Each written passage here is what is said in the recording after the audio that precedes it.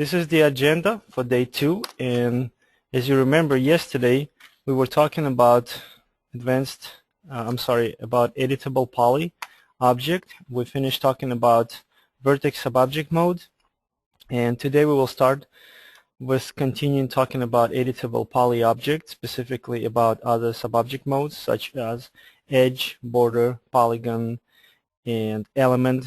Then we'll try to finish looking into editable poly by 9 o'clock, and then we'll do a couple exercises to fix everything in memory. Then we'll talk about modifiers, of course not all of them, but those that I think are very important to know and somehow always left behind. And then we will do a couple exercises, dedicated specifically to models that involve a lot of modifiers, and then we'll talk about texturing our models. Okay, so let's go ahead and switch to 3ds Max. And again, when I will be explaining some things about editable poly object, I will be at some point just demonstrating. If you want to follow along, just try to do your best to keep up. I will try to speak slow enough so you can understand everything, and at some points I want you to repeat what I'm doing, so I will let you know and speak even slower so you can follow. Okay, if at any point you have a question, please feel free to send me a chat message and I will unmute your microphone. You can ask that question, or if you don't have a microphone, you can just basically type the question into the chat window. I will see it, I will repeat it for everybody, and I will hopefully provide you an answer if I know the answer. Okay, so editable poly object. Let's continue with creating a sphere object and converting it into editable poly by clicking right mouse button over it and choosing convert to editable poly from the quad menu. I can also hide the home grid. And let's go to edge subobject mode. If you remember, you can just simply push key number 2 on a keyboard. You can click this little plus on the object name and just choose edge subobject mode here, or on the modify panel you just click this button in the selection rollout.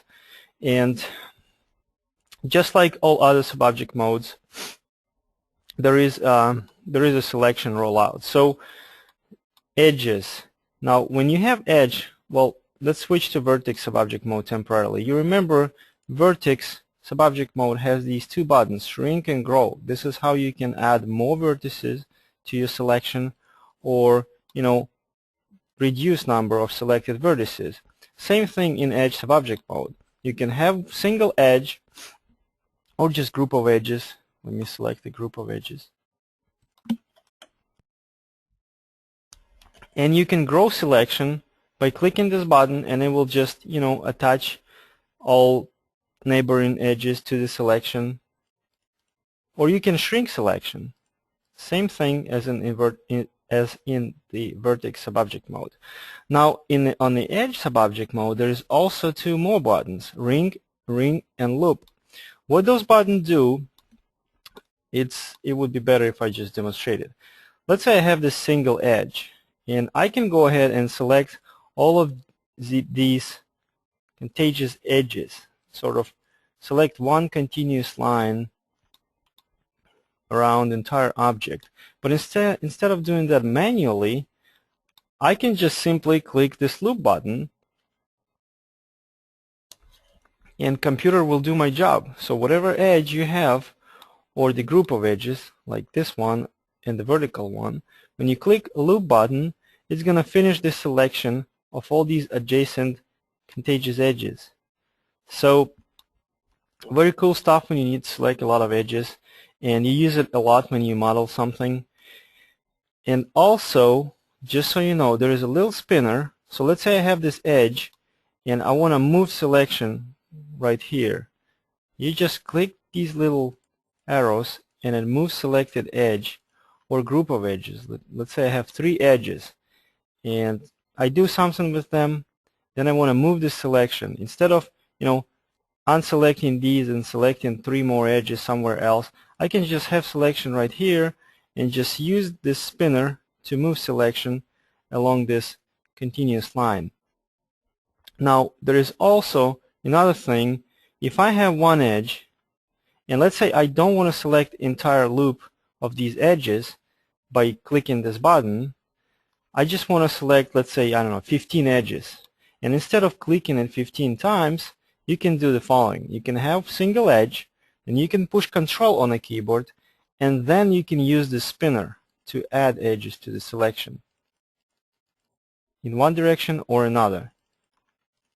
So this is how it works. And if you want to, remove edges from selection, you then click Alt on your keyboard and use the same spinner. See, I'm pushing Alt, I can remove edges from selection. I push Control, I can add.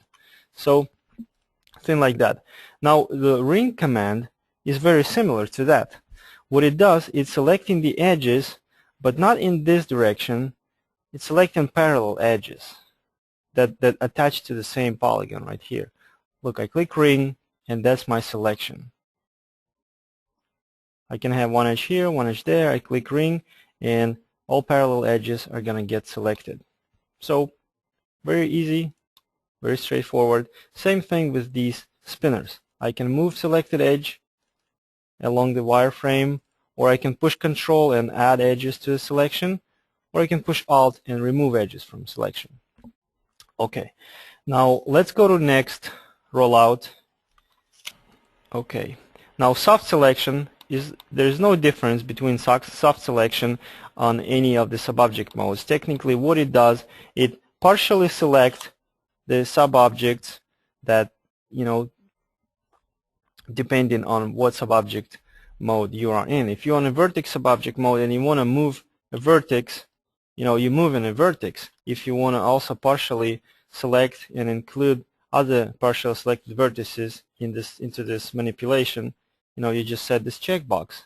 That's what's going to happen. You partially move in other vertices. Same thing on the edge subobject mode. If I select edge with a soft selection checkbox set on, I'm also partially selecting and moving or rotating partially selected edges. So no problems with this one. Now let's keep moving, and let me get back to edge subobject mode. Uncheck this and edit edges. Now this rollout we're going to talk more detailed, because see, in the vertex subobject mode, this rollout called edit vertices, and you got some buttons that do some commands and somehow modify the vertices and polygons attached to them. When you are in the edge subobject mode, then you get this rollout with the name edit edges. So you got some commands that's specifically designed for the edges. So let's take a look at them. Well, first of all, let's delete a sphere and create a plane. It will be easier to work with the plane in this case. Maybe add some more segments to it. 6 by 6 would be enough. Okay, and go back to edge subobject mode, and on the edit edges rollout, let's take a look at this first tool that's called insert vertex. What it does, it just simply allows you to insert vertex on any edge that you want. You cannot insert vertex on a polygon. See, I'm clicking my mouse, nothing happened. But if I position my mouse over the edge, the cursor changes, and it means that it will allow me to insert vertex. This tool is similar to the one that we have on Editable Spline, and that tool on Editable Spline object was called Refine. Same thing here. Instead of splines, you're working with edges, so you insert vertices on the edges. Okay, so this is a very straightforward tool, and it's very simple. Now there is a remove tool, and what it does, it removes some vertices from the wireframe. I'm sorry, remove some edges from the wireframe. You remember there was a tool that remove vertices.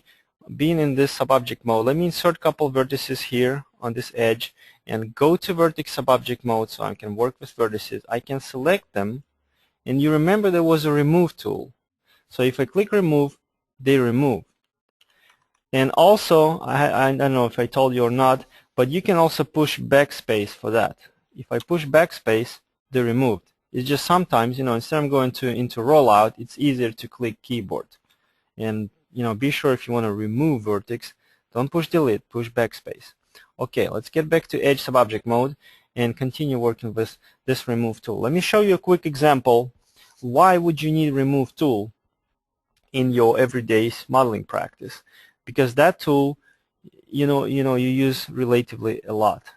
Okay, let me go to X drive, and you will have, you go to the project folder where you extracted the archive file that I emailed you yesterday. And let's go to Editable Poly folder, then folder number 2, Edge Subobject Mode, and on this folder, go to chair, not chair 2, just the chair. Go inside the folder and open this max file. Now what you will see is, again, parts of the chair modeling tutorial, of which is available for free on www.thecgschool.com website. And at this file you can see the early stages of the modeling process when we only finished the rear leg of the chair and going along the modeling process of the front leg. Just to give you the quick idea how this leg was done, there was the chamfered box like this created. See, it's still parametric object. I can change the length and width and height.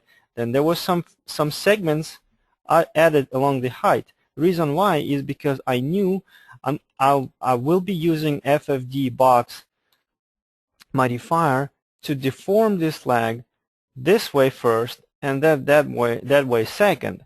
If you know what FFD box or freeform deformation modifier do, well, you have no questions for sure. If some of you don't know what freeform deformation modifier does, just feel free to let me know. I will explain it to you, and we will get to that modifier also when we talk about modifiers. But anyways, the reason why segments along the height were added, because the only way I could do this deformation, if I had these segments dividing this object along the height.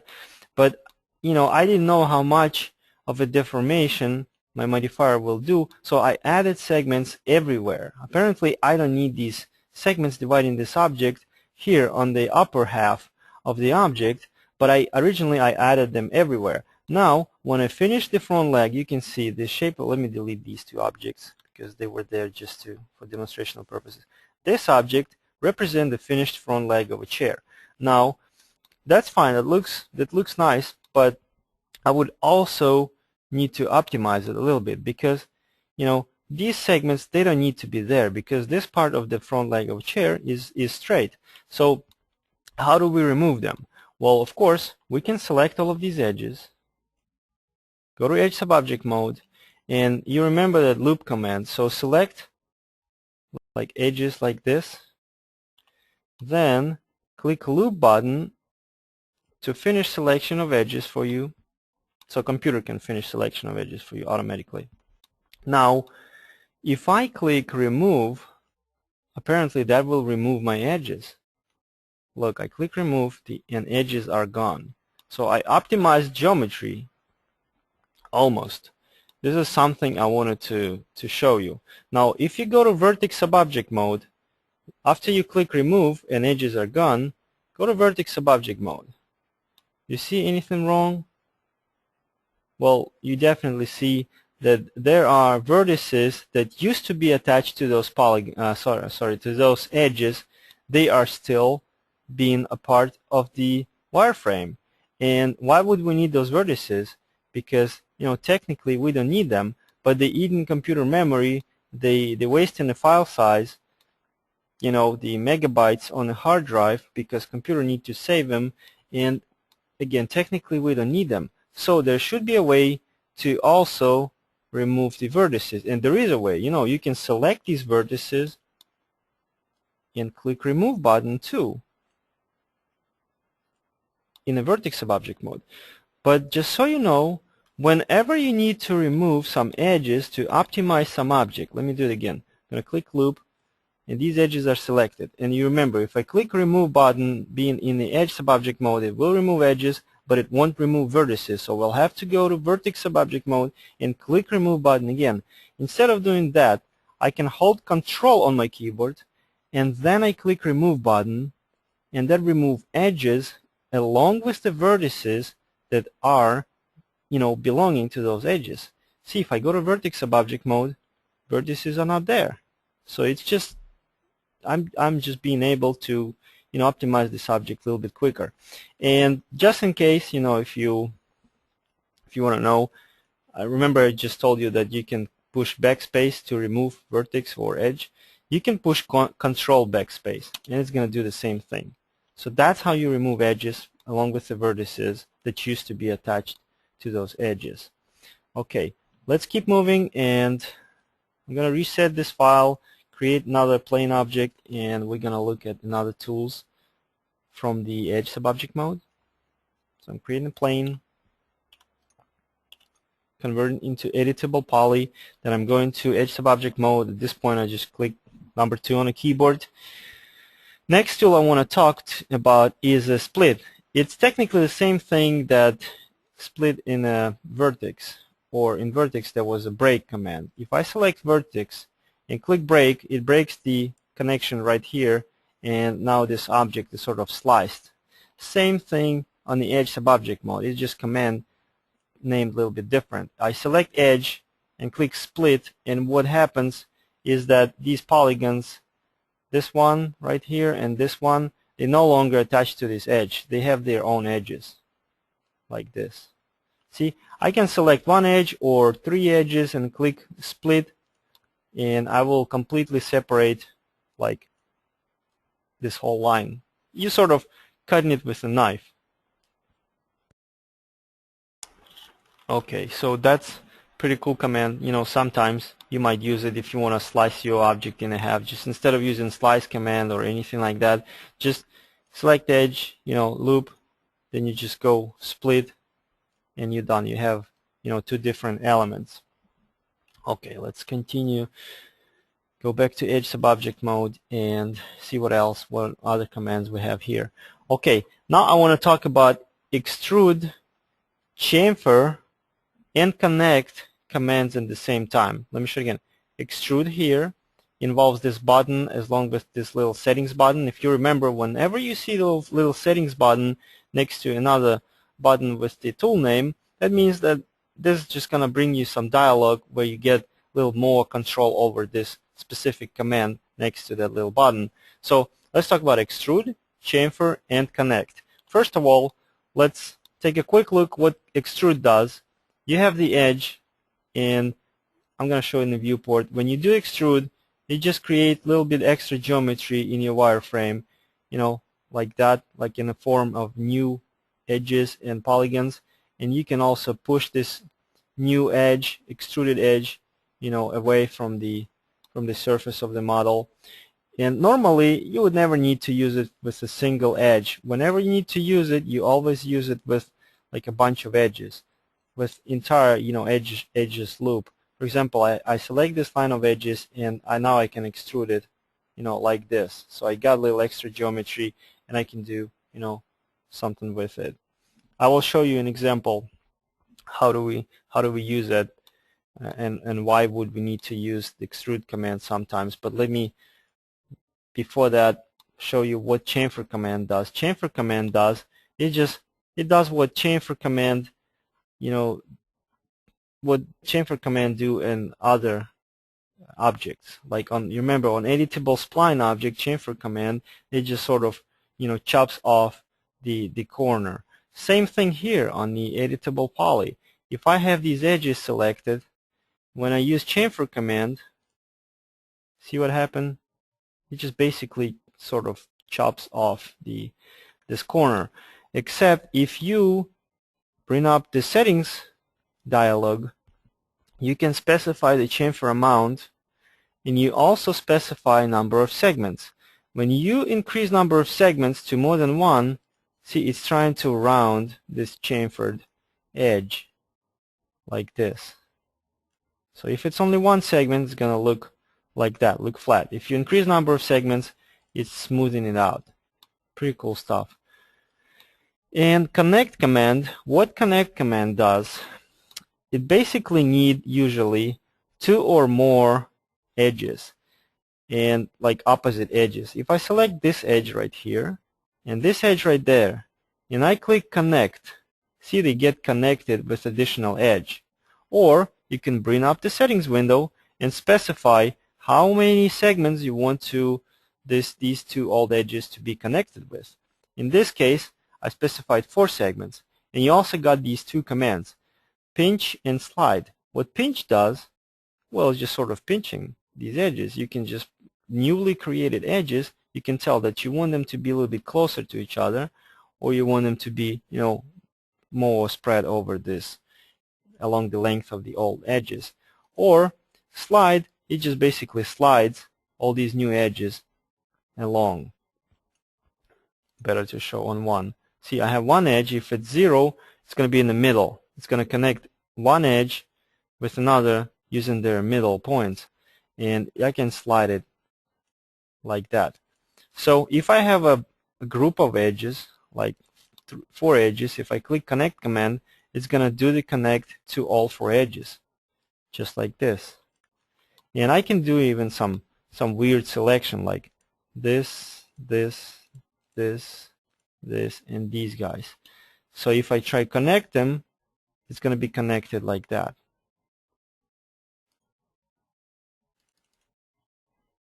That's what connect command does.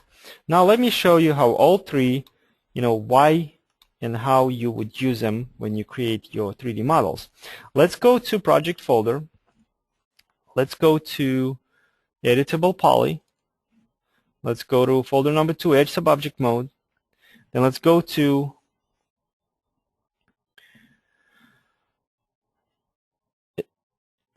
just a second. Let's go to Table folder. Okay, and open this. Now I'm gonna go a little faster to be sure we're not going behind the schedule. So these are the legs of this table. This is how they were made.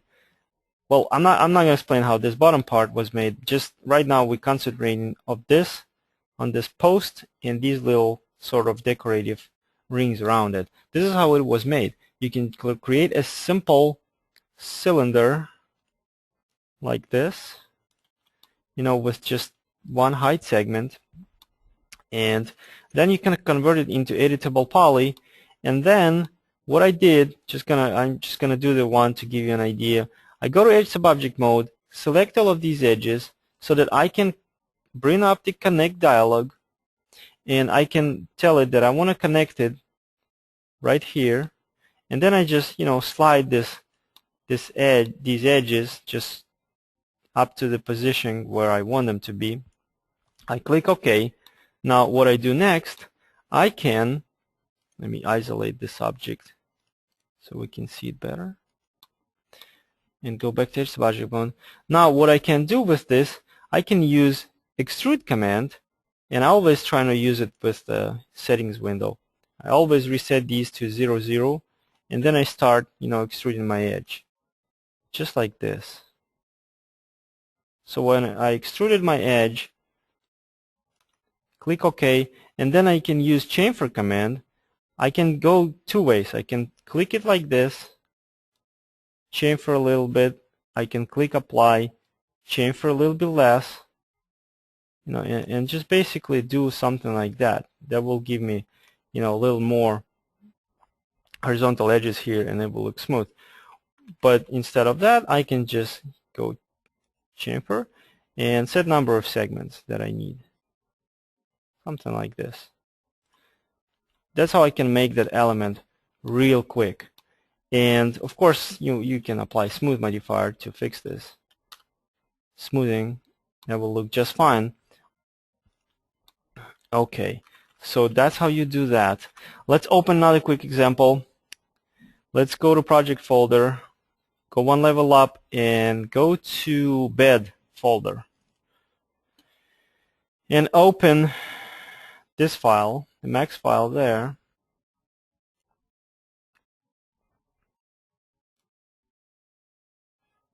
sometimes when you open files, you will get this pop-up note.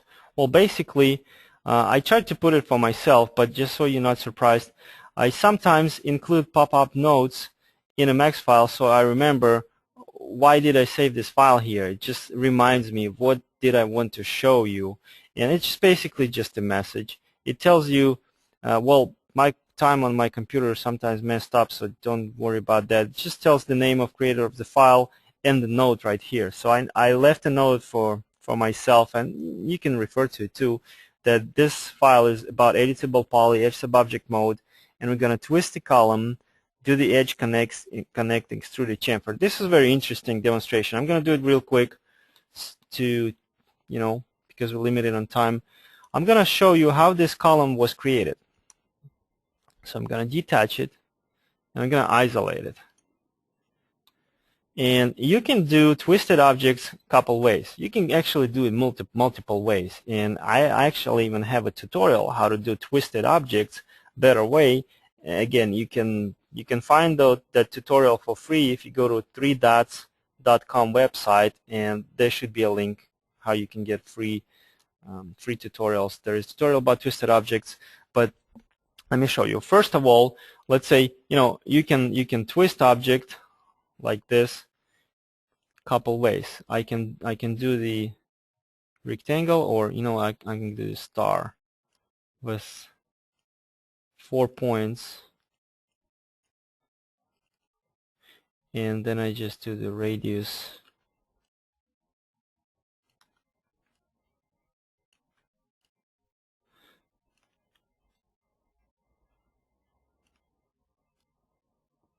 Well, let me don't waste time because the shape doesn't matter at this point. So I can extrude this object, and then of course if I will try to twist it, it would not work until I add some segments. And then when I apply twist modifier and I try to twist it, it does twist the object, but the problem is, see, it's stretching the polygons. See, these polygons, they getting really, long and skinny and stretched. So the object, at some point, is just losing its quality. So I need to increase number of segments here to compensate that. And the more I twist it, the more segments I need to add. And instead of that, I decided to do the object like that. When polygons, they sort of trying to maintain its rectangular shape. So this is how this particular object was done. First, I create a helix object, which is the spline. Just go to create panel, click helix, and do this helix object. It's going to ask you several parameters. So you can just create whatever helix you can. And then you set 2 radiuses to the same number. Well, I'm going to use 10 by 10. Then you specify height. Then you specify number of turns. Well, I'm going to turn it counterclockwise. Okay, let's say I want to turn it, I don't know, 5 times. Again, the shape doesn't matter right now. I'm just showing you the concept. Okay, I got this thing. Now there is a three objects twisted one over another. Let me see. 1, 2, 3. Yes. So I need to copy it 3 times. So 360 divided by 3 would be 120. So I'm gonna rotate this object 120 degrees. Make 2 copies. So now I have 3 objects. Now I connect them together. Convert to editable spline. Click attach and connect them, so now all of them are just a single object. Then I can extrude it with extrude command modifier, just like this. I think level of detail is just too crazy here, so I'm going back to editable spline and making sure that number of steps set to 0. Oh, sorry, that wasn't the case. The case was number of segments here. Because just a couple minutes ago I used the extrude modifier and set number of segments to 70, and as long as you keep the scene is not resetted, whenever you apply extrude modifier again, it will remember the last set of parameters you used. So I'm reset it back to 1 and extrude it until these, there's no gaps, just like that. Then I can convert everything to editable poly, go to vertex subobject mode, select all vertices, and then I bring up weld vertices dialog and increase threshold until all of these vertices, they can find each other and just basically weld. Let's see. Oops, that was too much. That's too much. Something like this. Now this is one continuous object. You can see if I go to elements of object mode and select it, its entire object is selected. So what I do next, finally we get to using those extrude commands and connect command. I go to edge, select this edge right here, this edge right here, this edge right here, click ring command, ring button to execute ring command. It's going to select all the edges for me. Now I can connect them by clicking connect, and they all connect in the middle. Now this object, this edge that just created with connect command is already selected, so I can extrude it. I click extrude command, reset it to 0, and start from there. First I pick the width, then I extrude it a little bit,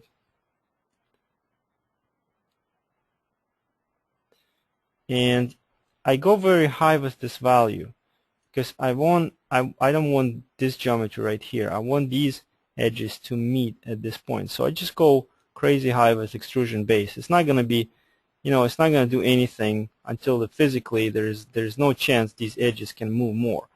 So I do something like this, click OK. Now it's just something you have to remember, because right now there are 3 edges. See? They just superimposed, and you gotta weld them. So I do it again with just a vertex, vertex subobject mode, selecting all vertices by simply pushing Control A. I bring up weld threshold, weld vertices dialog, and I reset weld threshold to 0.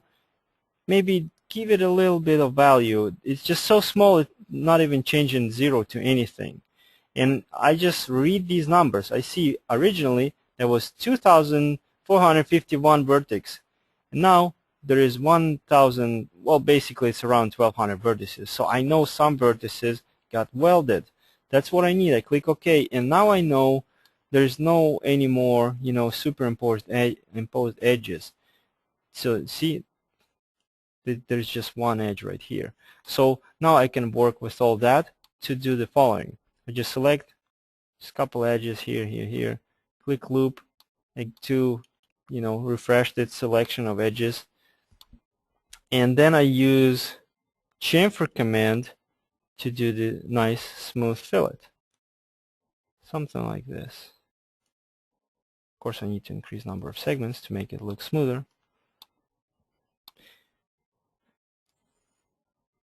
So what else I can do then is just smooth out these lines, make a fillet there. I select those edges, click loop, they selected, and then I use chamfer command again to do fillet right there. That looks good. And now, I just apply smooth modifier, and then you remember we used increase threshold, and then remember we used yesterday slice modifier just to slice off parts of geometry. So I'm going to do the same to slice off, just like, to flatten out the bottom of this object like this. Copy, paste, move the slice plane up and change some parameters. Okay, so I've got the column like this, which got much better topology, much better wireframe, and that was the technique I used to create this column. It's just, the same technique, just column turned out to look a little different.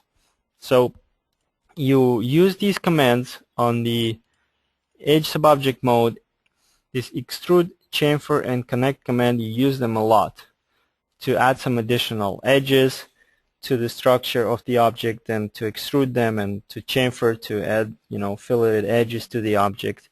And if you watch the tutorial, which I by now probably mentioned 20 times already, about the chair, you'll see that I use this specifically chamfer command a lot to create chamfered edges along all the objects, because that's, again, that's the key of success. You know, you want your model to be photoreal, and you want edges of your object to catch some nice, highlights, some reflections. So you gotta, apply fillets to it.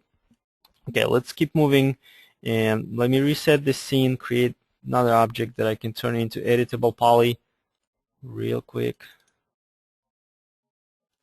Okay, go to Edge Subobject mode and see what other commands we have. Bridge command. Yeah, next one I want to talk about bridge. And again, let me skip this weld and target weld, because you know what weld command does, right? It's just, I'm not going to show any examples because it's very straightforward. If I have objects like this, and let me change it to 1, 1, then object like this, I want to turn them into editable poly and attach them together.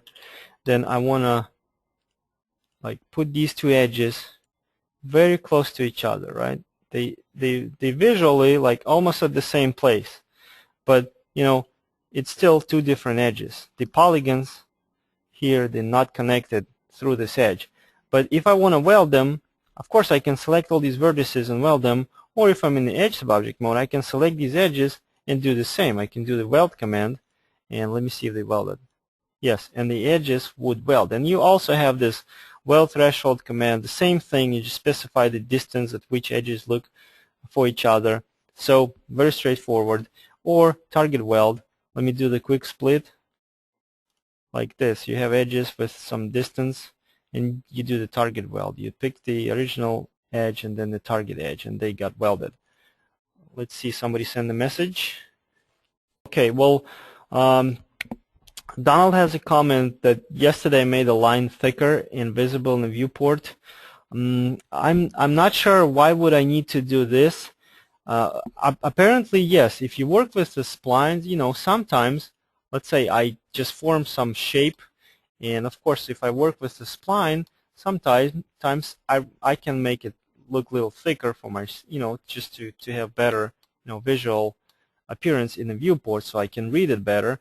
When you're working with editable poly, and you are in the Edge Subobject mode, there's just no way you can make edges to appear thicker. There's just, the always edges. There's no such command that can display edges to look, with a bigger diameter, with a thicker lines. It's just, you just don't have that option on editable poly object. If I understood the question correctly. Okay. Well, let me keep moving, and just correct me if I haven't answered the question. I mean, you can maybe rebuild the question. Okay, so let me see where we stopped. I was talking about bridge command. Okay, what bridge command does, it's pretty cool stuff. Let me open some file and show you what it does. Well, actually, before I open the file, let's say I have this object, right? And I have this object. Let me attach them together. Now look, I have object here, object here. I have edges on this object. I have edges on this object. Now I can use bridge command to build a bridge between these selected edges on the opposite objects. I click bridge, see, and they sort of get the bridge between them. So it's pretty cool stuff, and you can do you can have only two edges here and one here, and it still builds the bridge. You're just trying to do the best job trying to guess how can it build the geometry here in the part that has a gap. So, and also, just so you know, the borders, and you definitely know that, the borders is the same thing as edges. It's just that when you click border, it selects all the open edges on the object, all the open continuous or contagious edges of the object. So if I have, if I have like a sphere, I have a sphere right here, and I go to borders, there's no way I can select any border because there's no any open edges. But if I delete just like a part of geometry like this, and I click edges, I still select an individual edges, but if I click border and select this just one edge, it selects entire line of these open edges. That's what border is. Basically just a hole in the object, or just the outline of the object. And when we talk about edges and border, technically the commands that are applicable to them are the same. You got the same commands right here: extrude, chamfer, bridge, and some commands are missing for the bridge subobject mode, but they are almost the same.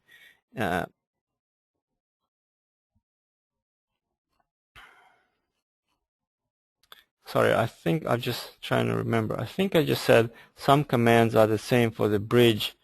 There's no such thing as a bridge subobject mode. That was just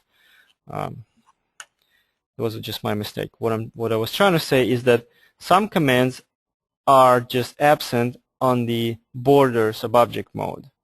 So, but technically, edge and the border subobject modes are the same things, and you got the same set of commands, of tools right here. So anyways, and the bridge command, it just looks a little bit different. For example, I have two spheres. Let me mirror this one along z-axis as a copy, move it, and attach it to the bottom object. And now if I select, all the edges here at the top and here at the bottom object manually, and then I execute bridge command, I'm going to click the settings button. See, I can specify number of segments.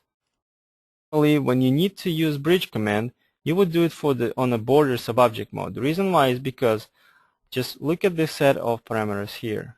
These buttons are not working just because I'm in the edge subobject mode. We go to border subobject mode, select this border here and here, and I use the same bridge command, bridge tool. I got these buttons working right now, these spinners, and I also have just a couple extra parameters. I can specify number of segments, and I can also specify the taper amount. It's just advantage of doing this bridge tool, of using this bridge tool, being in the border subobject mode, because also, just like you saw in the edge subobject mode, see, it builds the bridge between these edges, but it guessed something wrong. See, all these edges, they shifted. It's not directly connected to the very opposite edge. It just sort of, shifted to the right. When you are on a border subobject mode and you do the bridge command, bridge tool, you can tell it to twist. See, you can compensate that. If somehow your computer guessed it wrong, you can adjust it like this on both sides. So, and the practical use for that would be, I have a quick example for you. Go to project folder, just go one level up, and it's in the Editable Poly, edge subobject mode, bridge. And for the bridge, let's open doorknob file.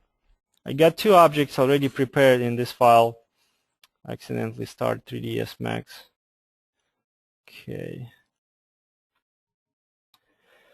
Okay, I have two objects here, this chamfer cylinder and a sphere. They both parametric objects, so I want to convert them into editable poly so I can get access to all of those tools. Okay, what I do for this one, I go to vertex subobject mode, select this central vertex at the top of this chamfer cylinder, and I click delete. This time I really want to delete it. I want to have the opening here. Okay, now I want to go to sphere.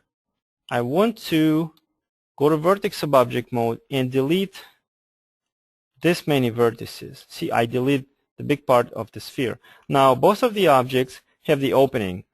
The chamfer cylinder has the opening at the top, and the sphere has the opening at the bottom. Now I want to connect them using, not connect, but first I want to attach them to make sure they all the same object right now. So I go to border subobject mode, select border here, and border there. Now, just give me a couple seconds, please. I accidentally start 3ds Max 2011. It's going to eat memory. I'm going to just wait for it to open, and then I'll close it. Okay, getting back to our object. So I got bridge selected here at the bottom of the what used to be sphere, and bridge selected here at the top of what used to be the chamfer cylinder. Now I can use bridge command. Keep calling it command, which is also right, because by pushing this button you're giving a command to 3ds Max. But I also call it tool. So if I call it command, it's the same as what I usually call tool. So I bring up this bridge borders dialog by clicking that little setting button next to it. So everything worked fine, like connecting wise. Now I can start working with the number of segments and the taper amount. See? So to do something like this, let me exit, let me cancel, go to element subobject mode and move this element down. Go back to border subobject mode and repeat bridge command. So you can also, change the bias. You just shift the curvature a little bit. And this smooth, you just basically, if I set it to 0, it's not going to smooth anything. If I set it to some number, it's just the angle between the between the normals. So this newly created polygons, they will be smooth. So the point is that you can create a sort of, let me apply smooth modifier. This is how you create, a doorknob for your like a kitchen cabinet and stuff like that in just a couple seconds. You don't need, sometimes you don't need to create the editable spline profile, then lathe it with the lathe modifier.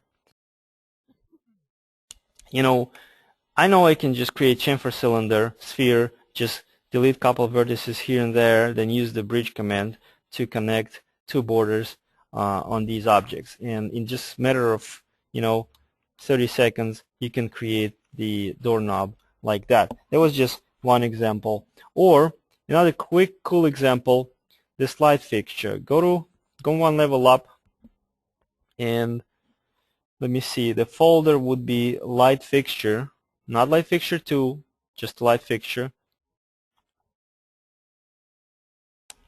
Open this file in 3ds Max, and here's what you see. Well, I remember what we need to do in this file, so just click OK on that pop-up note.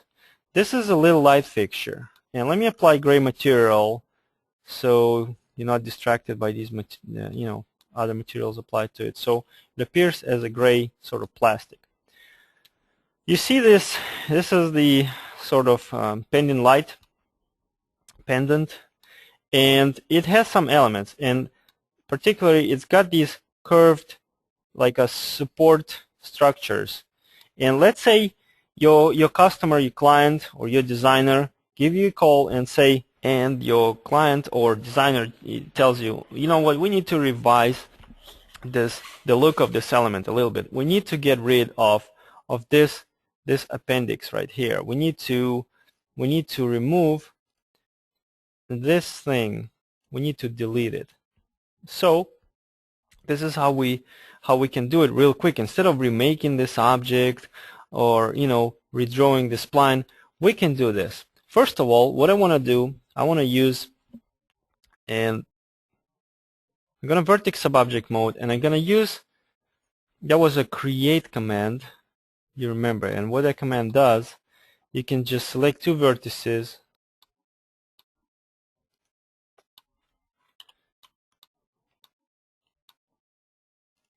oops, sorry, I'm supposed to be in the edge subobject mode. On being on the edge subobject mode, you can find this command that says create. What it does, you just specify two vertices which you want to be connected, and they will be connected with the new edge. So just do this. Go to front view, on the edge subobject mode, find in the edit geometry rollout, find this create command, click one vertex right here, just so you know where that is, where this appendix ends. Around here we need to create an edge here and here. Select two vertices and new edge created. Then here I want to do the same thing at this place. Then of course I want to do the same on the opposite side, so I go to VK to go to the back view and repeating this command by doing this, connecting these two vertices with new edge and connecting these two with new edge too. So why did I do that? Because now I can do this. I can go to polygon subobject mode and select all these polygons that represent this appendix and delete it. But instead of that, I can do it easier way. I can select this edge and this edge. I click loop. You remember there is a split command that's going to break the connection in these points. So I can go to element subobject mode and select entire element and delete it. So now I can go to border subobject mode, select border here and there because apparently they're going to be opening in a geometry, and I'm going to use bridge command to connect them. Just like this. I can maybe set number of segments to 2 or 3. I better use 2. Click OK, and now I might do a little, just a little adjustment to maintain this curvature. Something like this. Let me undo and actually do the border with 3 segments. And click OK. I go to vertex subobject mode, select these vertices, and I can adjust this object slightly. So instead of remaking this object, see, I just revised the geometry and just got rid of that little extra design element, and that, virtually what my client asked me to do. So that's another practical application of border command. So let's move on. Let me reset this and let's take a look at another command. Plane. I'm going to create a plane and convert it into editable poly. Oops. Editable poly. Go to edge subobject mode and see, we talked about bridge, we talked about connect, create shape from selection. That's pretty cool command, and you've seen me using it when on a day one yesterday when we were making, remember the light fixture, when I'm going to show it real quick. It was for editable spline used as helper, I think. There was this chandelier. You've seen me using that command to extract, splines from this part of geometry. I selected some edges and turned them into splines. So that's what that command does. Let me get back to my, let's say, sphere. If I have some edges selected, like in this case, I got these 3 edges. You know what? I'm going to use the cool tool for that. I have these edges selected. I hope you can see it with these colors. So 1, 2, 3, 4, 5, 6, 7 edges. Now I can click this Create Shape from Selection button, and it's going to ask me, how do I want this spline to look? If I have 2 options, smooth and linear. If I click linear, this is what's going to happen. It creates a spline right there, which has all vertices. Let me just choose one, set to corner type. So the spline is just linear. You know what corner type is. But if I select these edges and go back to this object, have these edges, if I click Create Shape from Selection and I choose Smooth and click OK, here's what happens. It creates a spline, and we're going to put them side by side. I'm going to hide this sphere right now. Here's my another spline. I'm going to shift it a little bit. and you can see that all vertices that represent the spline right now, they set to Bezier type. So obvious difference. This one is linear and this one is smooth. Very easy. But what you can do with it, well, besides this tool being very useful when you need to extract some shape from your objects, like remember the faucet? Remember in the beginning of our class, I demonstrated to you that editable spline can be used as a helper to texture things. Remember this faucet when we used spline to apply the texturing to the spout along this spline. You have two options. First one, you gotta get the spline somewhere. You can draw that spline, and that's what I did in this case. I just drew a spline like this, then I converted it into editable, well, it's already editable spline, and then I converted all vertices to the Bezier and adjusted the curvature of the spline with it. So that's one of the ways to create a spline. But instead of doing that, I could have done this. I could have this object, go to Edge Subobject mode, select, let's say, one edge right here, click Loop command, and then just turn it into the spline, just a linear spline. Click OK, and I've got my spline, which I can modify a little bit because see, that spline would look like this. And I gotta delete some parts of it that I don't need, like this and that, and make sure it's flat. Remember yesterday we saw the trick. Somebody asked the question, how do you flatten out, straighten out the lines? So we're gonna do that. Select the spline and scale it down along x-axis. In this case, just put 0. There you go. So we've got our spline that we can use to texture this object now, and you remember how I did yesterday. So just as you can see, this create shape from selection is a very useful tool when you need to extract splines from the wireframe of the object. But let me show you one of the cool ways to use this tool. Let's go to project folder, go all the way up to the root level and open this one. Editable poly, Edge Subobject mode. I want to talk about mesh light. It would be light fixture 2. Go to folder light fixture 2, and what you see here is, first go to illustrations. Here's the illustration of this light light fixture. As you can see, the way it's made, it has some sort of frame inside over which there's a bunch of tangled wires. And I remember some time ago, probably more than a year ago, on one of the forums, somebody posted this image and said, how do I model this? And many people start suggesting some things.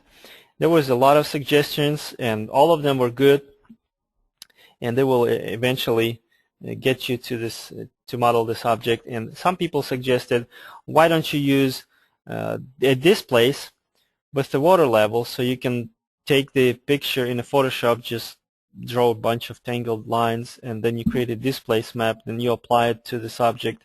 Somebody, I remember, suggested some other methods, like there is a plugin that can grow vines, and you just click button and it start creating this random splines for you, and it creates this plant with the leaves, so you can keep the branches well, and that would work, and many other techniques. All of them would work, but they will all require time. But when in reality, this object can be made in just, if you know what you're doing, it's just 1 minute. Of course, it's going to take me a little longer, but let me show you. Look how I would do this object. And of course, let me don't model this wire, because right now I want to demonstrate you how specifically this mesh, the lampshade, was made. If I have a sphere, and this time I want to create geosphere, because the wireframe looked this specific way. look, if I convert it to editable poly, you can follow me in this example. It's very simple. If I go to edges, select all edges, and click this create shape from selection button and keep it linear, I click OK. I've got splines like this. I got a structure of a splines that look like this, which is cool, but that's not what I need. But look what's going to happen if I take this object, select all edges, click create shape from selection and choose smooth. I can delete this sphere. See, all the splines, because they're smooth, they cannot maintain the corners, sharp turns, so they get in sort of virtually tangled. But it's not the way, I want it to look, so I want to add some chaotic distortion to it. So while having this spline selected, editable spline object selected, I want to apply noise modifier. Just give it a couple, random numbers. See, so I distort this object a little bit. Okay, maybe even more. I'm gonna go crazy with distortion, so that should be fine. Convert it to spline, and then I can make this spline to be visible, right? So I'll just go a little light with the number of steps first, and with the rendering I will go a little light with the number of steps here. Visible in the viewport, so I can now start improving from here. First I want to set number of sides to something that is good enough to make splines to look curved, to look, cylindrical. And then I would go to interpolation and increase steps so they curved nicely. Okay, so now with this object, I want to adjust the radius a little bit.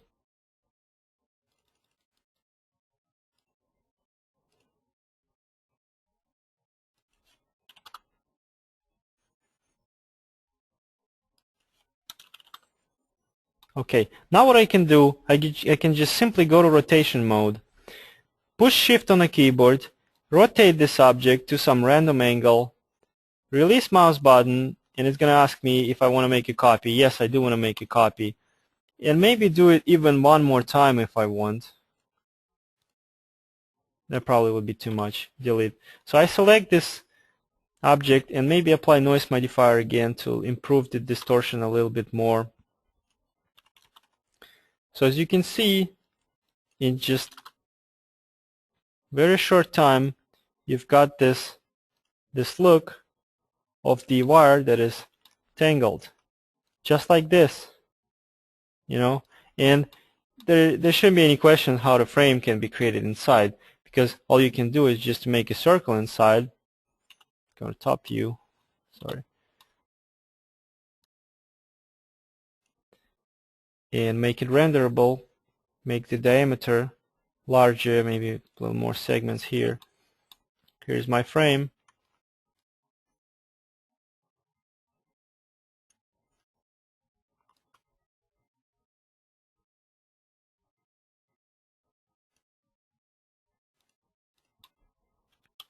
There you go. It's a little bit too thick, but I don't want to change it right now. So you get the idea. You see, it can be done literally in just a couple minutes. So that's just a little nice side effect of extracting spline from the editable poly and just using smooth instead of linear.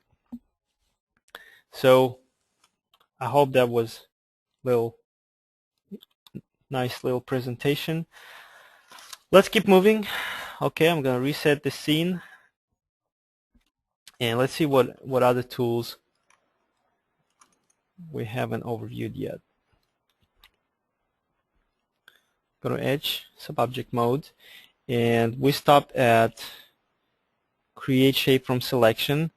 Then I'm going to take a look at these you're already familiar with, because create, that's how you create the edge. And in fact, we just saw the tool used for the light fixture when we deleted the part of the light fixture, and then we filled the missing geometry. We create missing geometry by using bridge tool. So, and just to refresh your memory, when you are in the edge subobject mode, you just need to select two vertices and they will be connected with the edge.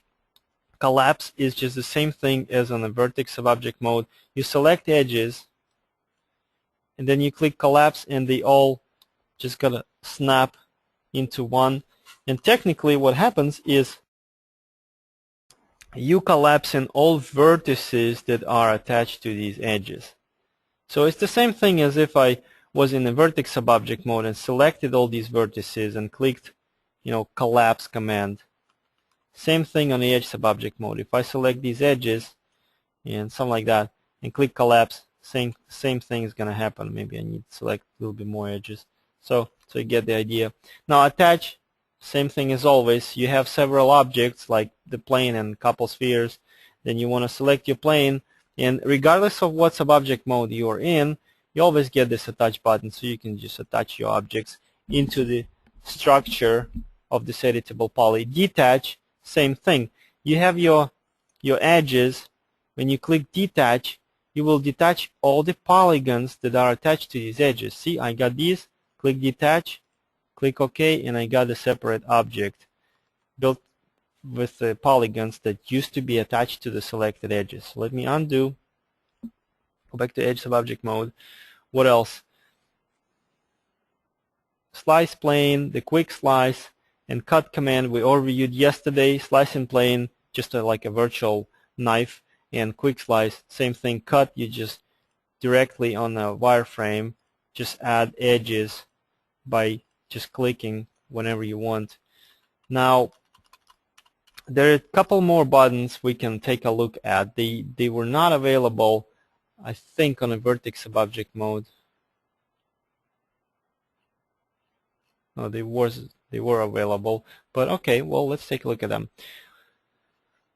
First of all, let's see this mesh smooth command.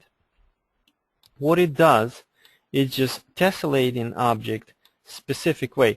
You remember when you have, let me create a box. Will work better with the box like this. Here's my box. Gonna increase number of segments a little bit. Okay. You remember when we applied mesh smooth modifier, that what it does, it just subdivides the polygons and it interpolates the position of all new created edges and vertices and make an object look smoother. That's what mesh smooth modifier does. Same thing you can do on any of the subobject modes. Let's say I'm in the edge subobject mode. I select these edges. And if I click this mesh smooth button, what's going to happen, computer is going to use the same algorithm to apply the smoothing that mesh smooth usually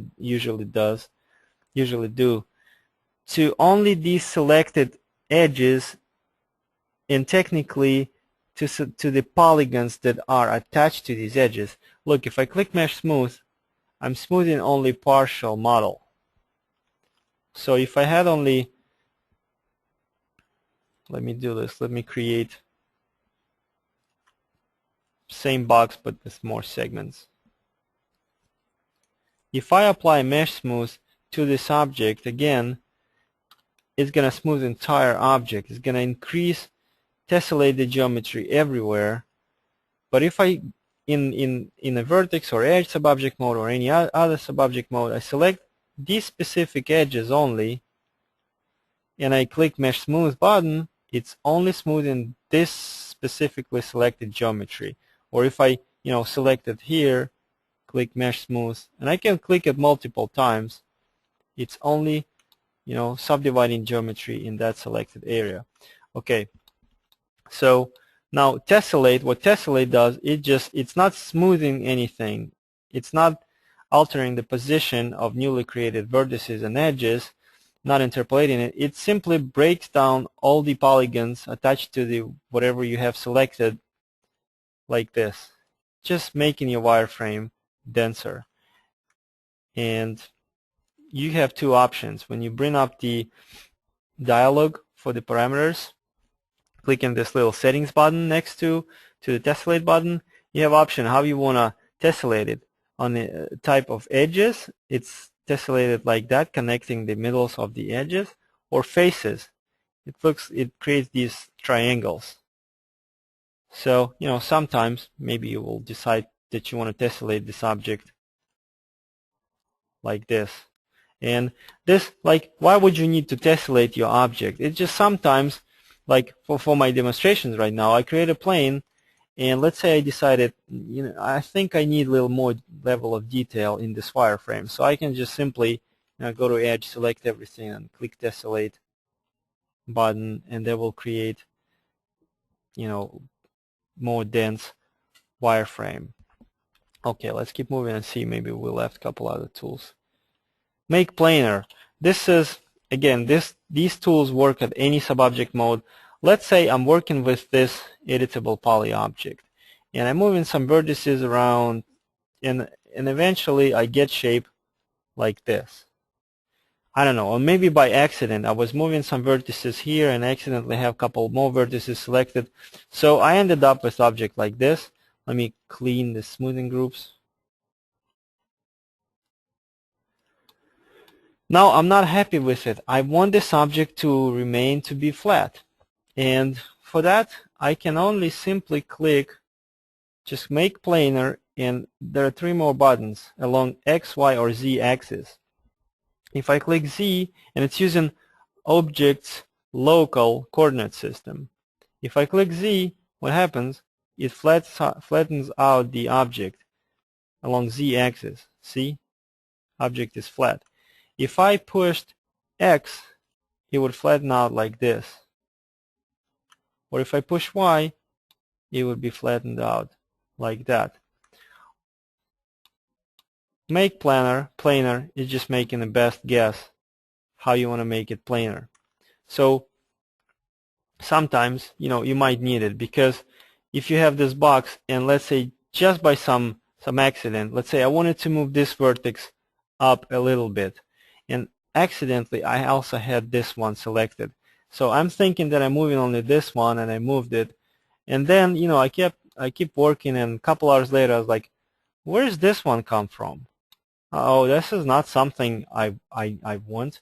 And instead of selecting all this stuff and moving it around, and like I mentioned, you can do make planar command on any subobject mode. Let me double check I'm right.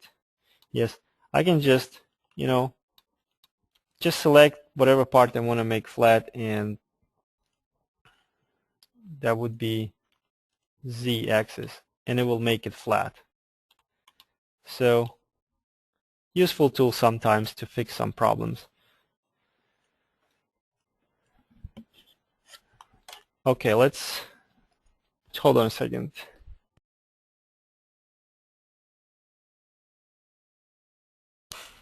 Okay, let's see the next tool. Next tool I want you to take a look would be, and by the way, these 2 other buttons, view align and the grid align, is the same thing. It flattens the object, but to the grid or to the view. See, if I have this plane, and I would, let me get back to Edge Subobject mode, and I would push this view align button, it will also flatten the object, but not along Z, X, or Y axes, or just will try to make a best guess. It will align it to the view. See, it made it flat, but to the view I had in the viewport. Okay, well, let's don't talk too much about it because it's wasting time. Relax command. What this command does, it's just sort of relaxing the tension between the normals of the object. And this is something I will feel much comfortable just displaying visually rather than trying to find the words to explain it. Here is my object. I'm on the edge subobject mode. Let me select all edges at this point. If I apply, let me create another object. I have this box right here. I just want to give it a little more segments. Okay. I go to edge subobject mode. I select all edges at this point. If I apply relax command, see, it's relaxing the object. I mean, it's sort of relaxing. You can see what happens, right? It's just sort of releasing the tension between each individual edge, sort of deflates the object or inflates, smoothing it out. And you can apply this command to just a selection of, of subobjects. Like I select this many edges, so when I apply this command, it's only relaxing this part of the object. Okay. And nothing else I wanted to talk here. So again, the border subobject mode is the same as the edge subobject mode because essentially it's the same edges. It's just the edges on the open side, and it's just the open edges of the object. Just to refresh your memory, if I had polygons on this object deleted like this, if I would go to border subobject mode and click anywhere along this opening, it will select all of these edges because they consider to be a border. And you get the same tools that you get here on the edge subobject mode. Okay, and you also get on the border subobject mode, you have this just one new command that you would not get on the edge subobject mode. That's command called cap. Let me show you how it would work. If I have, let's say, the box again, I convert it into editable poly, go to edge subobject mode, and just maybe delete a couple edges like here. I will end up having a hole in the object. So I can go to border, select this border, and if I click cap button, it's gonna cap this hole in the geometry. See, I click cap and it builds the polygon that seals the opening for me. So, this is a very useful command. Let's do the quick demonstration. Why would you need to use it? And I'm gonna go to project folder. Let me open. Let's go to editable poly, edge subobject mode, and table 2 folder. And I'm gonna open this table.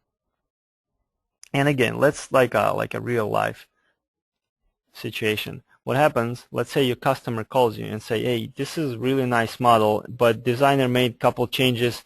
Designer does not want to have these bars in the middle. Designer wants this tabletop to be just a solid piece of wood. And you're like, no problem, let me fix that. And instead of remaking this object again, here's what I would do. I would just go to element subobject mode, and I know these are elements, so I would select them like this. You can go from top view and select them, and then I would delete these elements. So I got my sort of frame. I would go to edge subobject mode, select all these edges. I can do it by just selecting one, clicking ring, and I got all edges selected here inside the object. So now I can do this. I can grow the selection of edges by clicking this grow button. Click, click. I think that would be enough. If I delete them, no, sorry, I'm gonna undo and grow selection a little bit more. And even more. So I select all of these edges. You can see on my screen what edges I have selected. Now if I click delete, or just push delete button, I delete those edges. Now I have the big opening at the bottom and at the top of the object, so I need to seal it.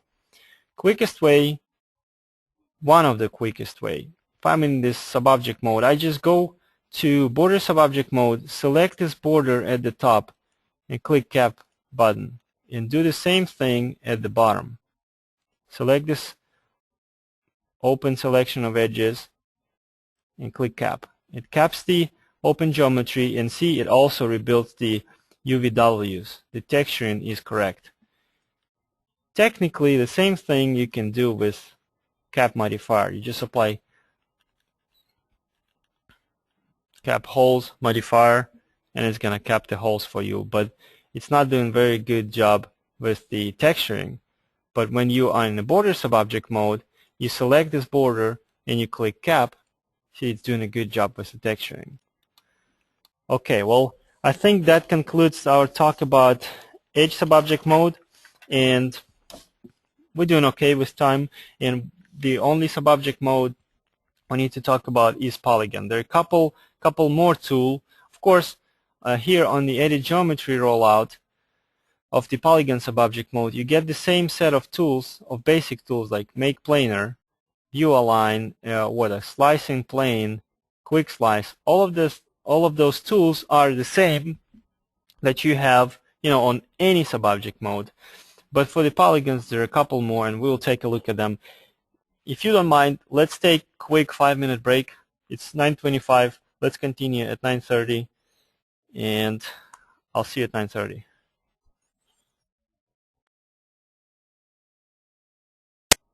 Let's continue, and let me reset 3ds Max.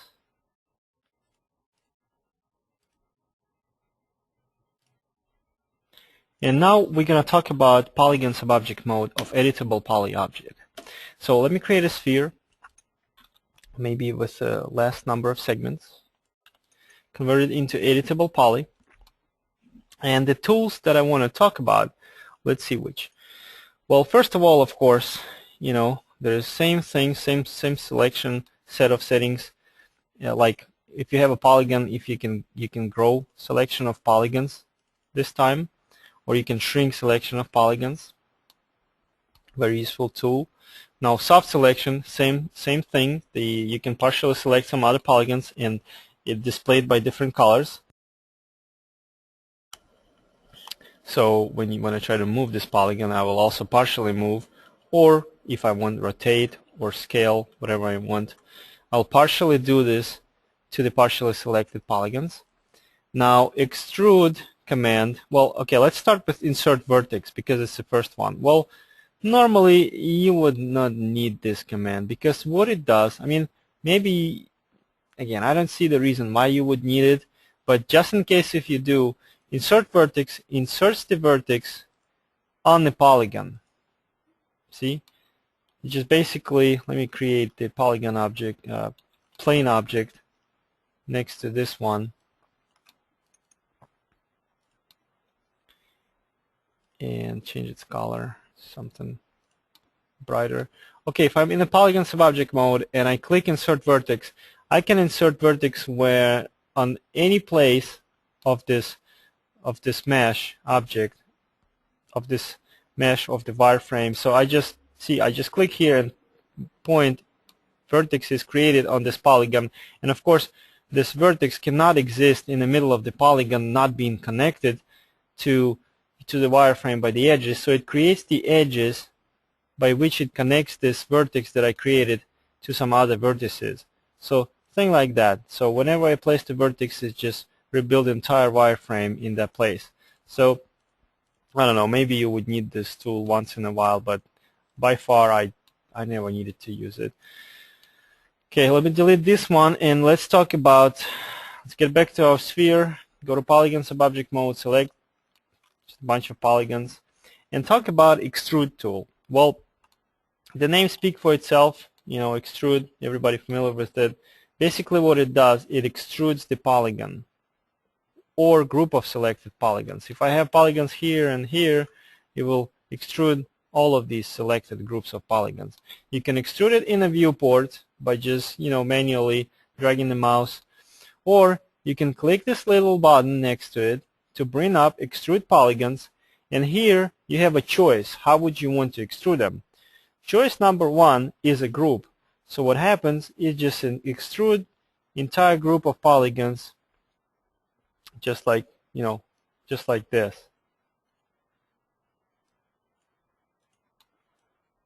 Let me see. See, like that. All polygons, that would be a better example. All polygons, when they extruded as a group, they just move at one direction. It's just the average direction of the normals of these polygons, like this. If I switch to local normals, each polygon is moved along its own normal. If I switch to local normals, you see how these polygons extruded. So they're moving along their own normals. See again, group moved like that. Local normals move like that. And by polygon, you extrude in each polygon individually, like this. You use all three modes when you model 3D objects. It's just sometimes when you need something like that, you use extrude by polygon. Sometimes when you need to move entire group, you set it to group. Okay, so let's take a look at a couple examples how you can use extrude command. And by the way, bevel, it's the same thing. Let me show you how it works. I have these 4 polygons, for example. Bevel allows you to do the same thing, allows you to extrude polygons 3 ways: as a group, as a local normal mode, and by polygon. Plus, beside extruding these polygons, you can also specify the outline amount. See, you can tell these polygons to scale down like this or scale up.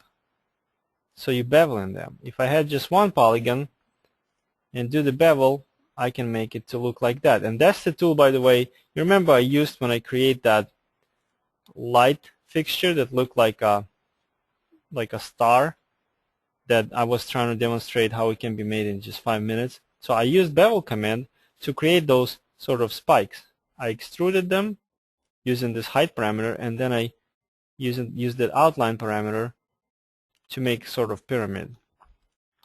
Okay, and kind of the same family of commands would be inset. What this command does,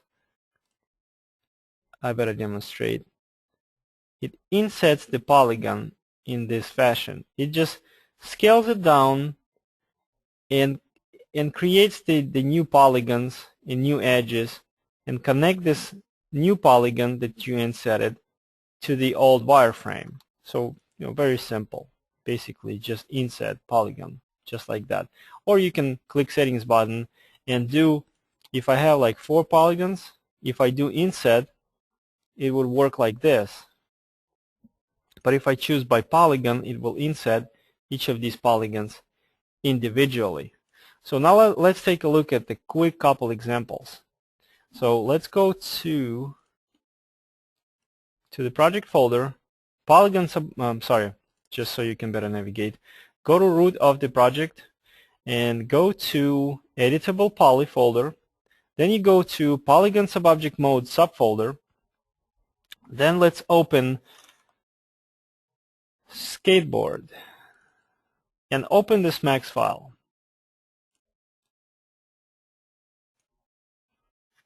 Okay, well, there are some messages. I don't need them. I remember. You can also click OK.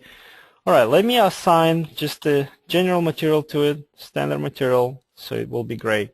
Now, this skateboard right here, and let's talk specifically about this board. This one, this object. This is how this object was created. First of all, I created a spline rectangle like this, because rectangle, besides specifying length and width, you can also specify the corner radius. But you gotta be careful with this, because if you go too much with the corner radius, see, it starts messing up the shape at the ends. So maybe it would be wise to convert it into editable spline. Make sure all vertices set to corner type. Select 2 vertices here on this edge and 2 vertices here on this edge. Well, technically just select all vertices. Now use fillet command. I would just do it in the viewport. Click this fillet button and just start moving your mouse until no changes happening to the object. So what you did, you just made a nice smooth curve right here. And don't forget that there are two vertices here close to each other now. So select them and apply weld command. It's going to weld those vertices. Do the same on this side. Select them and weld. What you can do now is make a right mouse click over this object and convert it to editable poly. Just like this. So you got the flat object that look like this. But now we need to bend its sides a little bit.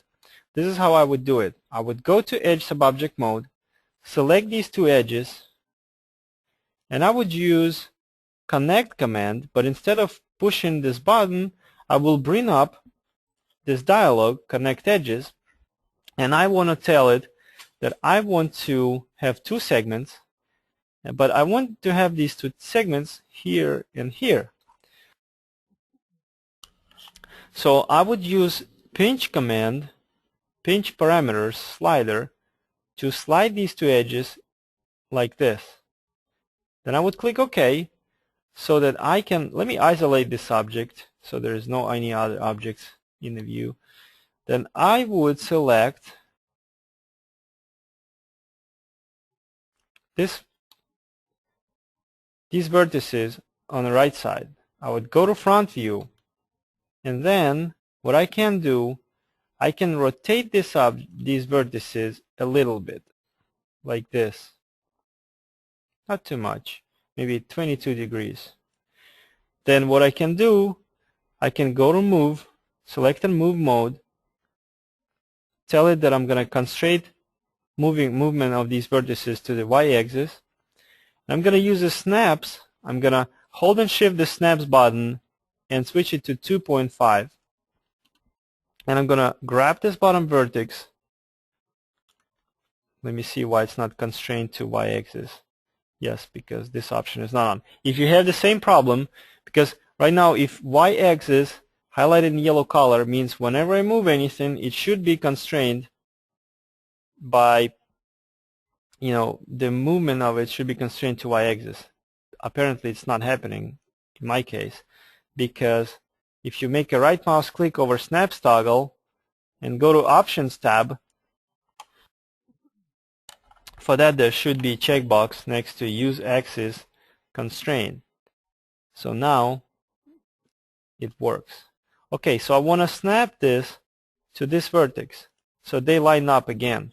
I want to do the same thing to this side. I want to select these vertices, rotate them approximately 22 degrees, something like that, and go to move mode, and again I constrain moving to the y-axis, and I just snap it here. Okay, great.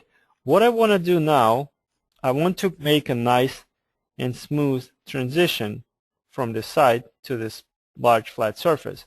So I would go back to Edge Subobject mode. I have my edges selected already.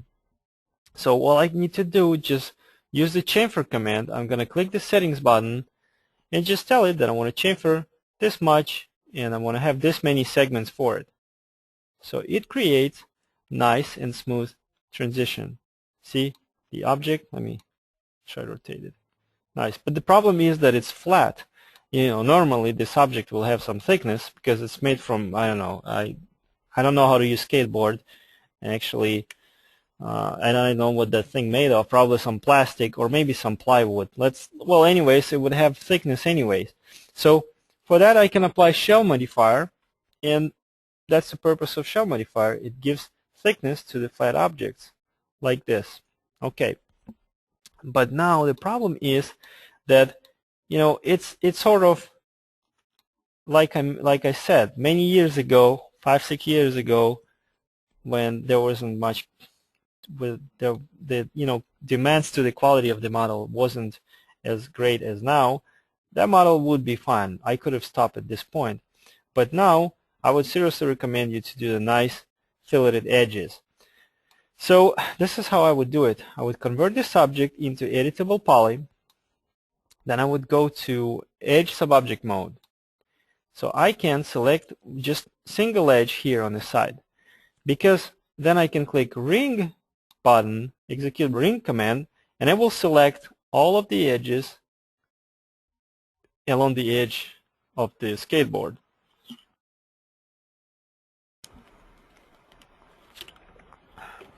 Okay, so what I can do now with it, I can convert this selection of edges into selection of polys. I push Control on my keyboard, you remember, and when I go to Polygon Subobject mode, what I can do, I can extrude them a little bit. I can bring up Extrude, Settings, Extrude Dialog. I can switch that I want to extrude them because see right now I'm extruding them as a group so they all move in the same direction. That's not what I want. I want to extrude along local normals. Except I want to extrude it, I don't want to extrude it too much. So I reset it to 0, maybe zoom in, and start increasing the value of extrusion height. Something like this would be enough. I click OK. So see, I added some new polygons. What I can do now, go back to Edge Subobject mode and select one edge here and one edge there, or anywhere like here and there. Then I click Loop and I select all the edges along the the sides of the skateboard. Now what I can do now is just simply use the chamfer command to chamfer those edges like this. Increase number of segments. So see, I created nice filleted edge. Plus what I can do, I can have this edge, let's say I want to select just this tiny edge in the middle. I want to click Loop command, and I want to turn these selected edges into polys. Then I want to grow the selection of polygons until I get these polygons along the sides of the skateboard selected, so that I can assign material ID to them. And I think you all know what material ID is for and where you can get access to them. So if you don't know, just follow my example on the modify panel, scroll all the way down, and it should be there on the polygon material IDs. I can assign ID 1, for example, to these polygons, then invert selection. By the way, to invert selection of objects or sub-objects, you can push Control I on the keyboard. Control I, and I invert selection.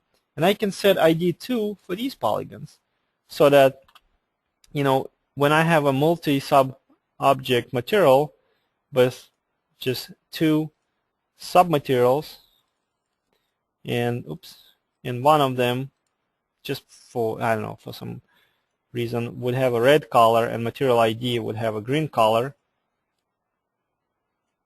If I apply this material to the subject,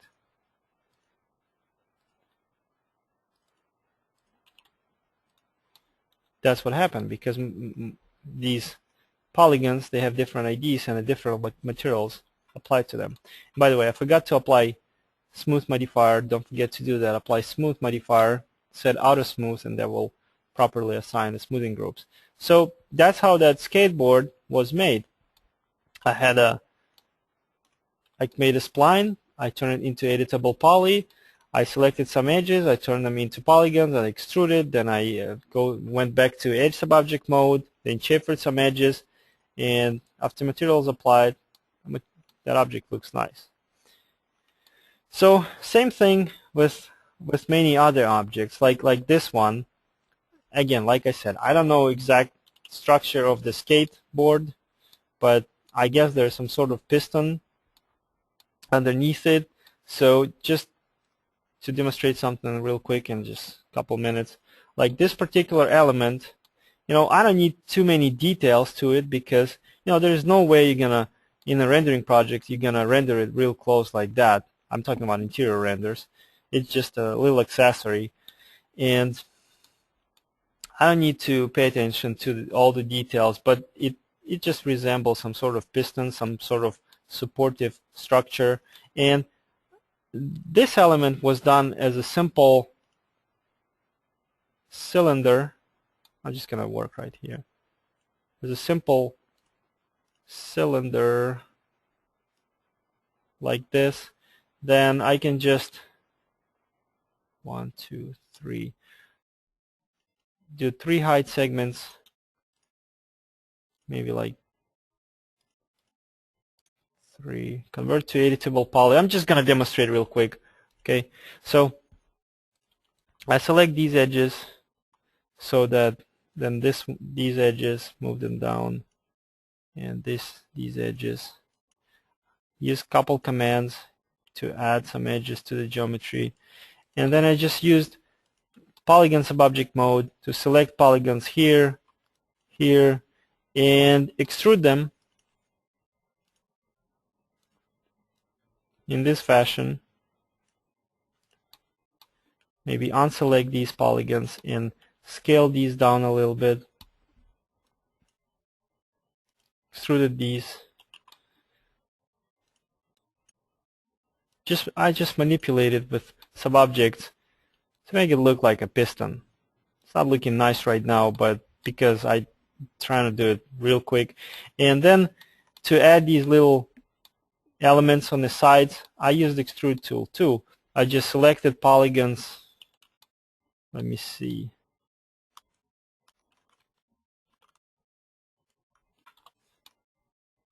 Like that, and then I used extrude command as a group though. Oops, I think I selected too many polygons. So they extruded like this, so that then I can go to vertex subobject mode and revise the shape a little bit. And there you go. So, and that's some sort of the way I got there. And then you slice some geometry, remove parts that you don't need, and maybe do something like that. Just manually adjusted vertices. So a lot of things you can do with these commands that you can execute on a polygon subobject mode. Extrude, bevel, inset, and just to talk about some more commands, let me reset this scene, create maybe a plane object again. Okay, convert it into editable poly.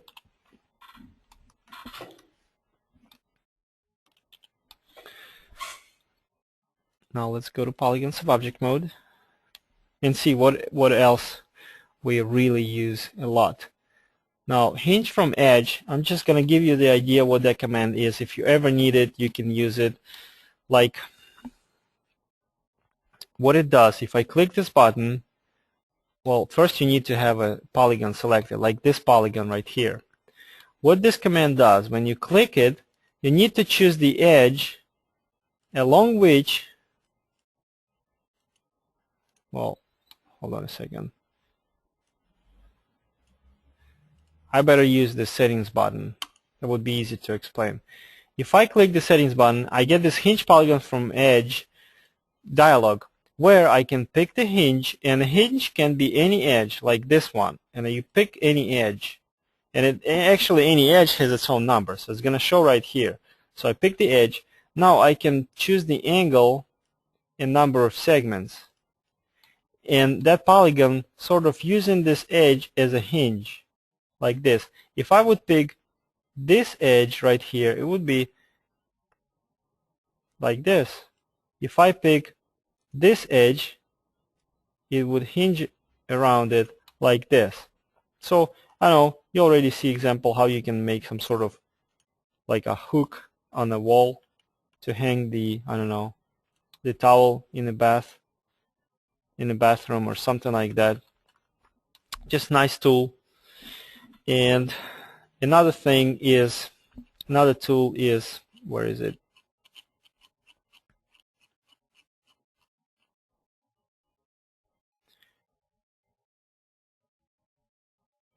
It would be extrude along spline. This is how it works. If you have an object as an editable poly, you can build a spline like this. For example, in the front view, I'm going to build a spline like this. Now, when I select polygon, I can tell this polygon to be extruded this way, right? I use extrude command, but it only extrude like as a straight line. Or I can tell it to be extruded along spline. I bring up this dialog and I pick spline first, and see this polygon would be extruded along the spline. And I can choose the number of segments. I can do the taper command. See, it tapers toward the end. And I can even, change the curve a little bit, and I can twist it if I want. Just a cool tool to create some things, just so you know it's there. And there's also a checkbox along face normal. This is when, see, if I don't use this checkbox, the polygons, they're just following this spline exactly the way you see it in the viewport. If you click this align to face normal, well, technically first this spline would be repositioned like that, so it starts perpendicular to the face, and then polygon would be extruded along it. So again, here is the extrude along spline. If I put this checkbox, that what happens, spline was virtually positioned, so the start of the spline was perpendicular to the polygon, and then it was extruded along spline. So nice tool. Sometimes you might need it to create, I don't know, maybe you start creating a tree on the ground, and you will start something like that, because later on, you can, I don't know, maybe add some branches to it using the same command, maybe different splines like that, make it shorter. And when you smooth it with the mesh smooth modifier, you start getting something. So just a quick, very simple example, just for the sake of saving time, because we need to move on. And let's see what else. And there is a cool tool that you absolutely need to know. I want to demonstrate to you. Let me reset the scene and let me create some spline like this.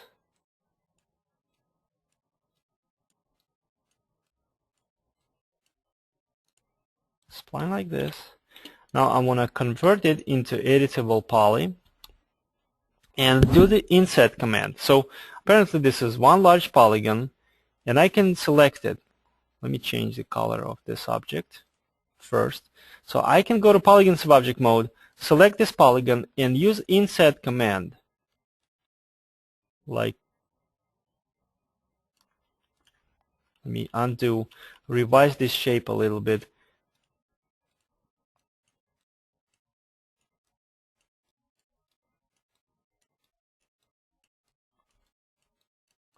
Just want to do something. By the way, since I just came across this, if you join a spline that involves multiple vertices, and at some point you inserted vertex that you don't like the position of it, you don't need to cancel creating a spline and start over. You can push backspace and then kind of undo some vertices placement. See, I placed in some vertices and I realized I don't like this one right there.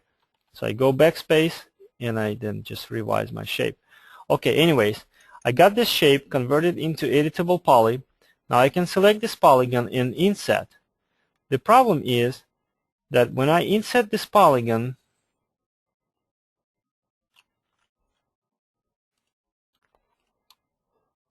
just give me a couple seconds.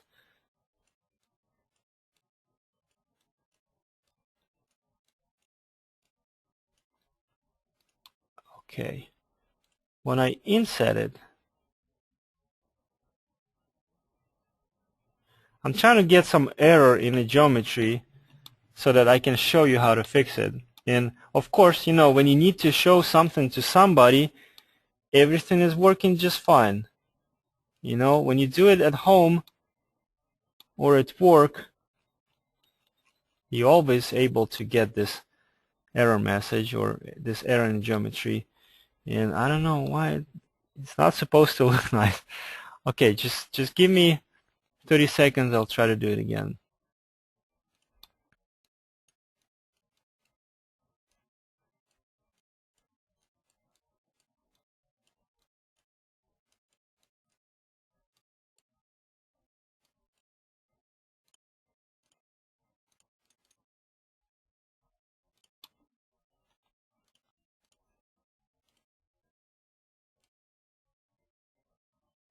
Okay, finally, I think I start getting the problem.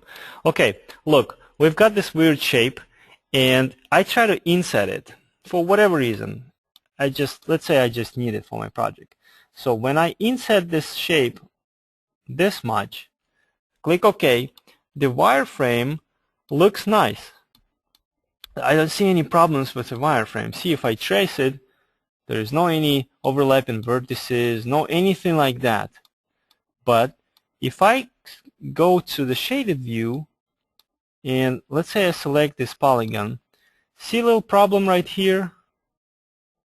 This polygon should not be here because the triangulation is not right. Let me try to render this object and see if it exposed the problem. See the problem right here in this area. You don't see it in the viewport. The wireframe looks nice. It's really hard to troubleshoot because you don't see what this problem comes from. It only shows up when you render, and you got that a lot when you work with Extrude, Bevel, Inset, all of those tools with Editable Poly.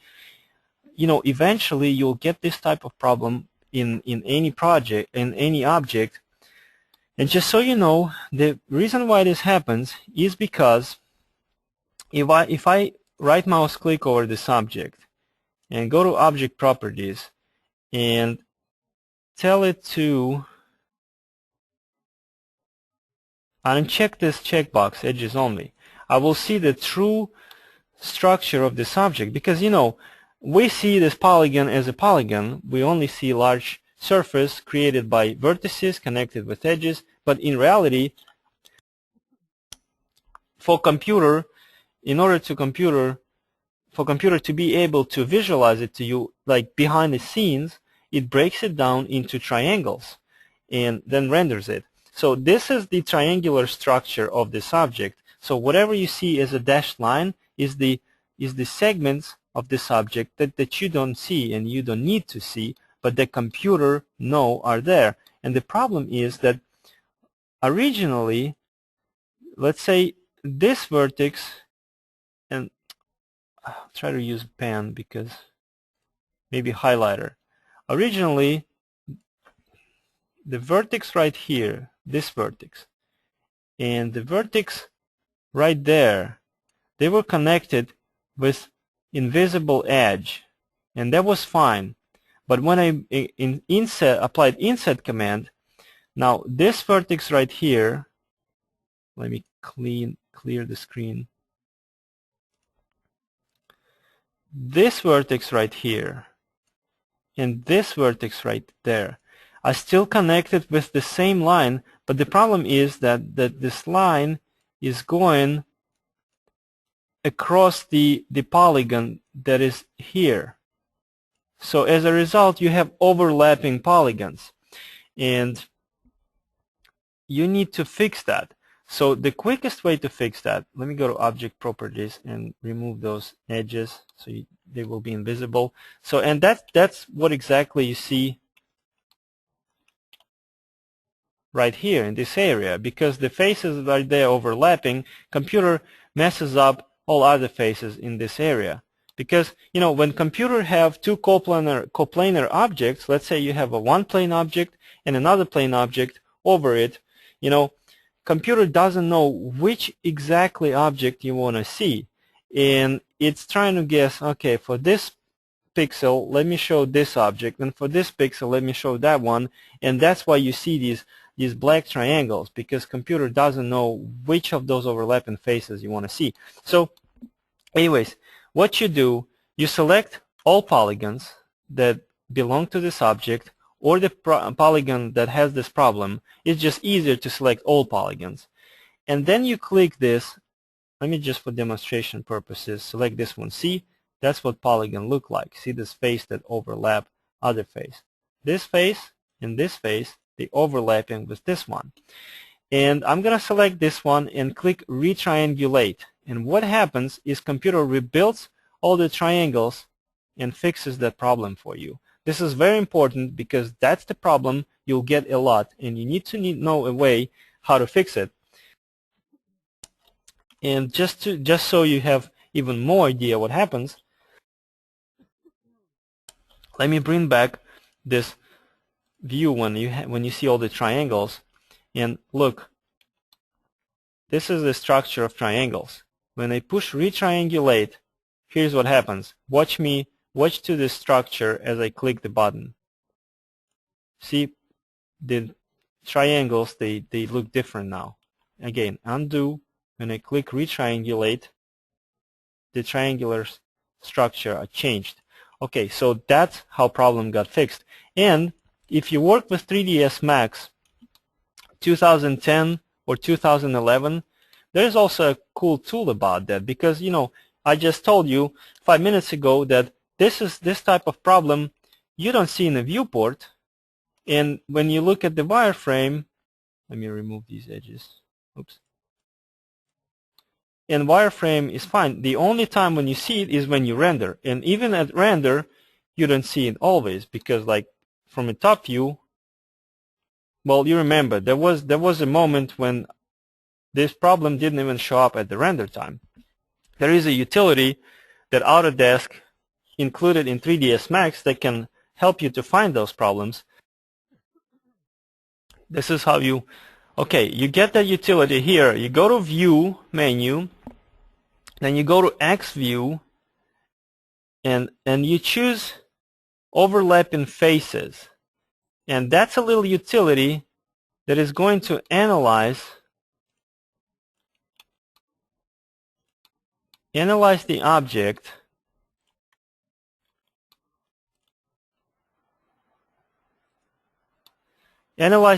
Sometimes, well, it can be updated manually or automatically. So click Auto Update. Just make sure there's a checkbox set here on Auto Update. So what happens is the computer, the 3ds Max, are going to highlight in green color the faces that overlap.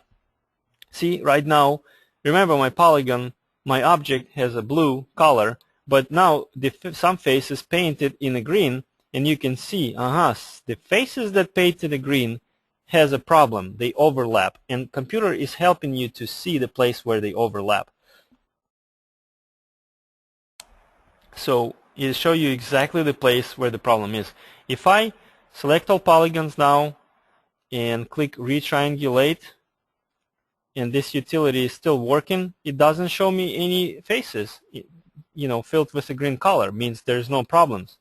So, and look again, quick example. If I grab this vertex and force these, go to top view, and force these faces to overlap, see, immediately computer is showing me them painted in a green color, telling me that there is a problem, or like that.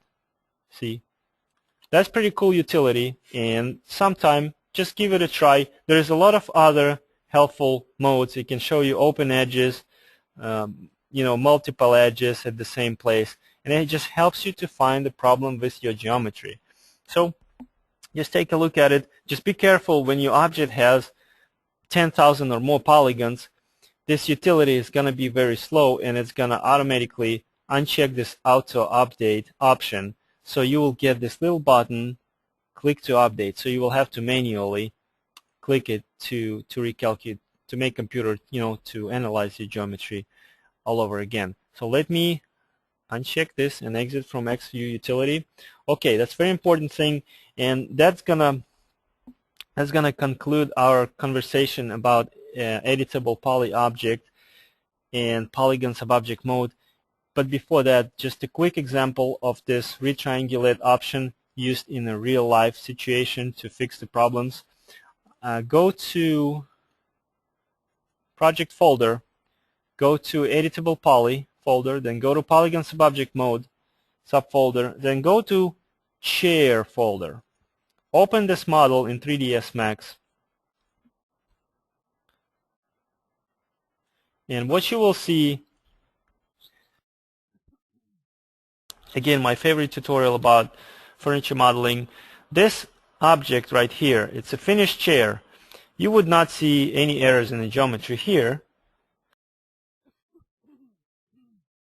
in the viewport, because it just looks nice. See, I have wireframe.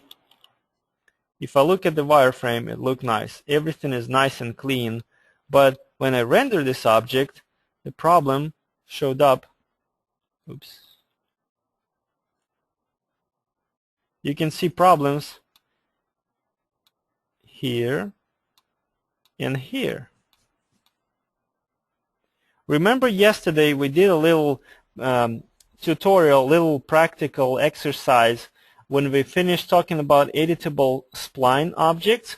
We did this element of the chair, this element of the backrest of the chair with the splines. We drew a ellipse, then we outlined it, just create a couple circles, then we used some tools to make a spline, then we extruded it, then we, on the editable poly subobject, using different subobject modes, we inserted the polygon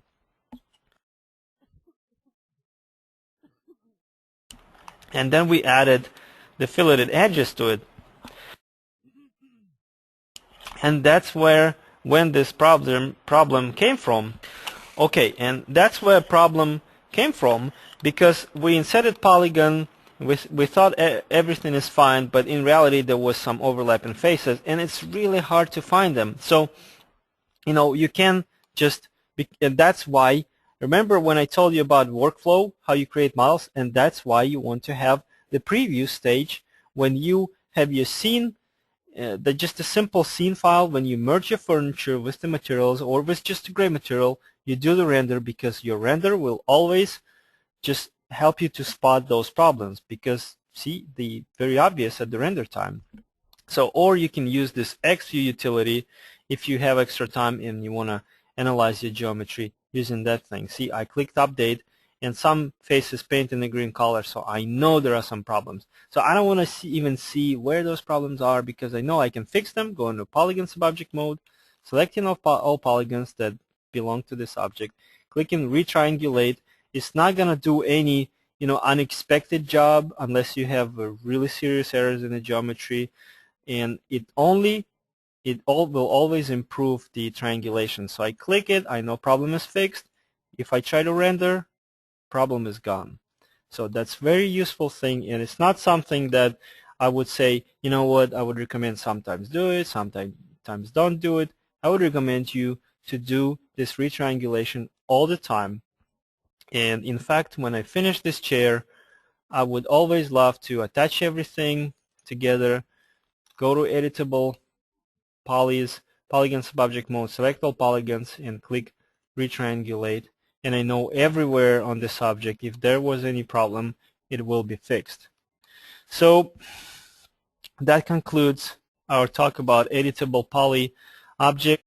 Okay, well, and element subobject mode is the same as the polygon subobject mode. It's just, remember, like edges is like borders is technically the same thing as edges. It's just the group of edges, of open edges. Same thing with segments. It's the same polygons. It's just groups of contiguous polygons. Like if I try to select polygon here, here, here, yes, I can select them. But if I go to element subobject mode, I click any polygon, and it selects all group of contiguous polygons, just like that. See, well, basically element is element.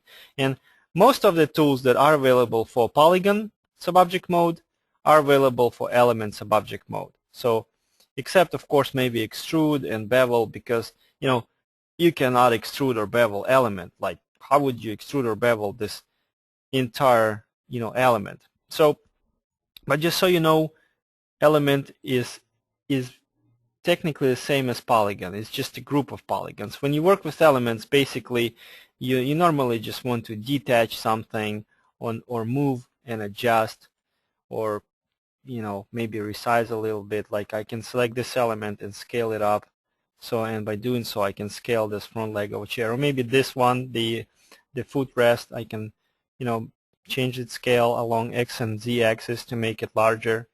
That's why you need to work with elements sometimes. Okay, so that would be the last thing I want to tell you about editable poly. And next thing, we will start doing practical exercises. We will start making the sofa model. Let me reset my scene. Let me show you the quick reference image of what we will going to be to model. If you go to project folder, practical exercises, then you go to editable poly, then you go to sofa subfolder, go to references folder, and you'll see the images that we're going to use for reference. And I pulled them from Pottery Barn website. Again, they have a lot of furniture, and I chose this model because I know we don't have enough time to do anything real complex. It will take us several days to explain, but this object is complex enough to show you a lot of editable poly tools, mesh smooth modifier, and some texturing tips and tricks, but at the same time is not crazy complex, so we can do it in several hours. So next we're going to model this thing from start to finish. And let's take quick, if you don't mind, 5-10 minutes break and continue after 10 or 5 minutes. If anybody has any question or questions at this time, please feel free to ask. I'll be more than happy to to answer them. So if you don't have any questions, then I'll see you in 5-10 minutes. Thanks. Let's continue and let's work on the exercise.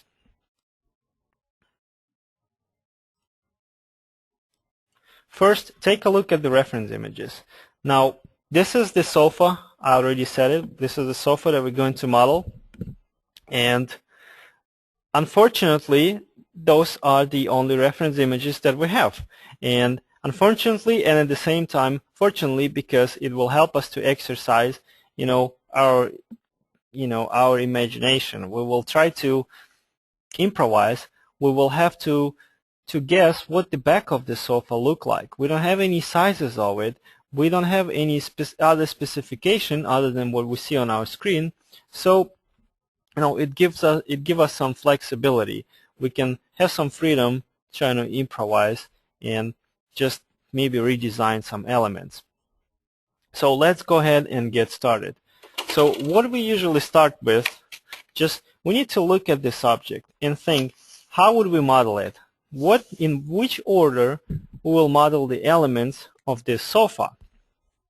And I would model it like this. And if you later, if you decide to use another order, that would be fine. But I suggest this one. First, we will model the armrest or the side of the sofa, because when we finish one of them, we can mirror it to create another side, and by spacing them one from another, we can right away get the good understanding of the proportions of this sofa. Then we will make the base, this element right here at the bottom of the sofa, that will connect those armrests. And again, they will give us even better understanding of the proportions of the couch.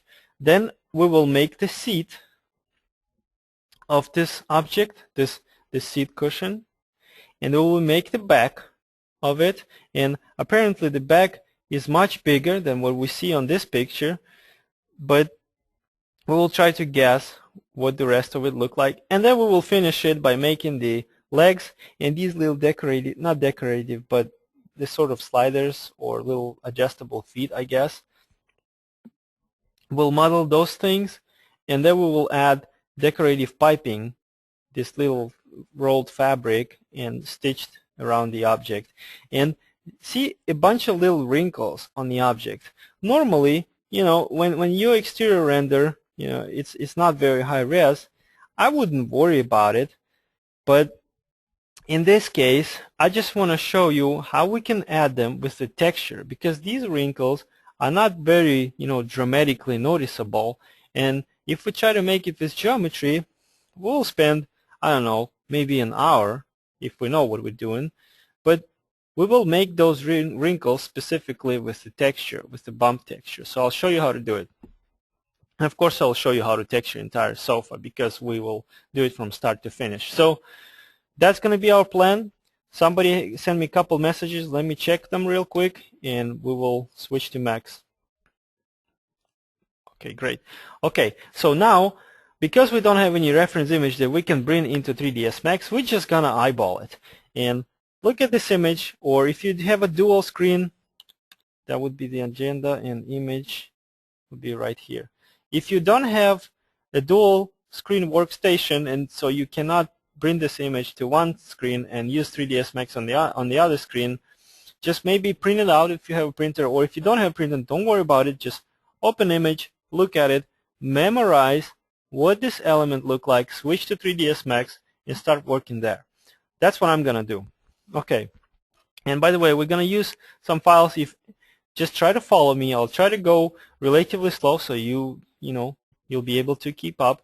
If by any case you got lost somewhere along the process, or I'm going too fast, or maybe you just want to take your time, do something else, and just watch me doing it, and then you want to catch up, I have a lot of interim files, and we'll be able to continue from those files. Okay, so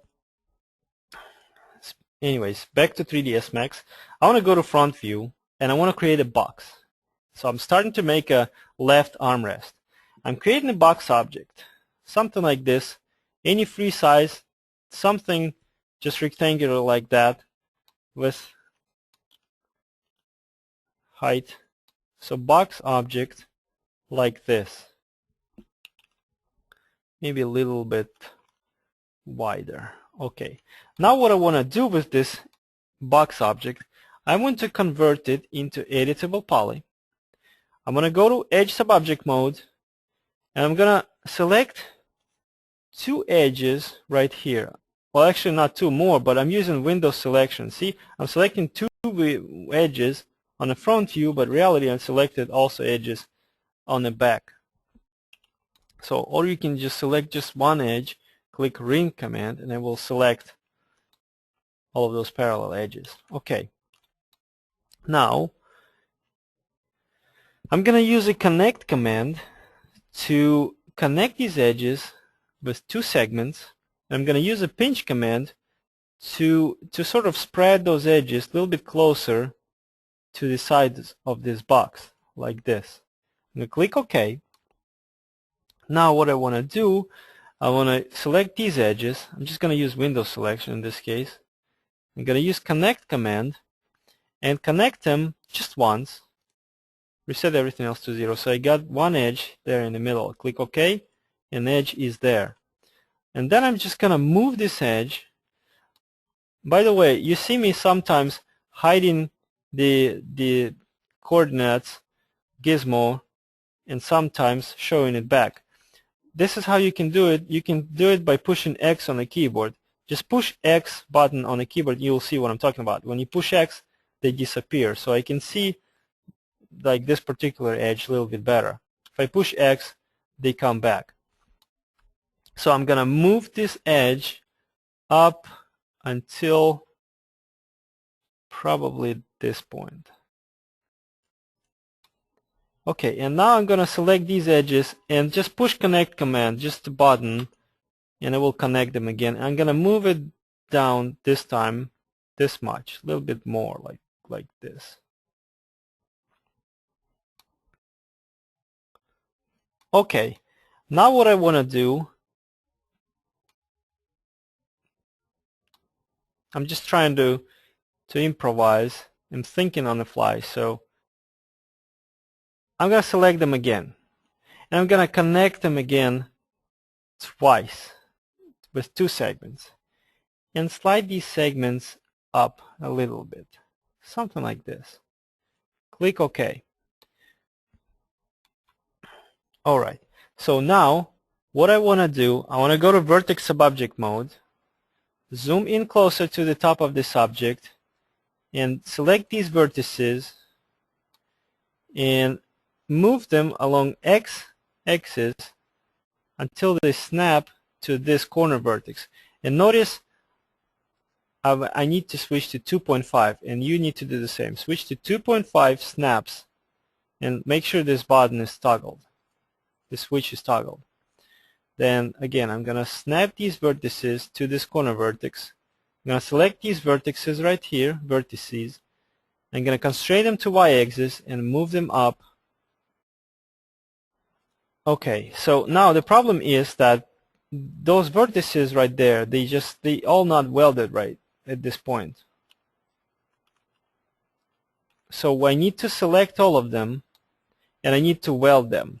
So just use Windows selection, select all those vertices, bring up weld threshold dialog. Most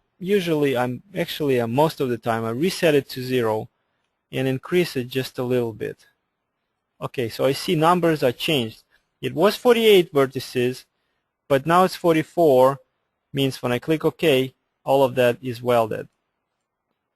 Okay, so this is what I get right now. This is the object that I have. So now, what I can do, I can start shaping the curvature of this armrest, but I'm noticing that I need to add additional segments. So go back to Edge Subobject mode, select these edges using the front view like that, and apply connect command. Bring up the connect dialog because we need to make sure we're connecting with just one segment and there is no slide parameter value, just like this. Click OK. So let's start just roughly shaping this armrest. I would select these vertices and move them like this.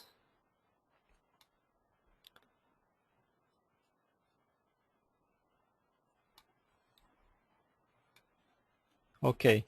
Now I want to go to top view. I want to go to Edge Subobject mode. Select these edges and connect them again. I remember last time I connected something, there was only one edge, so I clicked just the button and I connected them using the last set of parameters I set for the connect tool. And I'm going to move this over here. I'm going to select these edges. I'm going to click connect one more time. I'm going to move them over there.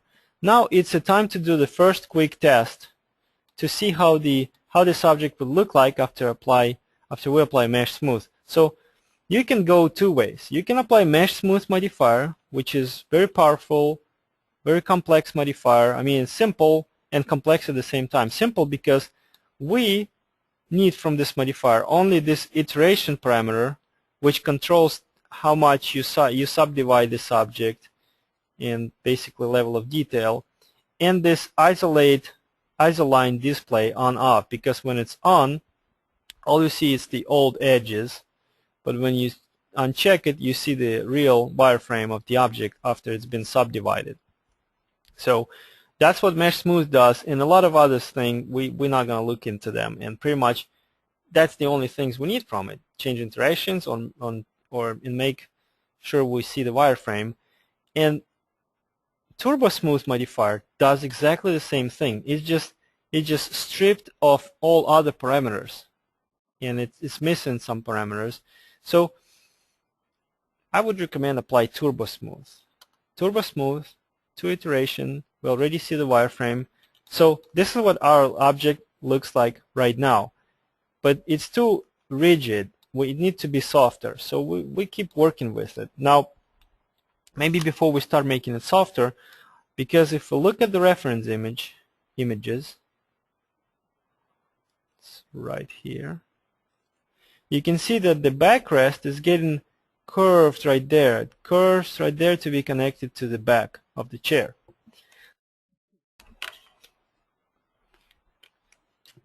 So we need to do the same. So let me think the best way how we can do it. We can go to here at the top view. Okay, let's do it this way. Let's select this polygon, and like I told you, your polygon can be selected like this. You can go on the back, and if I want to select all these polygons on the back side of the backrest, I'm going to click each of them individually, add into the selection, or I can switch this window crossing mode into just toggle this button. It means when I select anything, the only objects that enclosed in the window selection are going to be selected like this. But sometimes, like me personally, I'm just too lazy to go ahead and push this button, because then I will have to unpush it again, unpress it. So I'll just do it like this. I select all of these polygons, and apparently I don't need these to be included. See, I've selected this many polygons. So I select these and then I unselect these. That leaves me with only those polygons being selected. So that makes me stay in the top view all the time and not moving anything. I only have to hold my fingers on the Control on the Alt button. See, I select this, then I push Alt and remove these polygons from selection. So hope that makes sense. So now I can extrude it a little bit, and I extrude, click OK. I get a new set of polygons, and I start rotating it and moving like this. Then I extrude it a little bit more. Extrude, click OK. Rotate it again. Then I extrude it again. Click OK. Rotate a little bit. So with the equal distance, just keep extruding these polygons and moving them until you probably we're doing fine already. So something like this.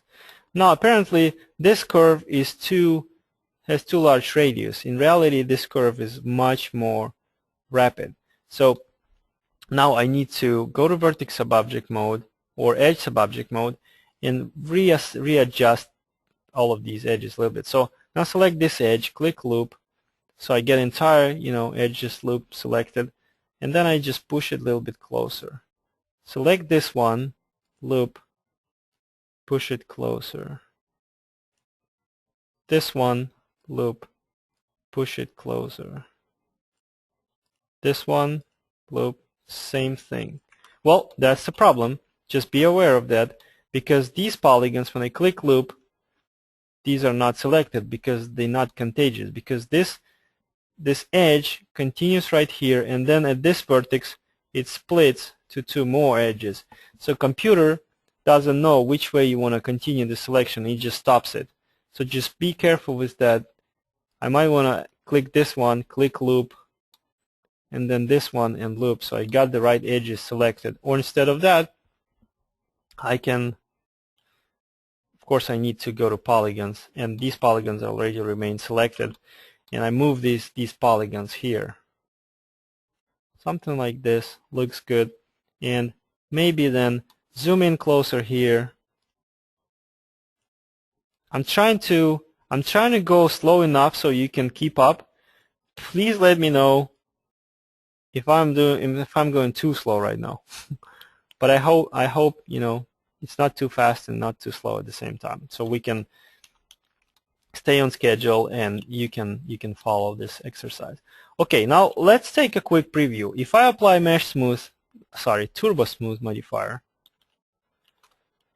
right now and set it to 2 iterations, that's what this object would look like. And here's another quick advice.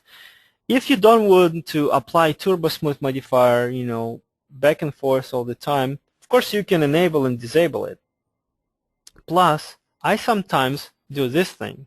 Just try to do this just so you get the idea. Well, first of all, I'm going to reset the smoothing groups. Keep this object selected, hold Shift on your keyboard, and drag this object somewhere nearby. Release left mouse button and make sure when this window show up that is asking you how you want to make a copy of this object. You want it to be a copy, instance, or reference. Well, tell it that you want a reference. And that's very important, because if I have instance, look, I click OK. If I apply Turbo Smooth to one of these objects, second object will receive all the same modifier. But if it's a reference, I can do this. I can apply Turbo Smooth modifier to the reference, but original object still unchanged. There is no same modifier applied to it. But if I change the wireframe of this object, second object, have a Turbo Smooth modifier applied to it. So I work with a low-res object here. At the same time, I see what my object would look like after it's been smoothed. It's pretty cool.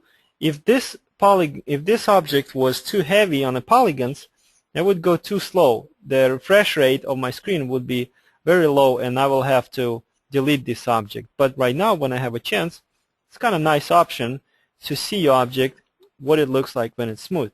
Okay, well, let's start working more with this object and improving it. Now, it's still a little bit too rigid. You can see it right here. By the way, let me change the colors of these objects. I have a feeling that when objects are dark, it looks not very good on your screen.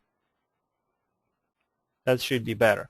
Okay, now go to Polygon Subobject mode. Select these polygons on the front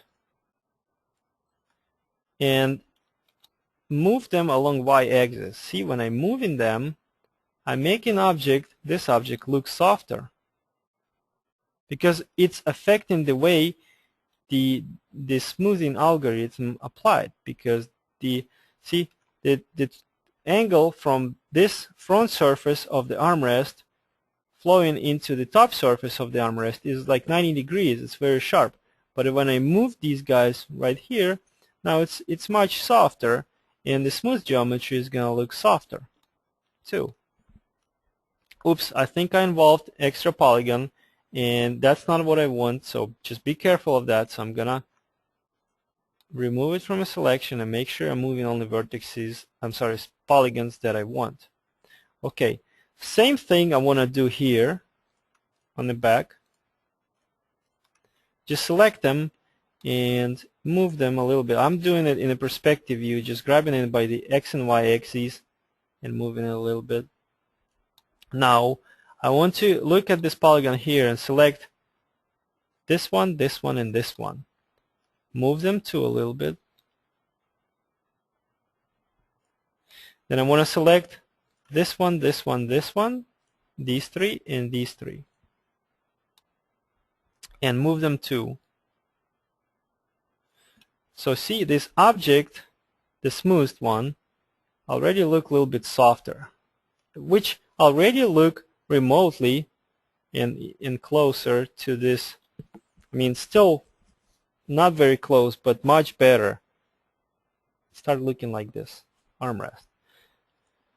All right, and then just by manipulating with some individual vertices, just get the shape to look much better. Just sort of like a sculpting. Just improve it whenever you see it requires improvement. Something like this.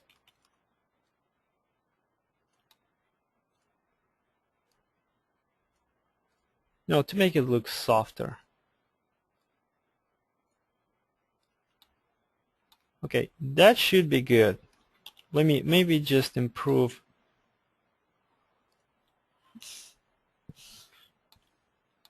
See, this is not what I want, so I'll just select these and adjust them a little bit.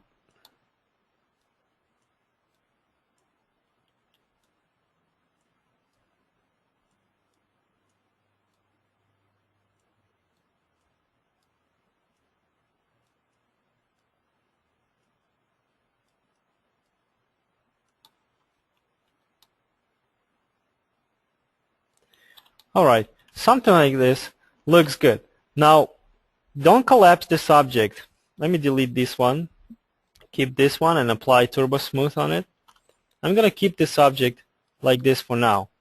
So, don't worry if you see that the length of this object is not, in your opinion, is not what the length of this object really is. Because right now, what we want to do is just to make a copy of this object. I'm going to make it using mirror tool. Click mirror, and of course don't forget that you want to mirror it as a copy along x-axis. Click OK, and then just drag this new copy to some distance. Go to perspective view, position it like this, and try to make your best decision. Just eyeball it and refer to the image. Try to see what's the approximate distance between these two objects, left armrest and the right armrest. Something like this. And keep it like this. Now it's time to connect them with the base of the object. When we create the base of the object, using the same technique. We're going to create a box. We're going to, use some editable poly tools to form some rough shape. Then we're going to apply Turbo Smooth to smooth it out. And when we connect these two armrests, that will give us even better understanding of the proportions, and then we can adjust, maybe the length of those objects. So, anyways, you can continue from the objects that you have on your screen just for consistency purposes, because if something goes out of control with the shapes, we don't have time to troubleshoot it. So let me continue from pre-save file that technically has absolutely the same objects. I'm just 100% sure that their sizes are correct and everything. It's in the project folder and a scene called, well, first of all, it's practical exercises, editable poly, sofa, in a file called scene1 sides, means sides already finished. So I'm going to open it in 3ds Max, and here's what you see. See, it's the same object, all the same. I just added just a couple more segments here and there, adjusted some vertices, and that's what these objects look like when I apply Turbo Smooth modifier. Looks good. Okay, and that's a good example. See, they definitely shorter than they're supposed to be. That's a good thing, because this is something you always have when you're modeling like that, when you just having reference image on one side of on your screen and you're making the other side. There is always very hard to keep sizes right, and it gives me the opportunity to show you how you can fix it later. Okay, let's move on. We have the sides. Time to make the base of the object. Now, this is how I would make the base. I would start with the box again. And does anybody have any questions so far about sides?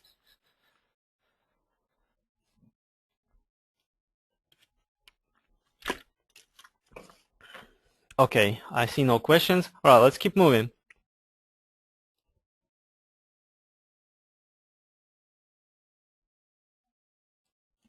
Now, go to Create Panel, Create Box like this.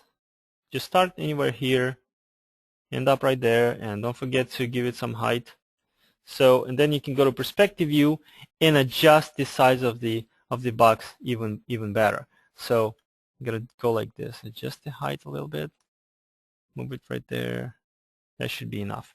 Okay, let me change the color. Convert it into editable poly so we can get access to all of these tools that we need.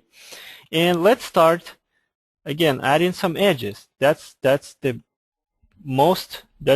what you usually do when you're trying to form something with editable poly, and then smooth it out with Turbo Smooth modifier. First, I would select these edges right there. Then I would use connect command with two segments, and I will pinch them using the pinch command and stop right there at 98. I'll click OK. Then what I can do, select any of these front edges, click ring command, so I select all of those vertical edges now. I'm going to connect them to using connect command like this, and reduce pinch parameter to something like this. Click OK. Now what I want to do, I want to select this edge, click loop, and from a side view, I'm going to move it down a little bit. See? So the distance, this distance, smaller than this one. So staying in the side view, I want to select these edges. I want to do the same thing. I want to connect them. Two segments, and use the pinch parameter to do something like this. Then I want to select this edge, click loop command, and move it to the left. Then I want to go to vertex subobject mode, select this corner vertex, and move it like this. It's going to smooth out this top top edge, because if you look at this reference image, this base, it's much softer here at the top. When the front surface flows into the horizontal top surface, this transition much softer than here at the bottom, when front surface of the base of the sofa flows into the bottom of it. So that will help us to do this transition. Now we need to, if I just let me isolate it for a second. If I apply Turbo Smooth modifier right now, it would look like this. So wireframe is not very detailed enough for me. So I want to tessellate it a little bit more. So I'm going to go to Edge Subobject mode, select these horizontal edges, and use Connect command, reset everything to 0, all parameters, and increase number of segments up to, I don't know, probably 5 or 6. I guess 5 would be enough. Click 5, OK. And then I want to select this edge right there, click Ring command, and connect it just once or twice. I think once would be enough, just one time. That will help me to maybe do it make it a little bit more concave.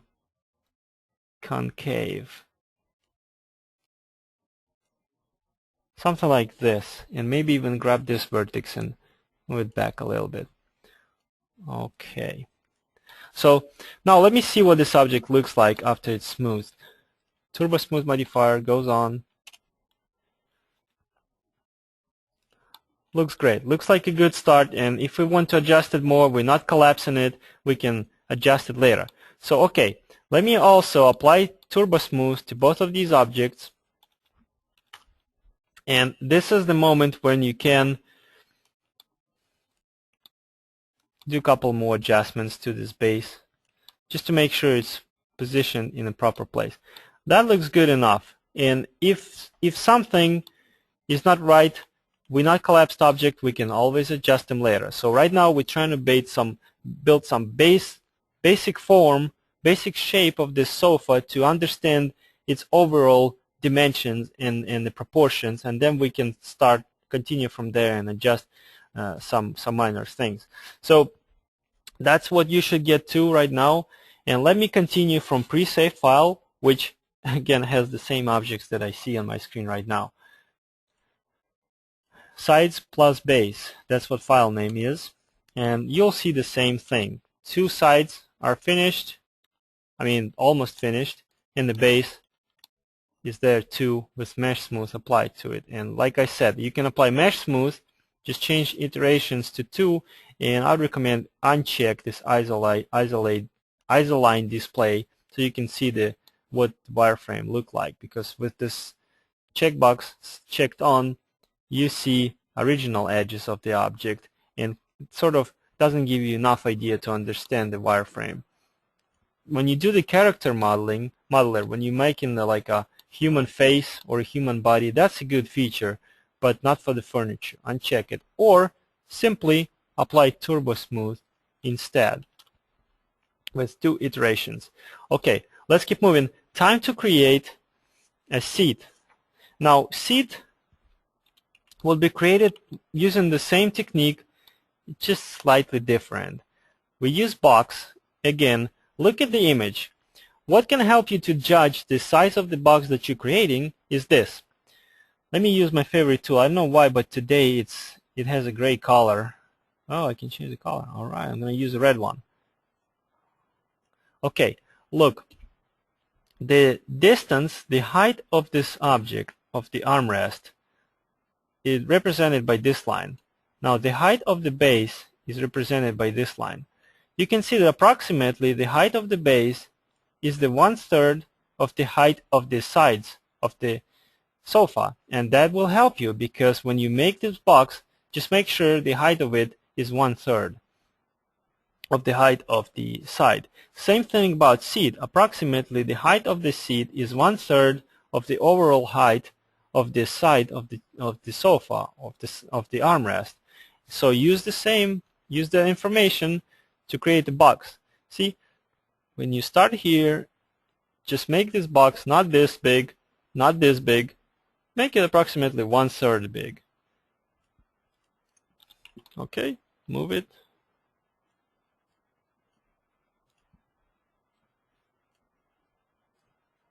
All right. So here's our box. Maybe it's too high. Let me.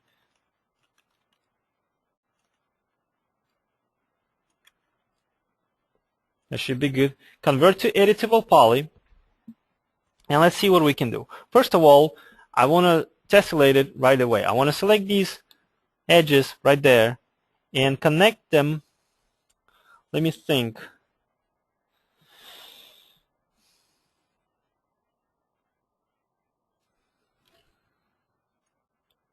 Let's just eyeball it. 8. Yeah, 8 should be good. Connect it 8 times. Then go to top view, select these segments, all the vertical at this time segments, and connect it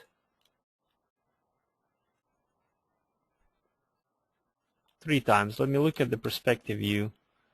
Yeah, 3 would be good. We isolate this object. Okay, that's what we get.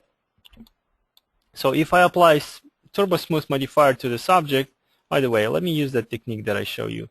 I'm going to copy it down, apply as a reference, apply Turbo Smooth modifier to it, smooth it out so I can see what this object looks like after it's been smoothed.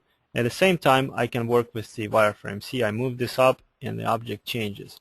Alright, so let's keep tessellating this object, adding additional edges, and form the good shape.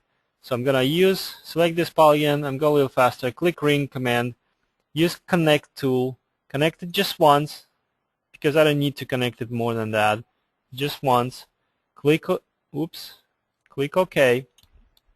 Alright, looks better. Now, what I want to do is to do this sort of inflated top, make it more.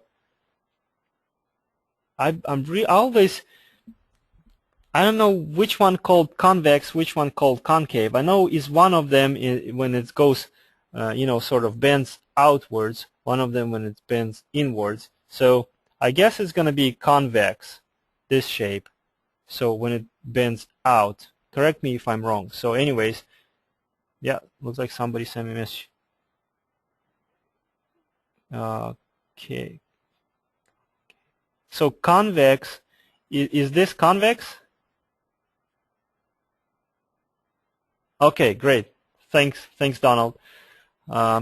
Okay, this is convex. It's like a lens. That's what I get it from. All right. So, okay, so we need to make it convex. This is how we do it. Of course, we can select these polygons, all of these polygons, and just simply move them up, and you see that makes this shape to go a little bit convex. But the wireframe is not what I want. I would do it like this. I would select, since I have these polygons selected, I just keep grow to grow selection, and I would do the bevel command. I'm going to reset these guys to 0. Then I'm going to increase the height just a little bit. I'm going to go careful with it. And I'm going to use outline amount and do something like this. Really small value. So it's created a sharper transition right here. See? See how much sharper it flows? Then, but that's not the end of the story. Then I want to do it again. I want to bring up bevel dialog again. Up again, give it a little bit of height, and outline it more. But the problem is, see, at some point, these polygons are getting too small. That's not what I want. So what I'm trying to do, I'm going to keep them like this. I'm not going to use the outline. I'm going to click OK, and I'm going to just scale these polygons down like this. And you might want to scale it along x-axis and then along y-axis. And you will notice that sometimes you need a little more precision when you scale that. And you remember the thing I told you. Well, let me just show you. Instead of using it in the viewport, switch to non-uniform scale, make right mouse click over it to get transform type in dialog, and then use the spinner for that, because with the spinner you can push Alt and have better precision when you scale in it up or down.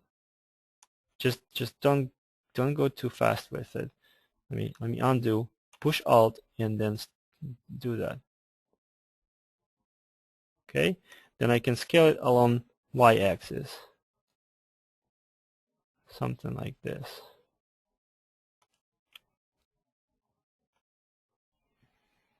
Okay, so and let's see what this shape look like.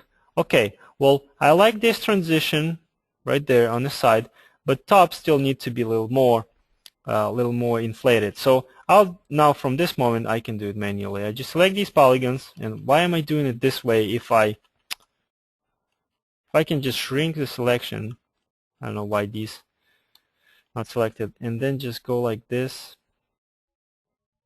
And you always will have to fine adjust all of these polygons a little bit, you know, like this.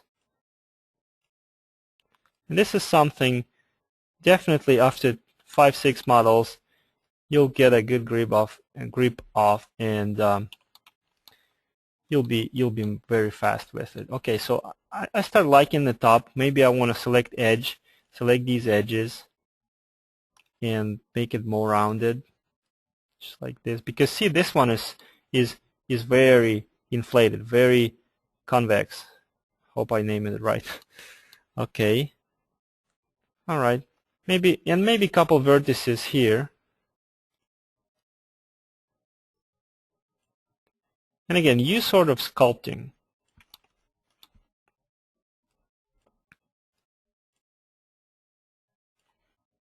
Great. Okay, I think that looks good, and we will work on it more later, but for now I like the top. Do the same thing at the bottom. At the bottom it will be the same. I'm gonna open the scene where the bottom is already done, and I would recommend you do the same, because if we will repeat the same procedure for the bottom that you technically already know how to do, we will waste time, and we don't want to do that. Okay, now I also, let me check the reference image. Looks like it also convex a little bit on the front surface. So for that, luckily we have this segment which we can just go to Vertex Subobject mode and just move it like this a little bit. Let me see the object. See?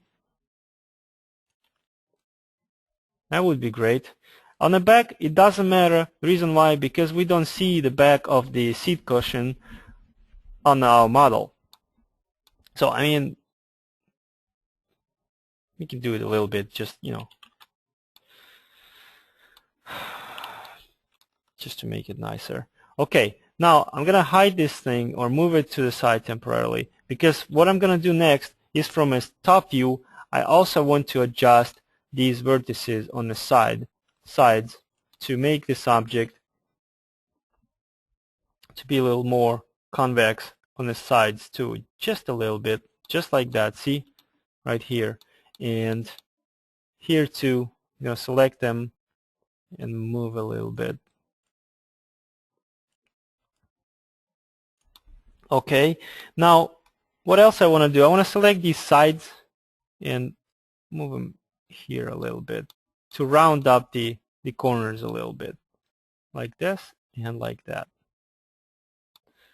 Alright, that looks great. Looks like a good start. It's not the final quality of the object, but it's a good start. So don't collapse it. Keep this one, keep this one, delete this one if you want, and put this one into place. Just make sure it looks okay-ish. Looks like it's too tall, because when I made box, then I remember I extruded some of the polygons that made it even taller. So I might want to adjust it down. Just select these vertices, push them down. Select these vertices, push them up. Something like this. Looks good enough, and later we can adjust it. Right now, you remember, we're building the rough shape that makes us gives us the good understanding of the proportions. Okay, let's continue. All right, and what we want to make next is to make a back of the sofa. And again, let's continue from preset file, which again has absolutely the same thing, but I just let me be sure that you have the same geometry on your screen that I have.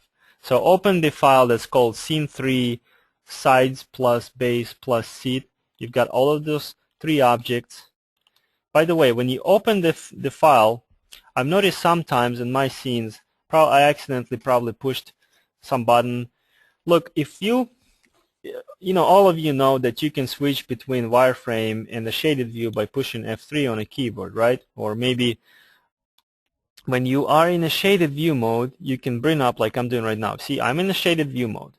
I push F4 and I see the wireframe while being in the shaded view mode. That's very useful stuff when you're making the objects, furniture or exterior elements. It's very cool stuff. But you notice in this scene, when I push F4, the wireframe is supposed to be gone, but it's still there.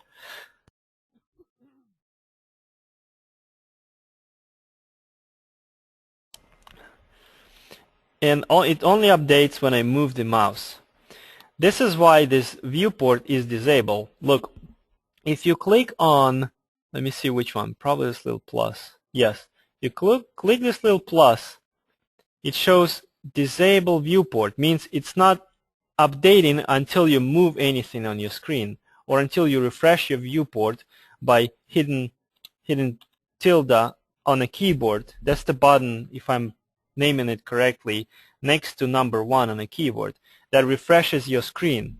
So some people, I noticed, I don't want to put any names, but I noticed when I was watching some tutorials online from some other people, I noticed somebody said when you need to refresh your screen, like for the reason I have right now, let's say I changed I'm trying to remove wireframe for a shaded view mode, that person said just move anything on your screen. No, this is not the way it should be done. There is a refresh button in a viewport. I'm sorry, in a keyboard. Just push tilde key and it will refresh your screen. That's how you do it. You don't need to move anything. Okay, well anyways, let's continue. And if you remove this checkbox, disable, or simply push D on your keyboard, that makes it interactive. So whenever I push button, I don't need to refresh screen. It's already reacting. So if you have this problem with the scenes that I saved, just push D and make this viewport not being disabled. All right. Anyways, let's move on. And you've got these objects, the sides, the seat, and the base of the chair. Now, I'm sorry, of the sofa. And now it's time to create the back. Now, this is how we can create it. Again, using the box, go to front view, create a box object that will cover probably all of it, like this. And actually, let's cancel. Take a look at the reference image. Editable poly. No, there was practical exercises. Editable poly. Sofa, and let's take a look at the reference images again. So when I start making the box, let me see the height of this. And again, let's use just the eye judgment, because the height of this thing right here is the same as the height of the base, right? So just use this information when you build the box, which is also 1/3 of the height of the armrest. So let's create a box. Start it from here at the bottom, and something like this. Give it some height. All right. Now we can adjust it in a perspective view. I think it's too wide, so adjust it like this, and that will be positioned right there. So let's start sculpting that element too. Convert it into editable poly, and let's first select these segments and connect them. I'm going to try to, let me see, something like this. Make 7 segments and then just use pinch command to spread them more, so that last 2 segments, the one on this side and one on this side, has approximately this distance. Let's make 8 segments and use the pinch value approximately 53, maybe less, maybe 49. So the distance between the very end of this box to the first additional segment approximately like this. Click OK. So alright, now go to left view, select these edges, and let's connect them too. Bring up connect dialog. Let me see how many times we need to connect them. Well, first reset these pinch and slide parameters. Connect a little bit with the last segments. I guess 5 would be just fine. Click OK. Now we can start shaping the, let me move this up a little bit as a reference. Apply Turbo Smooth to it. And let me move this one, both of them up. Turbo Smooth with 2 iterations. Don't go too high with iterations because more iterations, heavier geometry, less refresh rate on your screen. By the way, you can push number 7 on your keyboard and it shows you the total count of polygons in your scene, total count of vertices in your scene, and also refresh frame rate, the frames per second of your screen, because see right now when I move an object, apparently computer needs to do some calculation, video adapter needs to do something, and when you see the 127 frames per second, it's pretty cool, so it's very smooth. But if I increase number of iteration up to 5, 6, I'm gonna go very careful with it, because see, just with one click of a mouse I instantly got 1 million polygons. That was not very smart of me. So I'm gonna change it down to 29. See, I'm moving this object, the frame per second is lower, so that tells me that that's not the feedback I want. So be very careful with number of iterations. Make it exactly what you need. Like 3 in this case is just fine. Okay, and 1 obviously is not enough because this is very low poly. Okay, 2 or 3. I'm gonna keep 3. Alright, so let's keep rolling and go to Vertex Subobject mode. Let's do this. Let's first think how this object would look. I think it goes all the way down, just like that, on the back, except it needs to be slightly narrower here at the place where it connected to the sides. So I would do it like this. I would just select these vertices here. I'm going to zoom in so you can see it better. These vertices here, same vertices on the other side from the front view, so that then from a left view I can exclude the vertices on the back, so that now I got only vertices here and here selected. Now what I can do in the front view, I can bring up, let me push number 7 to hide these scene information. I can right mouse click over the scale to bring up scale transform type in dialog and scale it down along x-axis. Not gonna work. Okay, I'm gonna go back to left view and select, using window selection, select these vertices right here. So you will end up having on the front these vertices selected. So now when I scale it down, let me see if it scales properly. You see what I'm scaling down? Okay, that should be just fine. Okay, just for the rough preview, if I take this smoothed object and drop it down to the sofa, that should provide a good transition, or at least promising transition. Yeah, that should be fine.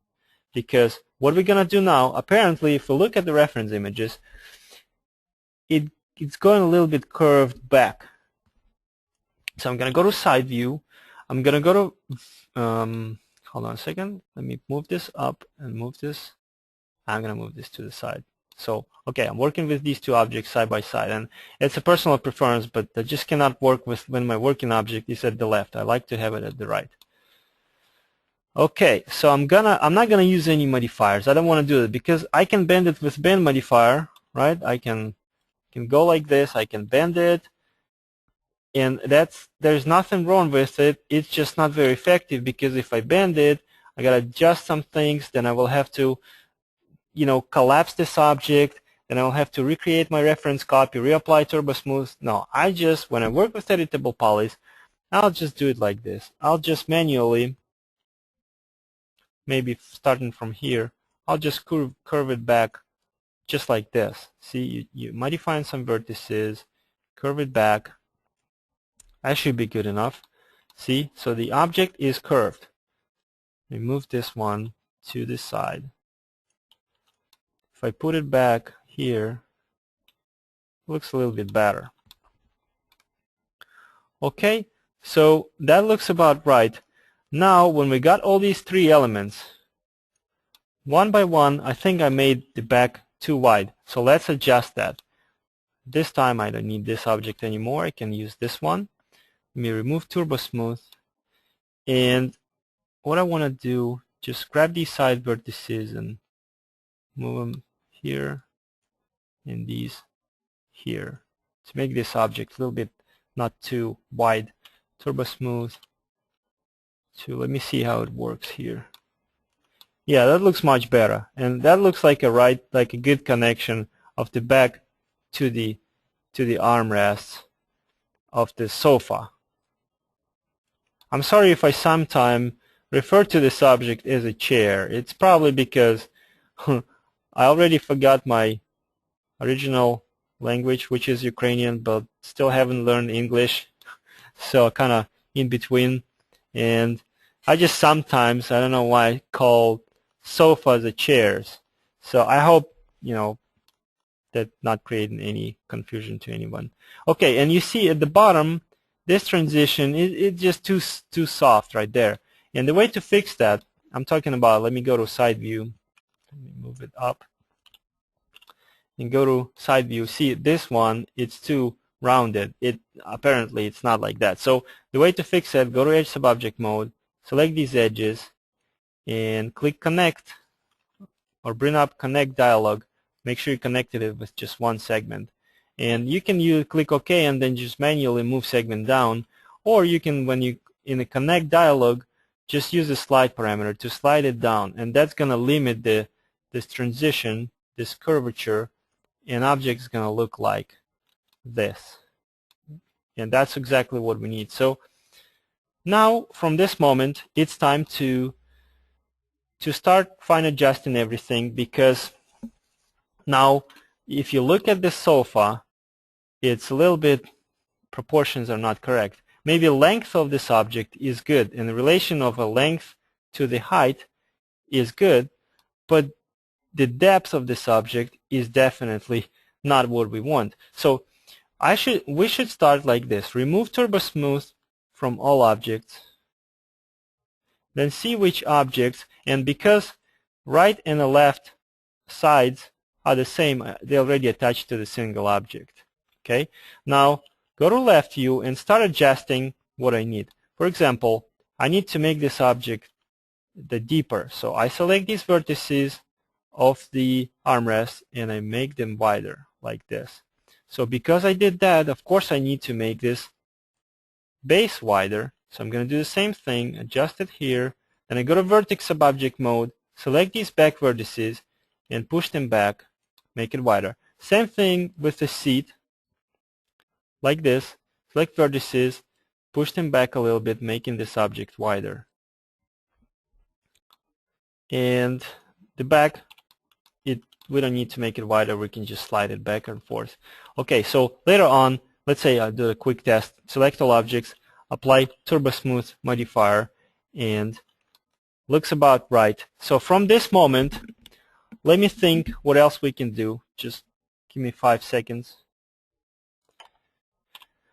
Okay, so everything I opened, no, sorry, I didn't show the screen. What happens here is that also when you made it wider, you can actually just, let's open the file. Go to project folder and open the file that's called scene 4 sides plus base plus seat plus back, means all of those elements are made. So, and that's got file that is already adjusted when all those objects adjusted to the right width, depth, and I also adjusted these vertices here. Well, apparently, because back of the sofa is slightly curved, toward the back, the armrest they need to follow, and originally armrest was like this, and this is how you do it. Just select these vertices, and there wasn't the segments like that. These segments were not there. So let's add those segments. If you're still working with your file, not with mine, this is how segments were added. I selected these edges right there. Then I bring up connect dialog and just use default values, 2 segments, and added them there. So then I can go to Vertex Subobject mode and just move vertices like this to conform this back surface of the sides of the sofa, just to be curved back too. And then moving vertices here and there. Well, see, I messed up this. Actually, good thing gives me an example, show you how you can fix that. If for any reason, see, you have object here and here, you messed up one of them, you want to fix it, here's how you do it. I would do it in this case, just make sure that pivot point is going to be in the middle, so that now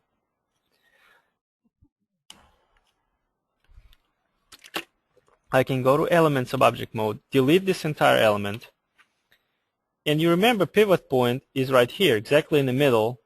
So when I use mirror tool, the second copy is going to be mirrored precisely, you know, on at the same distance from the pivot point as the original object. And that's what I need. Just click OK and reattach them.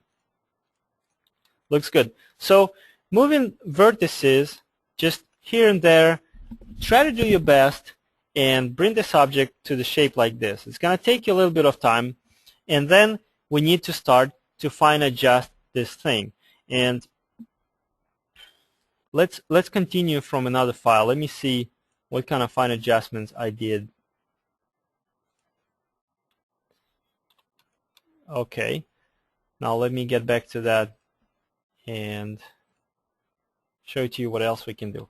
Okay, when we adjusted the vertices of these low-res objects, it's time to start smoothing it out and see how it look like.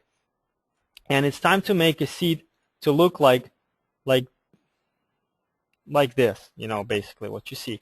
Because look, if I apply Turbo Smooth right now, this thing right here, this transition, let me isolate this object and go to left view. This transition is very soft. That's not what I need. So I'm going to show you a little trick how you change it. See, this transition here is way too soft. I want this transition to be like this. Let me draw it right here. Like this, and then like this. So it's not going to be soft like that. I want it to be like this, and then go down. So this is how you do it. There are several ways to do it, but recently I start using a little different way. Normally I don't do this command for any other task I need, only to make the seats or the backs of the sofas and chairs. Go to Edge, Subobject mode of your original Editable Poly object, and select this edge right here. Click Loop button and select entire, you know, continuous line of edges. Okay, now make sure you press this button, Show End Result On Off Toggle. So you will see what this object looked like after Turbo Smooth did its job. So you see kind of two things at the same time. See the orange lines? It's probably, you can see it better on your screen. So you can see the object that you work with. At the same time, you see the wireframe of the new object after Turbo Smooth applied to it.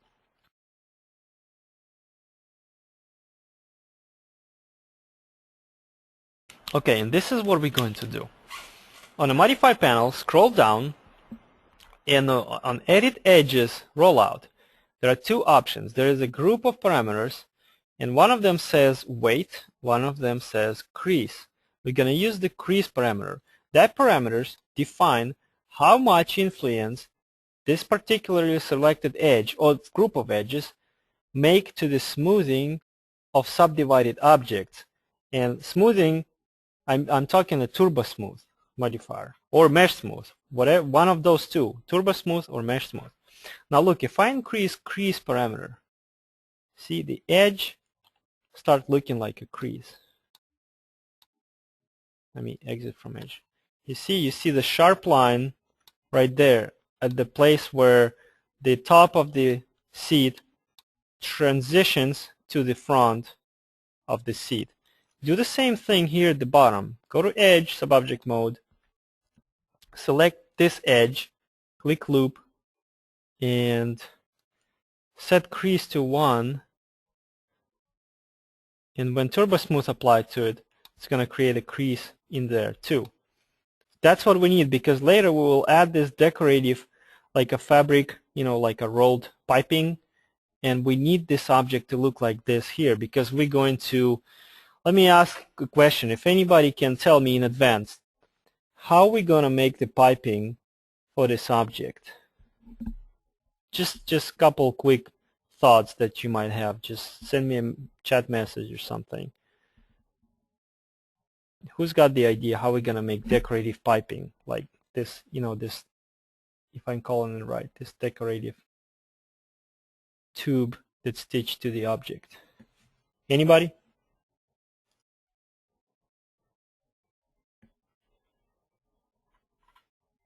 Great. Donald has a good answer. Yes, we're gonna make it. We're gonna extract the shape from this editable poly object, and then we're gonna turn. We're gonna extract spline. We're gonna turn it into, into object by applying thickness to it. And several other people on the other chat window get the good answers. Very good, Kyriakos. You got the answer too. And I don't see when other messages were posted, but the right answer was we're gonna extract spline and then turn it into mesh by adding volume to it. Okay, let's continue. And so this is why we're making this crease, because if I didn't make it, it will be too smooth, and the piping would not make much sense to it in there. Okay, well, now let's continue. Anyways, that's what we tried to do with this object. Add the creases to it. Now you can exit. That looks great. Now look at all of these objects and fine adjust them. You might want to use freeform deformation sometimes. For example, if let me remove turbo smooth from here. If I have these objects and I want to adjust both of them together, I don't need to go to vertices of this object and then adjust them like this, then adjust them like that. Then I want to go back to the sides of the sofa and I want to adjust them. No, if you want to adjust both objects at the same time, if you know the modifier. If you don't know, we'll talk about it later. But just select both objects, apply freeform deformation modifier, and then you can, just fine adjust both of them at the same time. So do your best trying to adjust all elements together, getting the right depth of the object, adjusting the height of the base, height of this seat, and apparently if I look at the reference image, now just visually, analyzing this distance equals this distance, and here looks right, but somehow the seat on the picture, the distance from the seat to the top of the armrest is smaller than what I have on my screen. So okay, so the seat needs to be taller. Okay, let's adjust that. So that's the type of fine adjustments that I'm talking about. Just do your best, bring in this object to the right proportion. So one element of this sofa looks right in relation to the other elements of this sofa. Let me see what somebody sent me a message. Okay, well, that was just a comment. Thank you very much. And all right, let's move on. And let's continue from this file when I did all possible fine adjustments to this sofa, bringing it to the right proportions. So let's continue with the scene that's called sides plus base plus back plus adjustments. That's mean that all adjustments are done to this object. So it's brought to the right scale, And I applied Turbo Smooth, well actually Mesh Smooth, but you know, it's just a habit that I have, which is, there's no difference, you know, between Mesh Smooth and Turbo Smooth in general, you know. But let me apply Turbo Smooth. I want you to exercise applying Turbo Smooth because it's faster and it doesn't have too much controls. It's got all you need, just 2 iterations. Okay, everything looks good. I'm happy with it. So it's time to triple check everything because it's like I'm gonna collapse these objects into editable poly. And you know that right now the value of having these objects in this low res is that I have so little, you know, not too many vertices to control. If I want to adjust something, I can easily navigate in these vertices. As soon as I collapse this object, it has Turbo Smooth applied to it, and it's got many polygons, which is what I need to the final look of the object. As soon as I collapse it, that's it. I mean, there's so many vertices, it will be hard for me and almost impossible to adjust objects by just moving, you know, this group of vertices. So it's like I use this analogy sometimes. It's like a haircut, you know. There is only once you get it, you know, there's no way you can fix it real quick. You just got it. Same thing like this. Just think twice. Make sure you like the shape and you're ready to collapse your object into editable poly. So select everything, collapse to editable poly, because from now whatever adjustment we want to do, for example, we don't like the curvature of the front of the seat. If we don't like it, we will have to find other ways to apply it. We'll have to, you know, either use the vertices here and then use soft selection and then, you know, adjust it like this, or we will have to apply like a freeform deformation modifier and change the curvature with freeform deformation modifier, something like that. So make sure you're ready to collapse it. So, and I don't want to scare you out. I already said it 5 times. Just be careful with it. All right. Well, and then it's time to create a decorative piping. So, and this is how we do it. Real quick. Just go to Edge, Subobject mode, select Edge here. Oops, soft selection, turn off. Edge here, Edge there. Click Loop. Then scroll down. Create shape from selection. I'm just going to do linear, click OK, and you got the shape right there. So you can see it's right there, right? So, and then go to Enable and Render, or Enable and Viewport, sorry, parameter, and just adjust number of sides. I guess 12 would be okay. You can get away with 10, which probably what I would do. Or, look, if you don't like how this object is too, again, choppy right here, let me do this. Recreate, go to Edges again, create this shape as smooth. Click OK, because by having these vertices, you know, as a Bezier type, that makes sense now to change these steps. If you set it to 0, it's the same as a linear spline. But if you want to increase the smoothness, increase the number of vertices and segments built into the curvature of the spline, you can just change this parameter to 1. And that looks better. So let's do it that way. When you extract your shape from object, just make sure you make it smooth and set number of steps to 1. So, and radius is good too. I think I like it. Keep it like that. Let's keep doing it. You can memorize this radius right here. It's just 1. Or you can extract all the shapes first, then select all of them and then apply renderable spline modifier to it. I really love to, instead of applying modifier to make spline renderable, I always like to have this checkbox. So let's continue make a decorative piping on all other objects. So a couple objects are very straightforward, like this one. Select Edge, and let's see where the piping is here on this object. It's along the very bottom. No problem. Select like this very bottom edge. Click Loop button and turn it into Create Shape from Selection. And I'm going to make it smooth again. And when I create spline, the spline that created already remember the last set of parameters you used for the other spline. So it remembers that you wanted to make it visible, It don't remember number of steps though, so change it back to 0 and then 1. The problem is, it's not a problem, it's just something you can leave it like that if you don't have time, but optimization is always nice. And if I was to optimize this object, I would even sometimes delete these polygons. Like for the base, see, I selected these polygons and then I unselected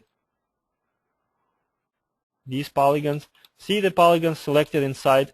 There is no chance I will ever see them, and you can delete them. They will save computer memory and basically keep your objects a little bit more optimized polygon count wise. But sometimes I don't do it. The reason why is because I see the difference is going to be only 800 polygons. I mean, I can survive with that. I can convert this object into V-Ray proxy or mental ray proxy, I guess, and I'm concerned about computer memory too much with this object. So I'd rather save 5 minutes of my time and don't optimize. Plus, it looks nice. Okay, well, anyways, getting back to our spline. But this type of thing, I would definitely optimize always, because this spline, I don't need this piping right here. It doesn't make sense, right? At those areas. So let me isolate it and just delete the parts of this editable spline that I don't need. And this is how I do it. I just go to segment, I delete segment here, and I delete segment on the other side, and that just breaks this spline in editable spline into 2 spline subobjects. So I have spline, select this entire spline and delete it. So now I have this piping only at the places where I would see it. Now the piping on the armrest is a little bit tricky to make, but not very difficult. This is how you do it. Select, see this very nice place when all the edges come together. I would do it right there. Go to edge, select this one, this one, this one. Click loop, and that will select edges in all directions for you, which is cool, which is what we need. And then zoom down here, zoom closer to this area down, select this one and this one. Click loop, you selected some more, what's the name of that thing? Edges. So that's great, that's what I need. Now create shape from that thing. Create shape, smooth, good, I like it. Now, and the spline, let me check if it's disabled, no. And I got the piping, but the problem is that, again, I got it at the places where I don't want it. And maybe the radius of it should be a little bit higher for the side, for the armrest. Okay, I'm gonna select this editable spline, sorry, and increase thickness just a little bit. Okay, again, number of steps, just 1. Isolate this object and delete. You know what? You don't need to delete anything. That's great. Okay, looks perfect. Exit from isolation mode, and that's our decorative piping. Maybe just one thing I would adjust. I would select, because it's editable spline, I would select this spline. Let me see if it selects. No, because see,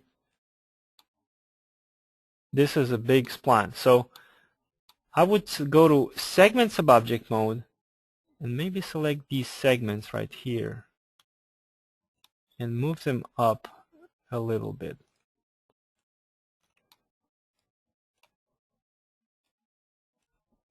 So that I just tried to do my best keeping this decorative piping at the same level as this one. Maybe it would be better to bring this one down a little bit so they visually appear at the same level. That's what I need. Okay, looks great. We finished decorative piping, and the same thing with the piping on the other side. Instead of going all over again, selecting all the edges, here's what I do. See this element, this object? Let's bring pivot point to the center first. And if you don't know how to do it, just go to hierarchy panel, click affect pivot only mode. So whatever manipulations you do right now, you do it to the pivot point of the subject. And click center to object, so it's going to be placed in the center of mass of this object. Now select this decorative piping.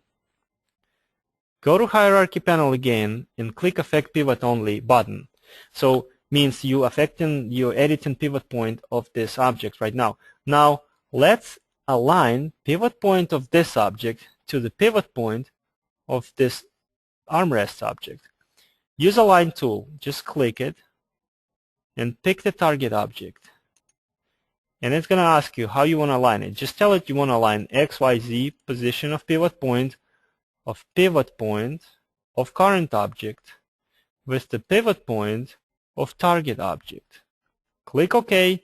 Don't forget to exit from Affect Pivot Only mode and from this entire hierarchy panel. Now when I mirror this decorative piping that I extracted, sorry, well obviously there is a problem with this one. Did I accidentally move it? Yeah, I accidentally moved sides because, and that's the error that annoys me a lot, and it's probably personal. I should be more attentive, but I would recommend you to be careful too. Look, let me just do a little quick lyrical pause.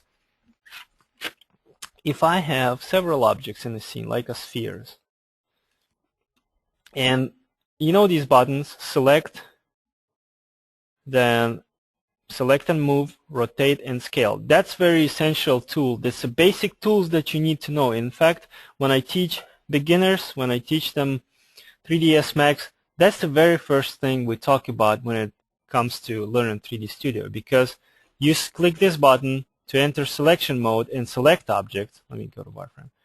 This button you push to move objects, this button you push to rotate objects, and this one you push to scale them.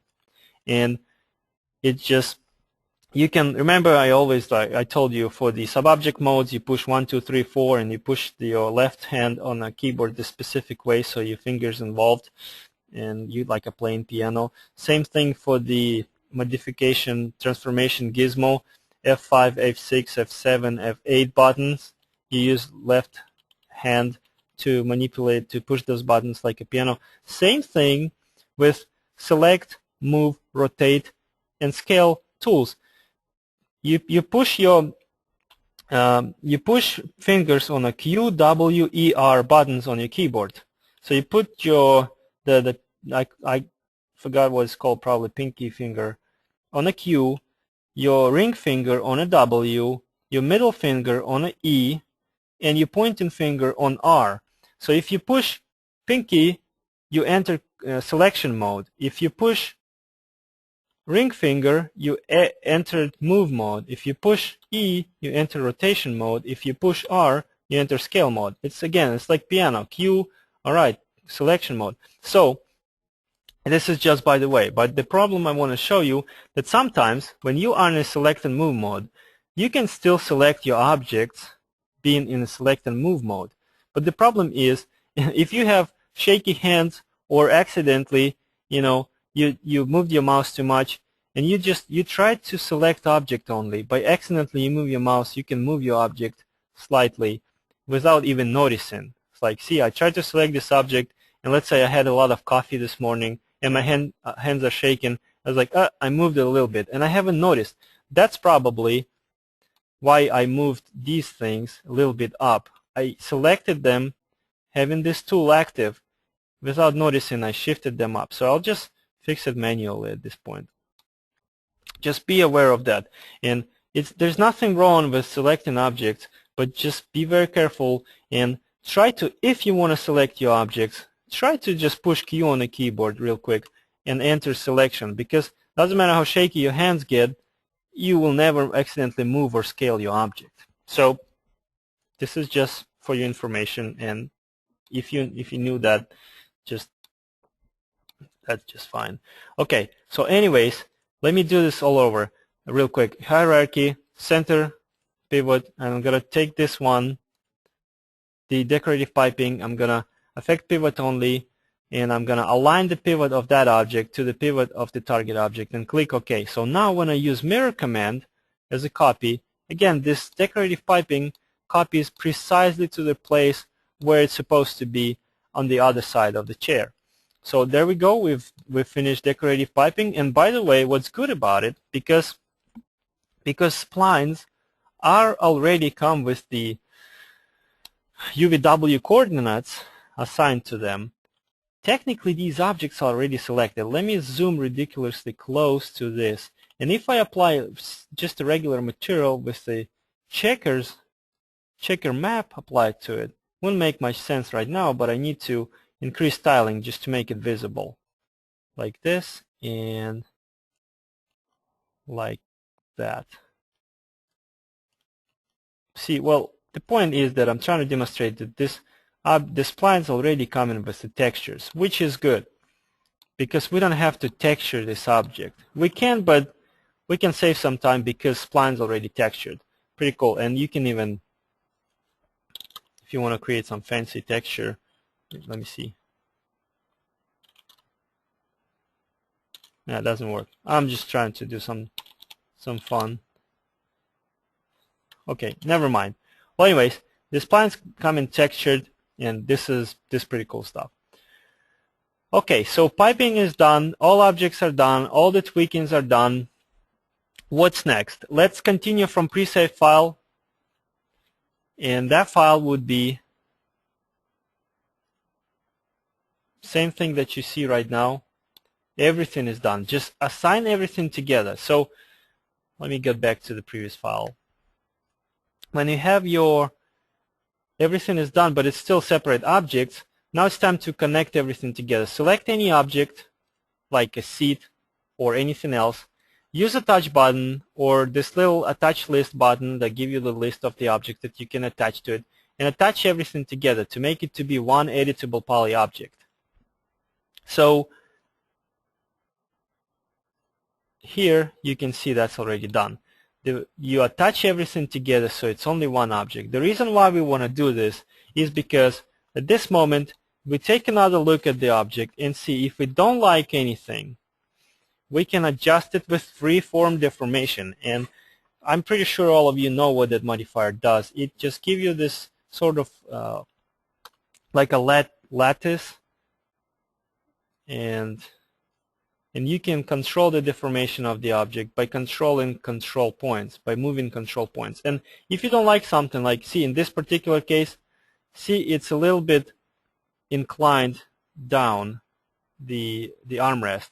And if you look at the previous object, probably it wasn't, this modification wasn't done there. And it was done with freeform deformation modifier. I can just choose and move these vertices a little bit, you know, to change the way this armrest inclines down. Or maybe if I don't like how bottom of the object is too wide, maybe I just decide it's too wide, I can make it narrower like this, or wider. So this is when you do the final adjustments to this object. And let me see what's our next save file. Okay, so and you will end up, speaking about fine adjustments, this is what else I adjusted. I applied freeform deformation modifier just to give you an idea, and originally it was like this. But if you look at the reference image, objects is a little bit, you know, sort of going wider toward the up. And that's how I did it. I applied a freeform deformation, select these control points, and just scale them like this way, just to give it a little bit of curvature. So using freeform deformation, adjust object here and there.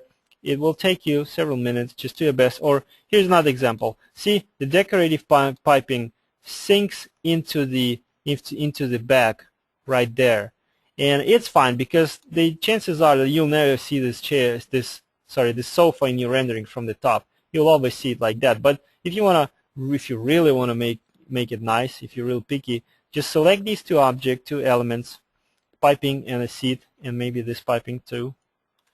Apply freeform deformation modifier to it. It will only be applied to the selection of the elements. Go to top view and adjust these control points right there to change the curvature of the seat just a bit, like this. When you collapse it back to editable poly, you'll see that it's properly curved. And you can of course apply even more adjustments. Again, FFD box, because in real life that would be like this. Probably it would also be like this, but it's up to you. You know, I don't know. It depends how detailed you wanna make it and how picky you are to the details. The point here is to make overall good-looking basic shape. And this somehow, I don't know, I forgot to extend the base.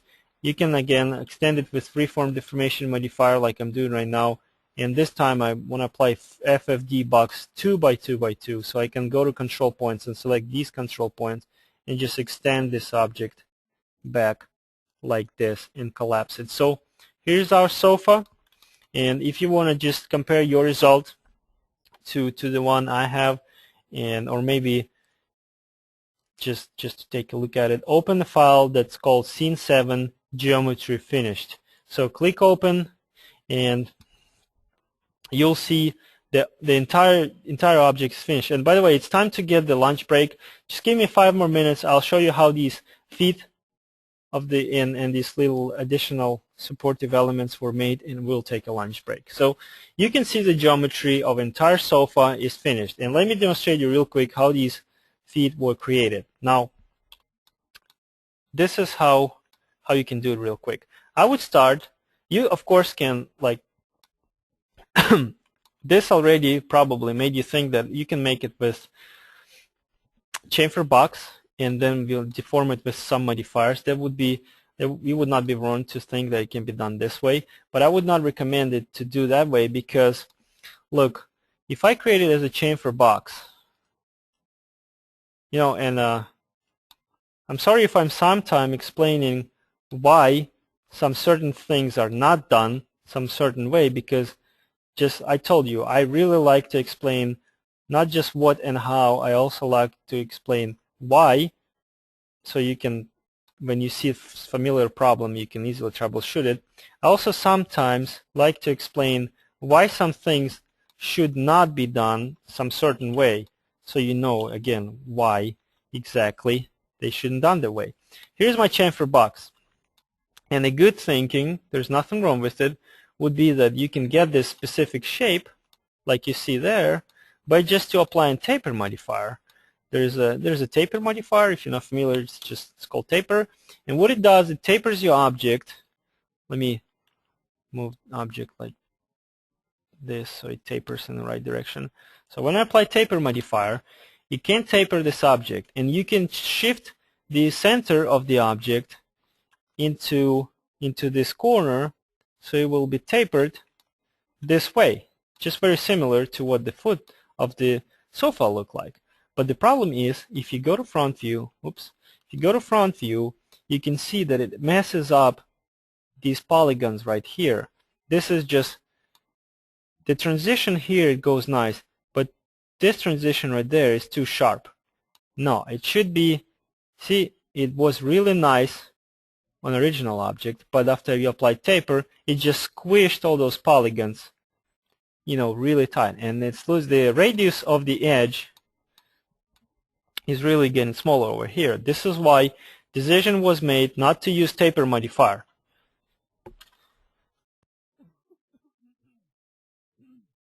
Okay, so then how would you make the foot? Very simple. Just create a box. I'm just gonna make the object on the side. I want to delete this. Create a simple box object, just like this. Doesn't matter what size it has. Just make it proportionally correct. So make sure the length and width are the same, of course, because the section of the object is square. Then convert it into editable poly.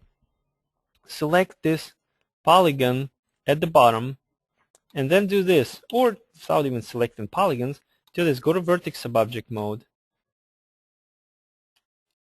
Move these vertices left, and on the side view, move these vertices right. And this is our object, right?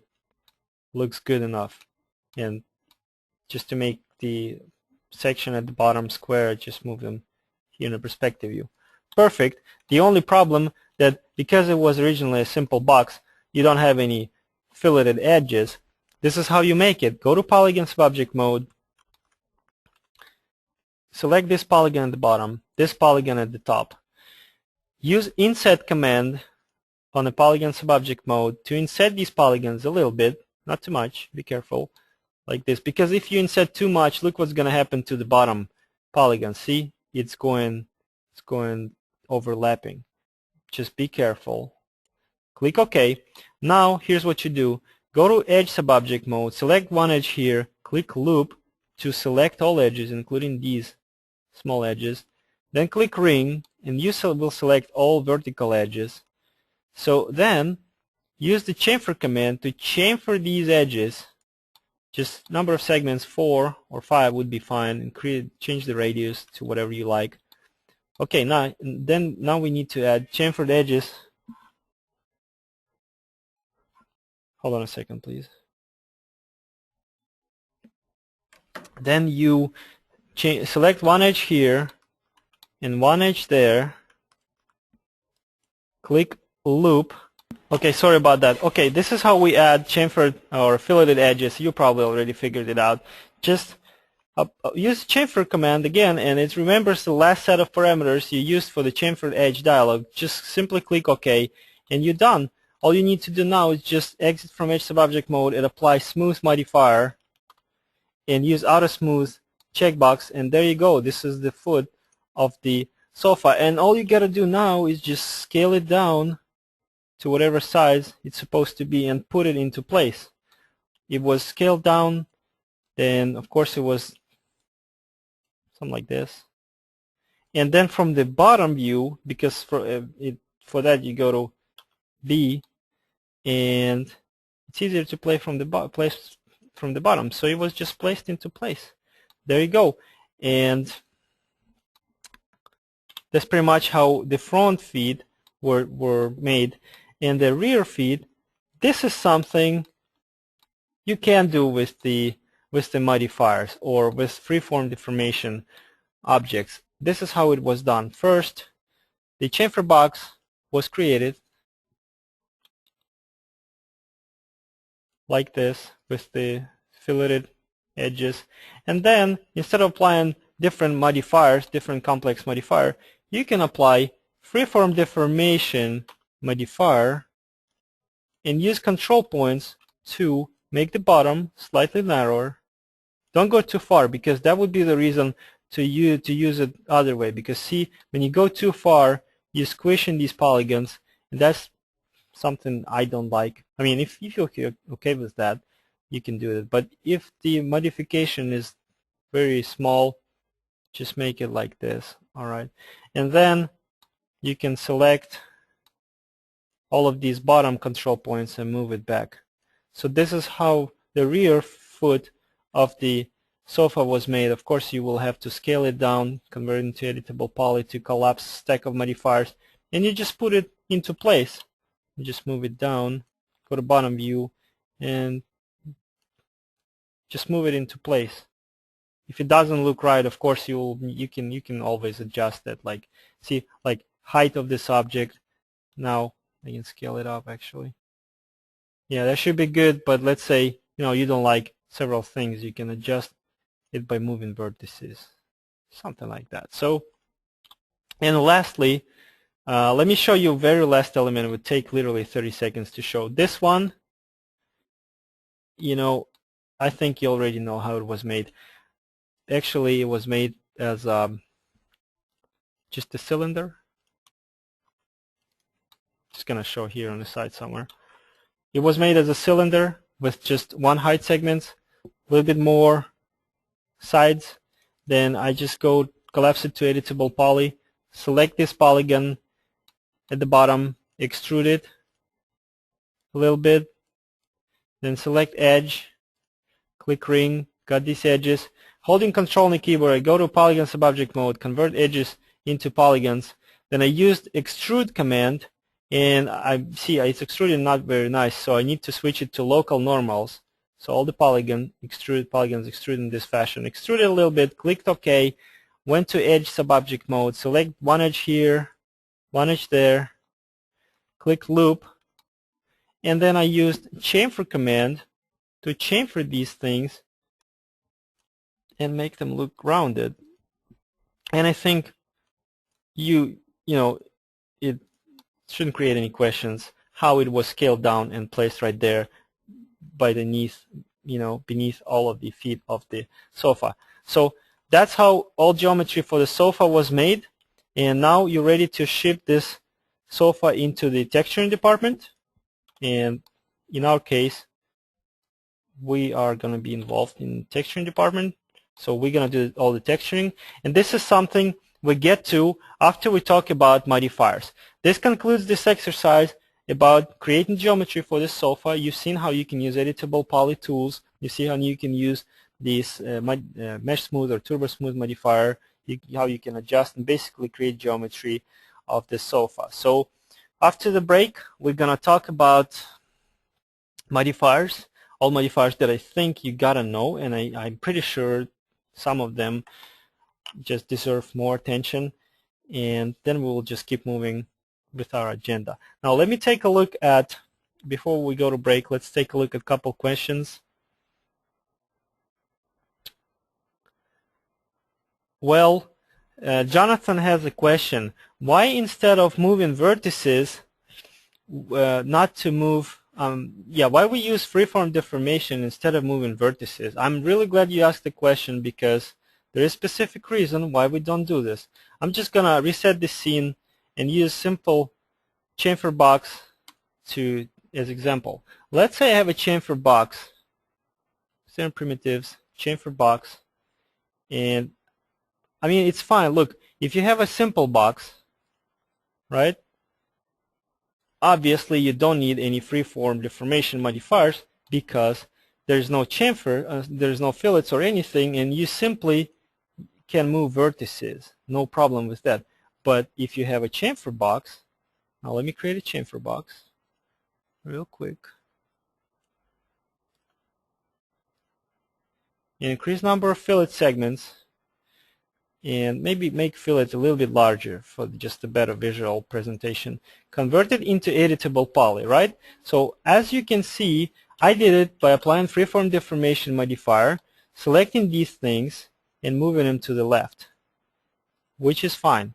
Now look what's going to happen if I select these vertices and move them to the left. See, it's not parallel. And if I move it more, it's even worse.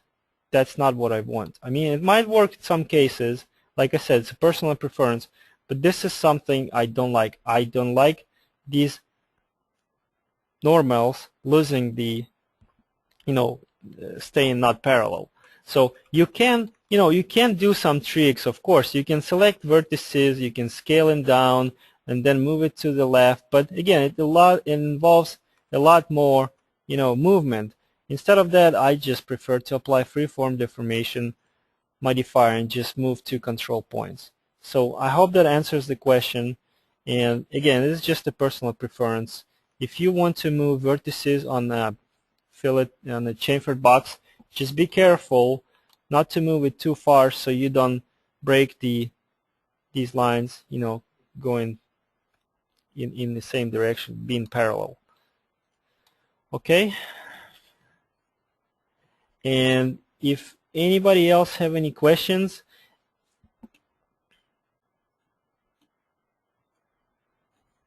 no problem, Jonathan.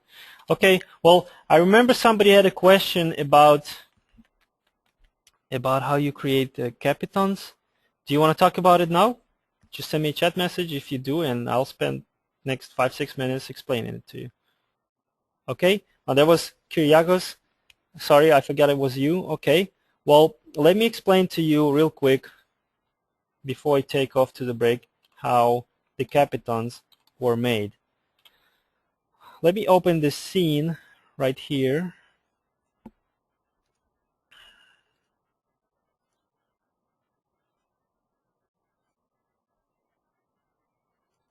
If you go to project folder, then you go to editable poly, then you go to cut subfolder, and you open this couch. I guess I misspelled the file name. Alright. Anyways, file name doesn't matter. Okay, well, here's the scene that we have, and that's how capitons were made. And this is actually made to show an example, you know, how the wireframe with the capitons should look like.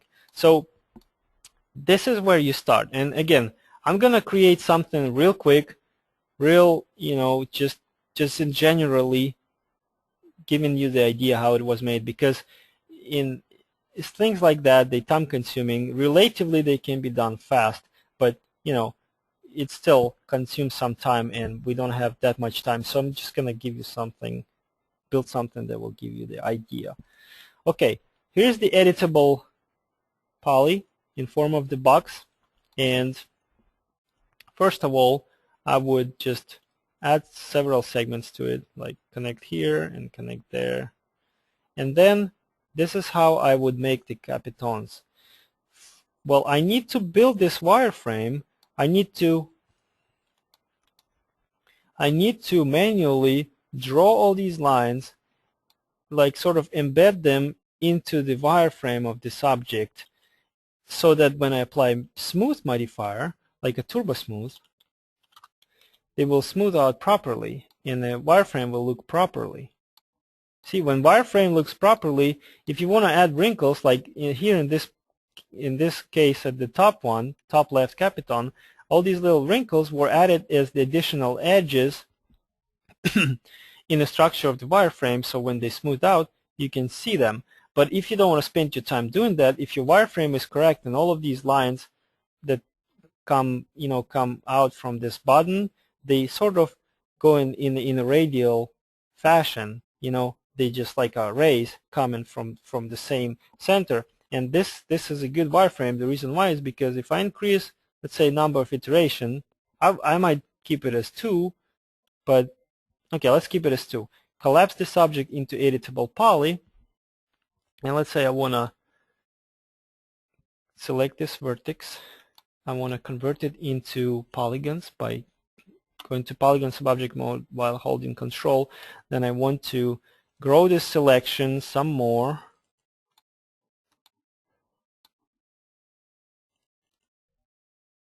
Too much. And then I can hide these polygons. Just hide selected. This is the same hide command that every, you know, Spline has, and that editable poly on any subobject mode has. You just hide in some elements of the object without deleting them. It just gives you a little bit less crowded viewport. Okay, so anyways, on an editable poly object, there is at the very bottom, there is a paint deformation rollout, and I didn't talk about it because we don't really have time for that. Again, the 2 days for such class is way beyond enough. So I'm trying to pack as much as I can, but let me take a couple minutes and show you how it works. Push-pull tool, it allows you to sort of draw the topology of the wireframe directly in a viewport. Look, see, I'm just drawing it like a sculpting. So the right thing here is just to catch this, depict the right number of values for these parameters, like push-pull value. This is how much you pull the geometry, or when you hold Control, I think. Let me double check. When I'm just pulling it. When I hold Control, Alt. When I hold Alt, I'm pushing it, you know, into the wireframe. Sorry, let me check quick message.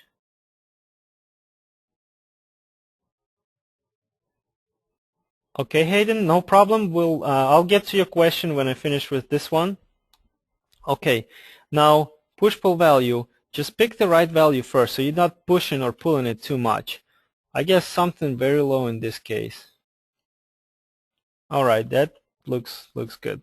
Now brush size, obviously, is the size of the brush. You go high with it, brush is big. You go small with it, brush is smaller. So then I can use this and draw my wrinkles on the furniture directly on the wireframe, just like that. See? Something like this, this. I'm doing it a lot lately because I'm too lazy to modify geometry. I'm just really tired. I've been doing it for a long time, and I'm trying to find every possible way to improve my workflow and make some things faster. Then you can go to Relax tool, increase the brush size, and smooth out the ends of this thing by relaxing the geometry right there. See, and if I want to make it even look even nicer, you know, if I apply one more iteration of this subdividing this object with Turbo Smooth, it will look like this, and I can relax this geometry even more with that tool. So, but like that is already looking fine. So when I go to Polygon, there's going to be a little side effect. If I unhide all polygons that I have hidden before, of course, I'm modifying geometry that is hidden too, but easy to fix. When I go to Vertex Subobject mode, select this vertex, convert it to polygon, grow selection, then I can, having these polygons selected, I can use Relax tool. It should be here. Where is it? Relax. See, Relax, then I just scale it up or down or just whatever way I want it. Something like this. And well, anyways, that was about adding wrinkles. And that's why the topology like that, the wireframe like that, is very important. So, and getting back to how this wireframe was made, you gotta use cut tool or any other tool you're familiar with. And the point is to create the geometry, just modify wireframe manually in this fashion, and then of course once you created these additional lines, you gotta connect them to existing wireframe because they cannot be unconnected. You need to try to maintain the polygon size, the quads, the four-sided polygons. It's somewhat important because triangles would be too sharp. More than five-sided polygons will be tessellated by computer and you will get triangles. So quads is very important. See this specific fashion in which I connected the edges, and every time you insert new geometry into the wireframe structure, you know, it's not as easy. I just added these little edges connecting just this large polygon. No, see, I added edge here, so I gotta continue.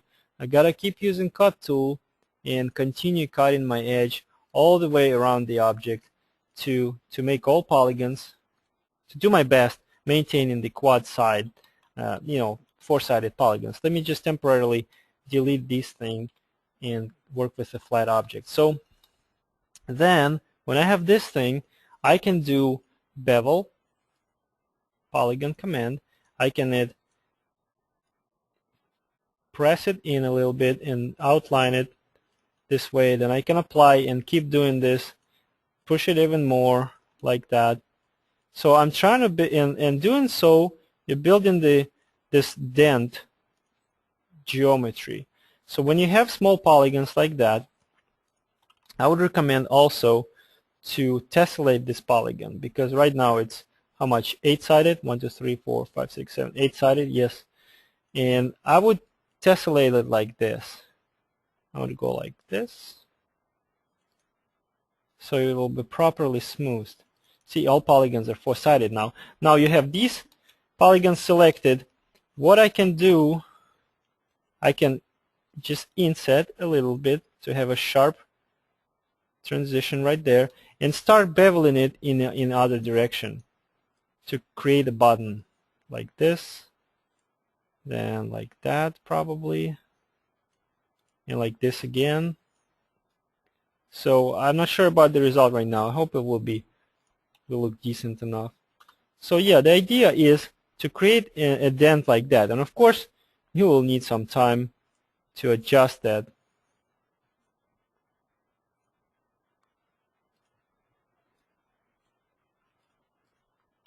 Something like this, and then from there you can add additional details. You can cut the geometry in this fashion. You will hide this thing. Let me grow this selection.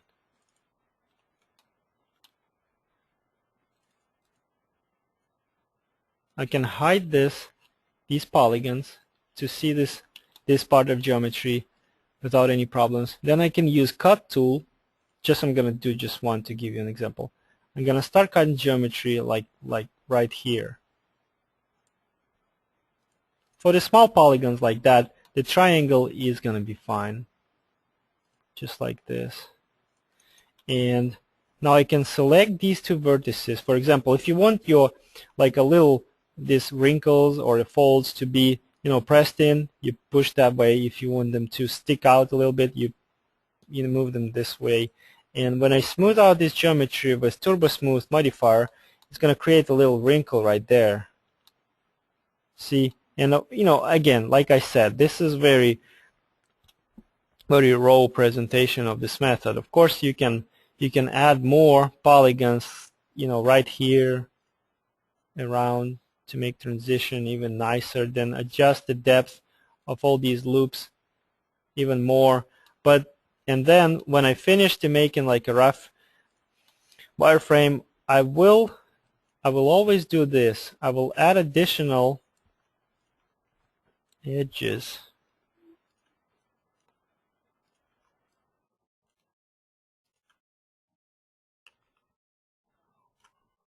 Gonna go like this. Connect, connect, connect. And you see this wireframe is getting to look very close to that one you saw right there. So when I apply Turbo Smooth, well, I don't want to fix this problem right now, but it started getting to look about right. So if I hide all these other polygons, so I hope that explains how you normally do the capitons, and you will have to do this for entire object because eventually you're gonna give a thickness to it. So see, just like that, then you want to add some additional segments right here. Then when you apply Turbo Smooth, start looking like a little pillow. That's how you do it. You will have to do a lot of vertex movement. You will have to select this thing and move it up, then move it down somewhere. It's like sculpting. So it's very time consuming, but it requires a little bit of practice, but after, like I said, 6-7 models, you'll be okay with it. So I hope that answers the question. Let me see. Let me read you. You said you sent me some additional question.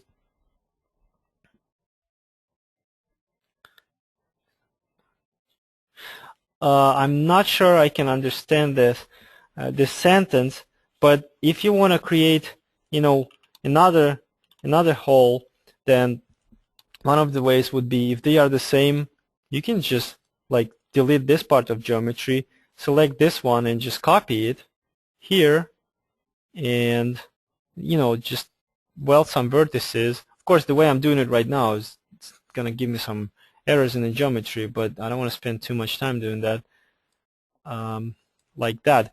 The only thing I might do, like when I have two holes here and here, I might do a little different way these edges connect. I might want to do it this way.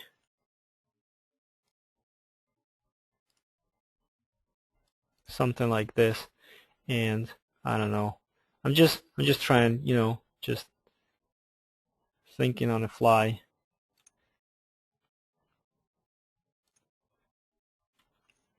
Probably I would do it not like this, but like this. Let me see how it works. Yeah, this should be fine. Something like this. So I hope that answers the question.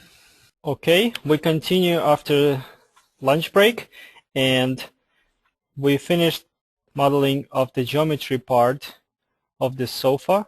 And if you want to just compare your result with the result that I had, you can open a file that's called Scene 7 Geometry Finished, where all geometry is finished. And again, if anybody has any question about this part of that practical exercise, please feel free to ask a question. Send me a quick chat message that you have a question. If you have a microphone, I'll unmute it and we can speak. If you don't have, you can write your question entirely in the chat message window and I will answer it. Okay, well, So far it looks like nobody has more questions. Let's continue and talk about modifiers. Like I mentioned in the beginning of this class, it's not a secret that there are, hold on a second, I got a couple messages, let me check them. Okay, somebody's asking where's the file located. So you go to root folder of this, you go to root of the project folder, and you'll find folder called practical exercises. You go to that folder, then you go to editable poly folder, because this is exercise about editable poly object. Then you go to SOFA folder, and everything is there, all the max scenes, and you open scene number 7, which calls scene 7 geometry finished. Okay, let me check, somebody else has a question.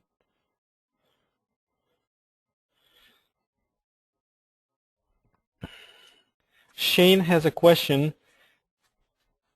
How you create rich ornate details such as a tile border with leaves and flowers with the travertine pitted finish? Well, I think I know what you, yes, I guess, and somebody else has the similar question, and I gotta tell you right away, this is extremely time-consuming task to do something like that. But just to give you an idea how it can be made, I'll make a quick example. Let me reset 3ds Max, and I'll try to make it as quick as possible because we gotta move on to keep up with the agenda. And when you create the decorative elements, let's say like wood carving on some furniture, something like that, well, there are several ways you can do it. For example, if you want to make let me open the one file to show you. There was an example I used to demonstrate bend modifier, I think.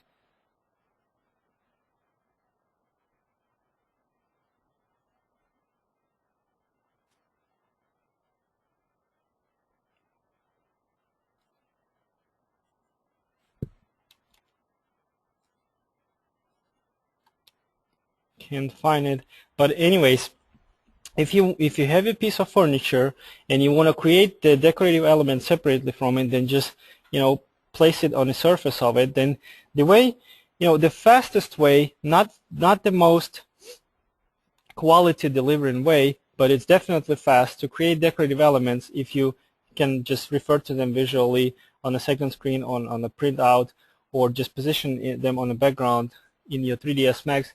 You can do it like this. You can create a simple spline, let's say like this, and let's say I'm creating some curved decorative element, like a little, I don't know, like a wine or something, element like this. Then let's say I want to create an element like that.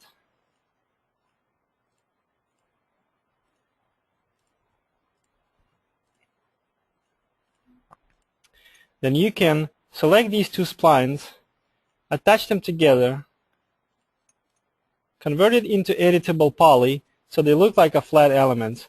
But then you can apply subdivide modifier. I'm sorry, not the substitute, subdivide, and it's going to break it down into triangles. You can try to play with these size parameters a little bit, maybe to get triangles a little bit larger. But the point is that this specific modifier will give you a shape like this, which you can convert into editable poly again to collapse it. Go to polygon subobject mode and extrude these polygons just slightly, so that then you can apply turbo smooth modifier, and it's going to smooth them out. So I mean, it's not very, like I mentioned in the beginning of this little demonstration, it's not very quality delivering thing. But then you can, if you want, you can apply relax modifier, which will smooth it out even more, like this. So, and you gotta be very careful with the way you build your spline, because see, the spline was long, and there was a sort of long segment right here and here, and this smooth object doesn't look nice. But still, you can build your decorative elements this way. Just imagine you will have much more of them, and right now it doesn't look nice, but when you have more of them, next to each other, they finally will arrange into some sort of, decorative assembly or something like that. Another way is much more quality delivering, but it's gonna take time.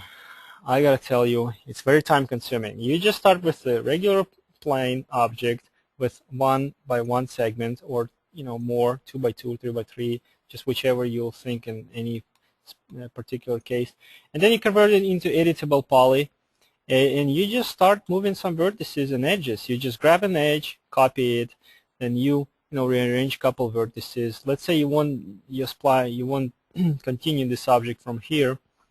Let's try this. Then you keep drawing. Then you want to continue from here, draw, make sort of split. Then you continue drawing this thing in this direction, this thing in that direction, and this is how you form like individual decorative elements. So you outline the perimeter of the decorative thing that you're trying to make, then you extrude it just like you've seen me doing with the previous method. You just select polygons, extrude them, extrude, apply smooth modifier, turbo smooth, and get it to look like something. And if you want to add some more decorative elements, you just start with this object. Let's say you want to make, I don't know, I'm not very good designer, I'm more technical person, so I cannot design anything that will resemble some decorative element. But let's say you want to create a couple leaves that start growing from this element, then just you add some more geometry like that, and let's start, and you continue, like that, create some more elements. So, and that's how you do it, just step by step, and every time you will need to, to apply mesh smooth, and little by little you build entire object like that. For example, if I would have built some flower, some rose looking object, I'll probably do it like this. Let me see real quick so we don't spend too much time doing that. I will probably build a cone object.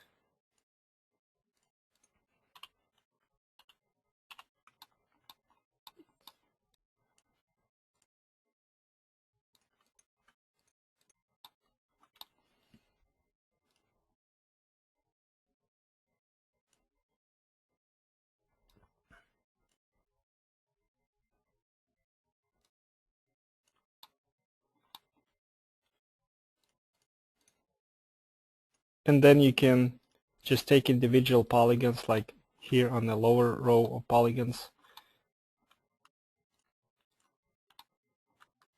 Then you can bevel them by polygon.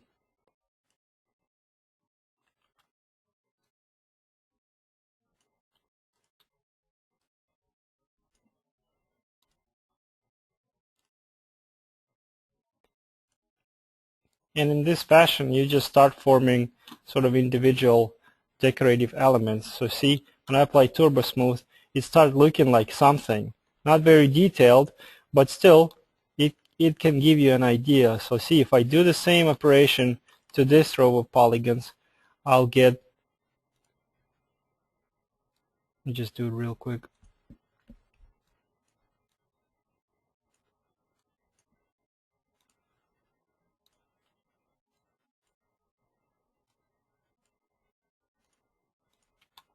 So and basically you do that thing to everything. You just, again, sculpting your decorative elements, and then you just put them together and they form something real nice. And it's got to take a lot of time. So I hope that gives you a good idea how elements like that made. And I will try maybe across the next year, when I finish with all the teaching, I'll try to come up with several tutorials that will explain some specific details about some modeling processes. So I will try to include something like that, something about the creative decorative elements into those. But right now I can't promise you anything, but I'll try to do it in the future. It's just, it really, we can dedicate entire day to modeling elements like that, that would not be enough, because it just takes a lot of time. Okay, well, let's continue. Let me check if anybody had any questions. Nobody had any more questions? Okay, let me reset the scene and continue talking about modifiers. So like I mentioned in the beginning, there are a lot of modifiers in 3D Studio Max. Some of them are related to, to some animation task. Some of them related to work with the splines. Some of them, dedicated specifically to improve workflow a little bit. A lot of modifiers. You can look at the entire list of modifiers there on the modify panel, and for the geometry, for the modifiers that can work with geometry, there are one set of modifiers. When, let's say, you create a spline, and there are some modifiers that can work with the splines, they will be added to this list. So all of these modifiers, they're very powerful. Each of them has a specific purpose. We cannot go over all of them simply because we don't have time, and frankly, you're already familiar for sure for most of them. There are some very simple modifiers that every beginner, when he starts his learning curve, he familiar with, like a bend modifier. If anybody doesn't know what bend modifier means, what it do, just please send me a message and I will explain. But I'm pretty sure I'm not going to get any messages because that's the first modifier you study. So I'm not going to talk about modifiers that are very simple and very straightforward, and you're definitely familiar with them. Let's talk about modifiers, and I'm sorry if I'll talk about modifiers that you're already familiar with, but somehow, in my opinion, they always ignored, or sometimes ignored, or some people, according to my practice, don't use them the way they could be using them, and thus just wasting some time on doing some certain tasks when they could have done it much faster with using some modifiers that they're already familiar with, but a little bit different way. So anyways, let's get started and talk about some modifiers that I think will be worth to talk about. And you know what? Bend modifier is very simple, but let's take a quick look at it when you use it with the splines. Because normally, what I've seen in my practice, when people use bend modifier, they always limit its usage to some simple tasks, like you got the object, with of course some number of height segments that they want to bend. And what I've seen is usually people limiting the usage of this modifier just to that specific task, which is not a problem. But I haven't seen much people using this bend modifier by bending splines, and that's very useful sometimes. Let's say you have a spline, right? You have a spline like this. You have a line that goes from here to here, and when the spline has two vertices, that's not a problem. You can easily convert these vertices into Bezier corner type, and you can control these control handles, the Bezier control handles, or to modify these tangents. Let me change the color of this line, and that's cool way to do that. But what if you have the straight line and somehow you just ended up having too many vertices for this line, like divide, divide, divide. Okay, and now you want to give this line the same look. And I've noticed people start rebuilding the line, which is again not a problem.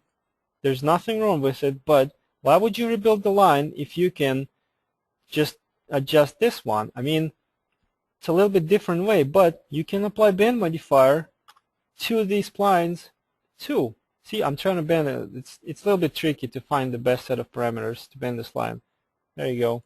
Let me check if it's bending in the right direction.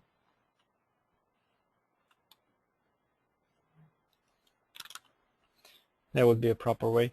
See, you can bend this line, and all of these vertices will be, position of the vertices will be altered. And this line, we end up with a bent line, and instead of rebuilding line, you just bend it. What if you had a large spline and this line was part of it? And here's when I want to show you a little bit small example, small practical example. Go to project root folder, or just watch my screen because I'm just going to demonstrate it real quick. There's a modifiers folder, bend subfolder, and there is a chair subfolder. And open the chair file, or just watch me doing that. This is again the model, that tutorial for creating a which you can get for free at the CG School. This is 1.5 hours tutorial, very cool. Just take a look when you get a chance. When we built in that tutorial, when we built the seat, and that looked like a bunch of, you know, sort of fibers that interweave along the diagonal lines, they also need to be curved. So this is how I did it. I formed a bunch of splines, and then I selected segments right there at the top, and then I use bend modifier. Let me see if I can find it here. Use bend modifier to bend those selected segments. You know, if I would have bent each of these lines individually, yeah, I can do it, but it's going to take me a lot of time because there's, I don't know, like 30 lines right here, and it's a long time. Instead of that, I can just select segments and apply bend modifier to them. So don't forget that bend modifier, you know, can be used for the splines, and whenever you need to bend something, just remember about bend modifier. Can it do the task faster and better? So let's keep moving. That's it about bend modifier. And let's talk about bend profile modifier. Yeah, well, I actually already demonstrated you an example when we were making the glass jars. But anyways, let's talk about it again, because usually when I see people beveling something, they make a profile, for example, like this star object, and they want to bend it. They usually, when it comes to bending, they immediately thinking about, sorry, I keep calling bevel bend. Again, this is the, you know, English problem, but I'm sorry about that. But you know, I'm talking about bevel, you know, beveling something. So bevel. When people think about beveling something, they immediately think about bevel modifier. So, and the bevel modifier, yeah, it's cool, but it gives you only 3 levels of bending, of beveling. You bevel level 1 like that. You choose the outline. Then you bevel level 2 like this, and you choose the outline if you want. And the bevel level 3, and you choose the outline if you want. That's pretty cool, and you can even do the segments. It's going to make it a little bit smoother. That's pretty cool, no problem, you can use it. But people forgetting about bevel profile. Instead of the simple modifier like bevel profile, they sometimes start using a loft modifier, some loft component objects. No, just look at the bevel profile modifier, what it do, and use it when you can. Let's say I have a star object, and I want to create a vase that will look like a, you know, the section of which will look like a star. So go ahead and make a profile of the vase, just like something like this. Will be just fine.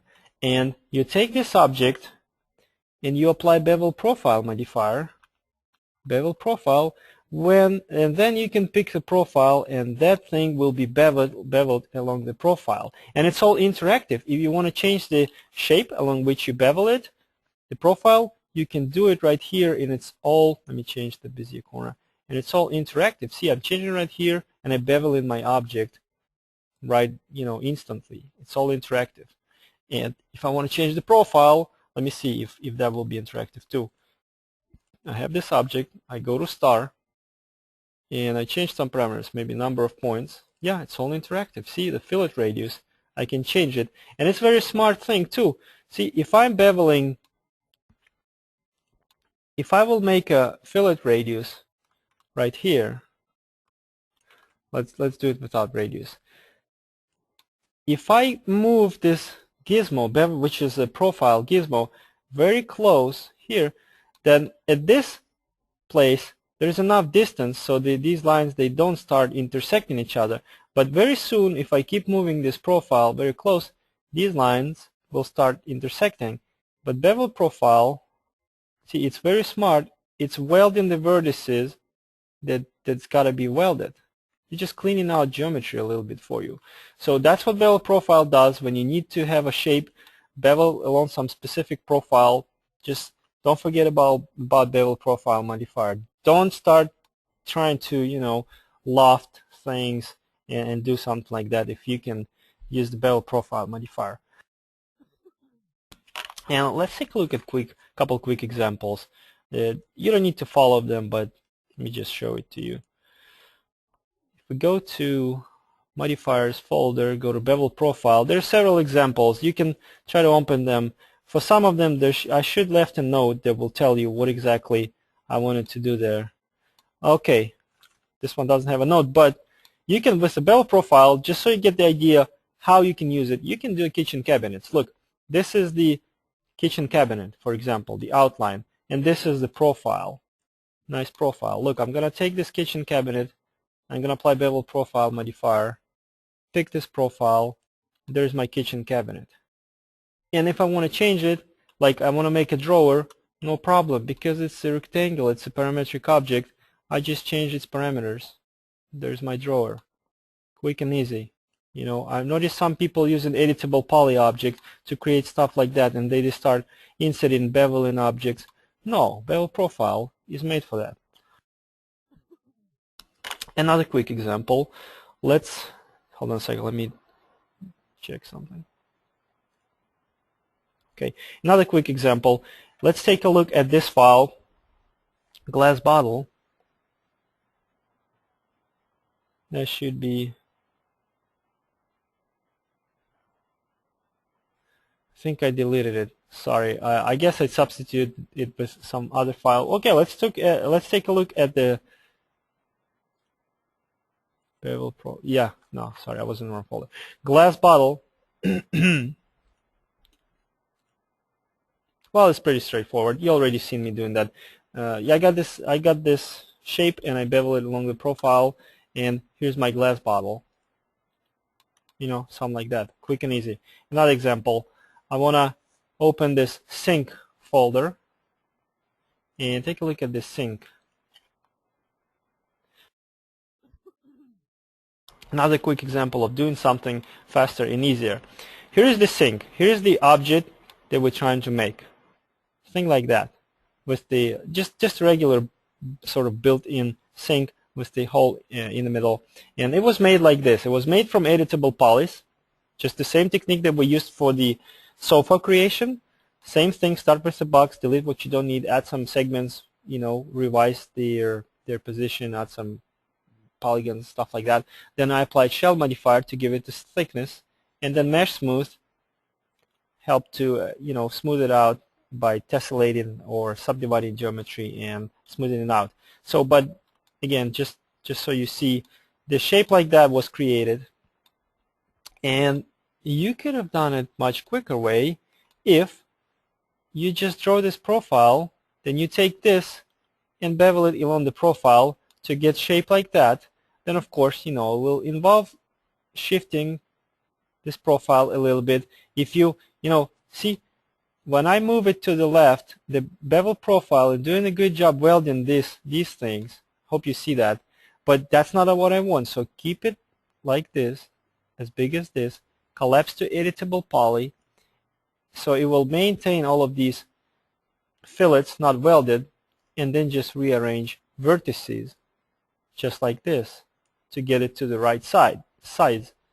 There you go. And then, sorry, I just didn't grab a couple vertices. And then if you want to add the hole in the middle, because apparently there is an opening right there. If I would have closed this opening by using, let me flip normals. If I want to what's the right word? Close. Yeah, if I want to close this opening, then I select this border and I push cap button, and I will create the it will cap the opening, but that's not what I want because it's got to have the hole right there. So, well, how do I do that? Very easy. I just keep this border open right here. This is another cool trick. Just it will like it can be classified as a tips and tricks. So you have the opening right there. Let's say you have no problems making this object as a bevel profile, and no problems with making this object as a lathe, right? The drain hole. You just draw a profile real quick, or you can make it from polygons and use a lathe, and you make an object like that. Then you just sort of align it using the snaps, or you can use a line tool. Just align it by the y-axis, the maximum of this object to the minimum of that object. Click OK. Now here's the cool trick. Convert this one into editable poly, convert that one into editable poly, and just attach it. Basically will of course automatically be converted into editable poly. Now select border, go to border subobject mode, select this border, select that border, and turn these borders into shape. Just clicking this button, and this is when you gotta make sure that it's linear. Click OK. So this spline is made by exactly number of vertices that the original geometry had. Now just collapse it into editable poly and we'll create an object like that for you. So all you gotta do now, just attach it to editable poly, and of course maybe weld some vertices just to make sure, because right now it's a separate object, element, separate element, separate element. But we want them to be one element. So select all vertices, bring up weld vertices dialog, reset it to 0, and start increasing very slowly. Number changed, pretty much what we need. Don't go too high because you see you weld in what you don't need to weld. Just a little bit, just like one click, number changed. Okay, it's all one element now. The sync is done, and it's done much faster than this one. So there you go. This is how you can use the bevel profile. So let's keep moving and talk about next modifier. Cross-section and surface modifier. Well, you already seen me doing just demonstrating, just in case if you'll ever need to do that. Like I make an arc right here and change its color so you can see a little bit better. Okay, now, oops, let me make vertex ticks visible so you can see number of vertices this shape made from. This is very important when you work with the, when you're trying to make a surface of this object. Okay, well, let's say I make several copies of this object, like 1, 2, 3 copies, right? And let me rotate them a little bit. Okay, if I want to make a surface, right, I can easily just attach, oops, I guess I'm trying to go too fast. Anyway, and by the way, if I'm going too fast, please shoot me a message. I'll go a little slower. I'm just trying to make sure that we can fit everything I wanted into today's class. So I converted into editable spline. I click attach, and I attach all these splines. Then, in order to make the shape that I can apply surface modifier and turn it into surface, you remember there is a cross-section button where I can pick the splines one by one, and they will be connected with the lines, which I can, tell that I want to be smooth, and there will be smooth lines. And then I apply surface modifier to turn this construction into the mesh, something like this, right? But you see, I still had to click cross section and then pick the order splines in the order I want them to be. I guess I did too many undos, something like that. And then you just gotta click splines one by one. But instead of that, just for the sake of speeding up the workflow, there is a modifier called cross section. It will do this job all at once, and you can change the type of the lines that created from line to smooth. There you go. Same thing, but just a little bit faster, because splines were attached in this order, the 1, then 2nd, 3rd, and 4th, and the cross-section modifier connecting them with the same way. So just so you know, it's there, and very simple. Let's move on to the next modifier that I wanted to show you. Next modifier I want to talk about is normalize spline. Very powerful modifier. You've seen, if you attended beginner and intermediate class, you've seen teachers showing you how you can take a spline, like let's say I have an arc. Well, now let me do something more complex, like crazy line like this. And let's say it represents, I don't know, some architectural, like a sidewalk path or something like that. And you end up at some point, or maybe when you merged your line work from a CAD file, it's got a lot of unneeded vertices, and you don't really like that. You feel that that line's got too many vertices. There is a modifier that can rebuild it for you. And let me go to Object Properties, turn this Vertex Ticks modifier on so I can always see these vertices. A modifier called Normalize Spline. What it does, you specify the distance which you allow this modifier, to have vertices at this distance. You specify, please, you're kind of telling this modifier, please make the distance between each individual vertex not more than this many system units, whatever you have. It can be, if you're working with inches, it will be inches, generic units, just the units. So if I said 50, it will try to rebuild this curve having 50 units between each individual vertex. I mean, it looked not as nice as it was, but still, it's doing a quite good job sometimes. You can allow it to have a little more vertices and it will be just fine. Okay? And another cool practical usage of that, besides improving the line work from the CAD drawings, actually, let me see if I have an example of that. I think I do. Normalize spline. Yes, I do.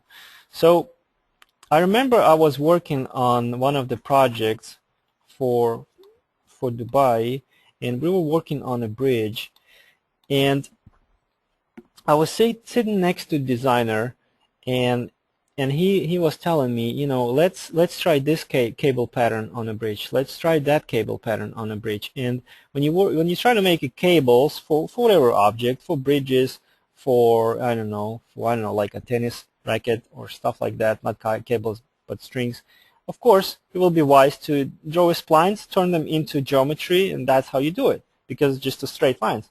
So this thing that I have on my screen, let's say schematically, represent the bridge at the bottom and some supportive constructor at the top. Let's say it's the, I don't know, some futuristic bridge, and I want to connect it with the cables. I want to suspend this bridge to this construction by the cables. So how would you do this?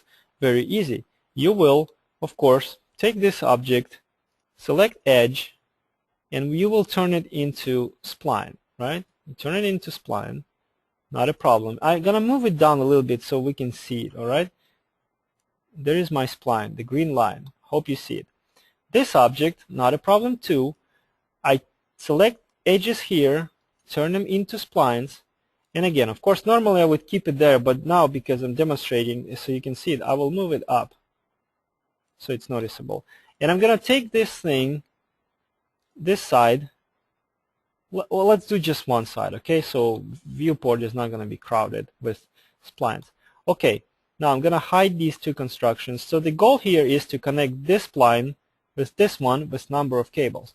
Well, of course, don't forget to go to Object Properties, to the Vertex Ticks, so you can see, just visually understand the number of vertices that made up the spline. Okay, now let's imagine your client tells you, please connect it with 10 cables. So you can go, one by one and draw the lines, but I would do this. I will take this spline and 15 cables, right? Means I need to subdivide it, I guess, 14 times. Let me double check. 1, 2, I can do it by just bringing up the vertex numbers.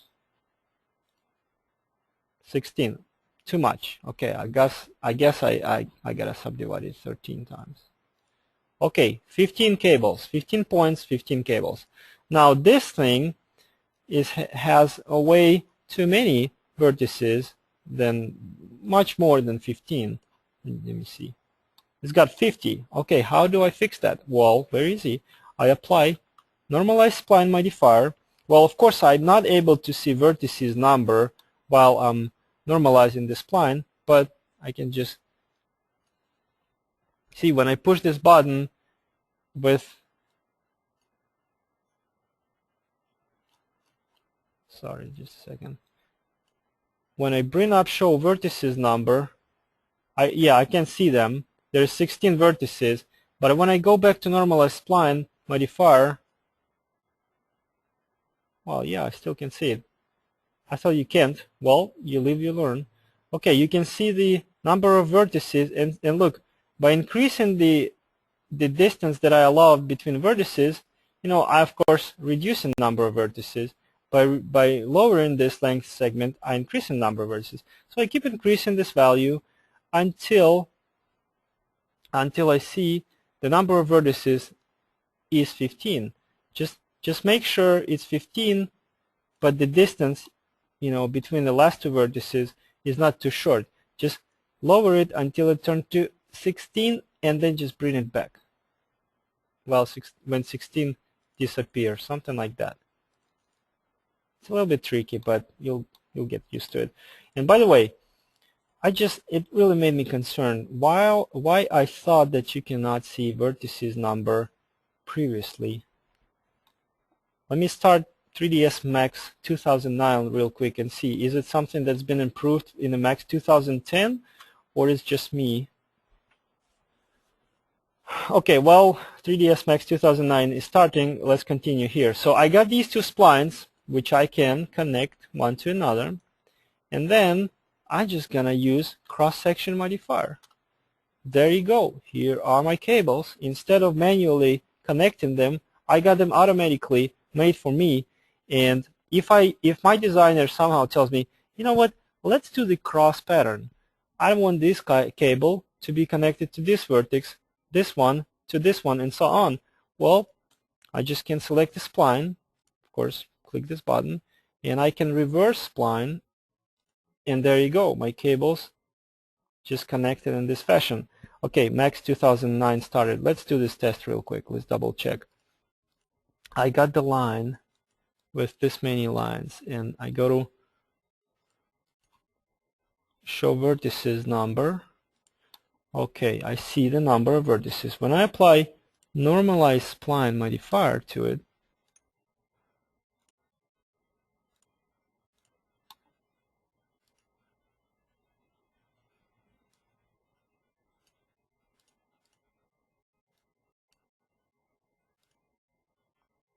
well, I still can see it. All right, well, I guess I just learned something.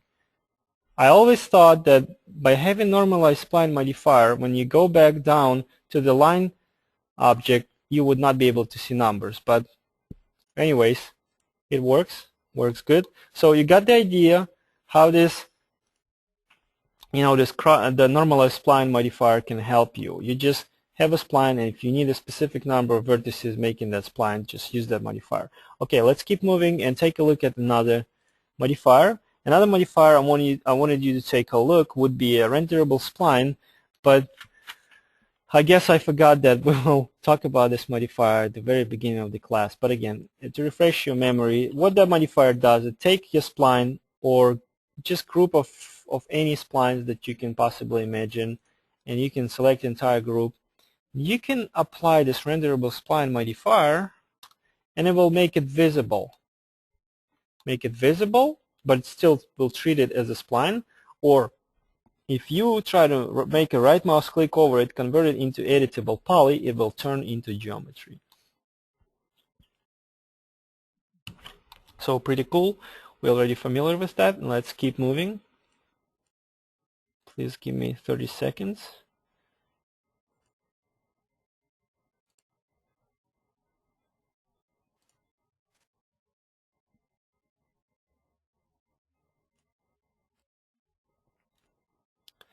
Okay. Next modifier I want you to take a look would be the trim and extend.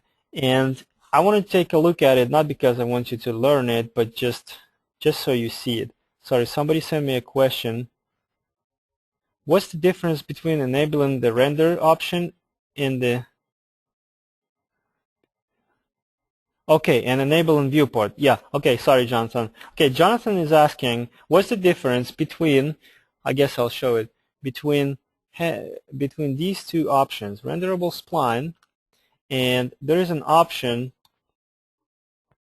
let me rearrange a couple windows, between having this checkbox and this checkbox. Because, you know, apparently, well, it's very easy. You know, spline is not renderable object. If I try to render this object right now, I do not see it. Let me make a white background so you can be sure that there is no any splines.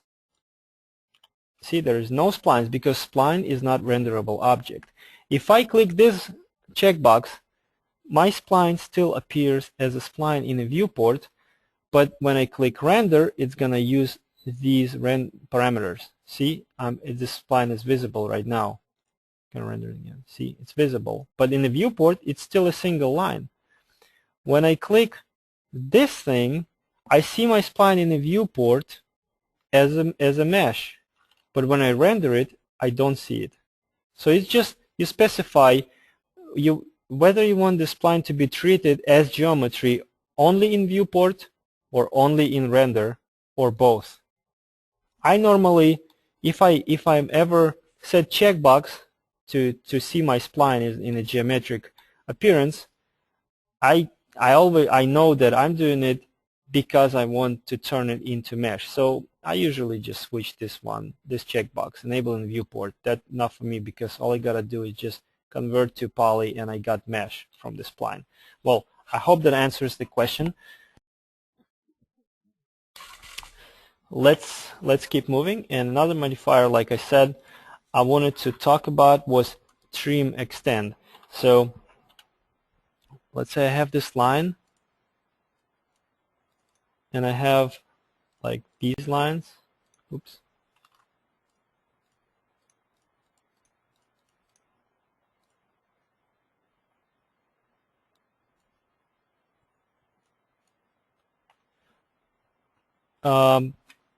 What do you mean, Jonathan? You said no. You didn't answer the question. Maybe I didn't understand the question.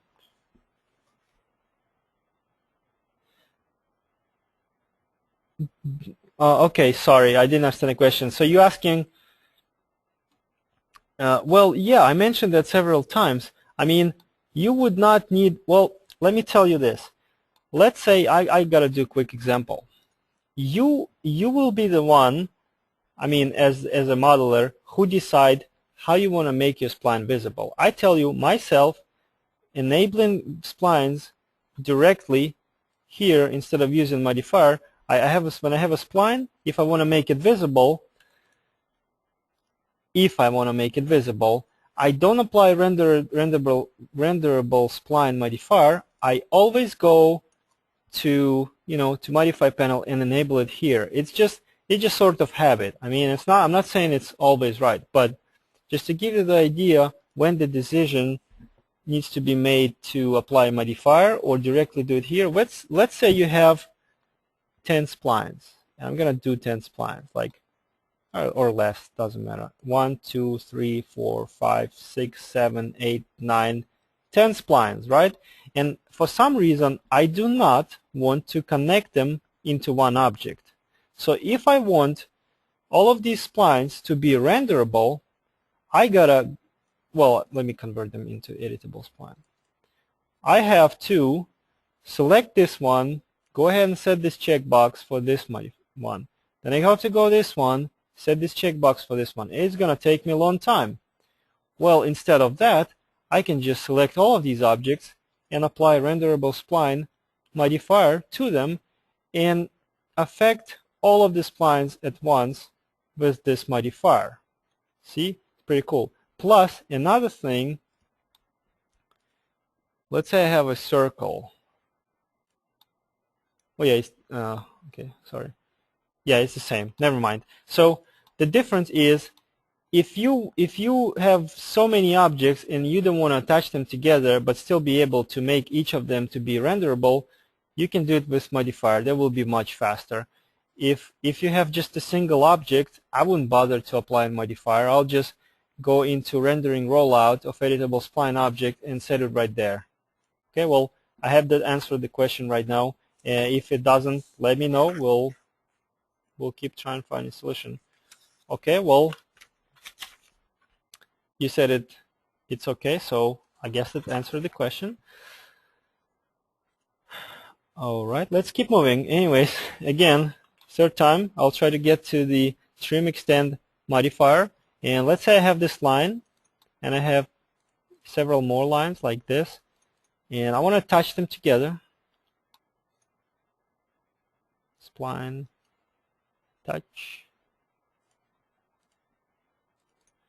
Okay, I got this spline. And trim extend modifier, you remember what trim extend command does, right? On a spline, you can go to spline subobject mode, and there are buttons, trim and extend. Trim basically trims, extend extends. If I click extend, it will extend all these splines until they reach the, this curve right here. Same you can do with a modifier. You can just apply trim extend modifier and tell it what you want to do. You want to extend, and you pick location. You click button and you pick the spline. Sorry, I guess I'm doing it wrong. You have these splines, then you apply trim extend modifier, pick location,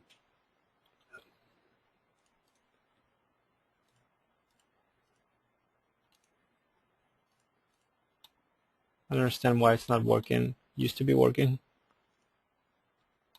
Let's try to do the trim. I have this, and this. I want to take this line, attach them together.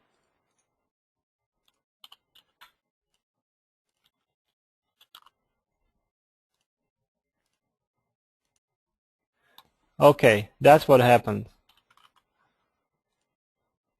I was picking the wrong line, sorry. You gotta pick, let's say I want to trim these objects. So I click here and it will trim this object to this line. I click here, it will trim here. Or if I want to extend, let me try to do it there. This object, touch, touch, touch, touch. So if I apply trim extend modifier on this object and I tell it that I want to extend, pick location. If I click here, it's supposed to be extended. Perfect. All right, I love when things do what I want them to do. Okay, it's technically the same thing as you can do just going to the spline subobject mode. Okay, well, let's keep moving. I didn't want to spend much time talking about trim extend modifier. There was a presentation just for fun. And next modifier, and by the way, you notice that I'm talking about modifiers that you can apply for the spline objects, for the editable spline objects. Now, next one is sweep modifier, and you probably know about it. The reason why I want to talk about it, just so you know, instead of using loft, sometimes you can use sweep modifier. Let's say you have a line like this, and you have a profile like I don't know, like a circle or something. I'll keep it real simple. This is very simple modifier. I don't know why I'm including it. And instead of using loft object to build, like, let's see, compound object, loft, get shape, and shape will be lofted along this. Instead of that, you can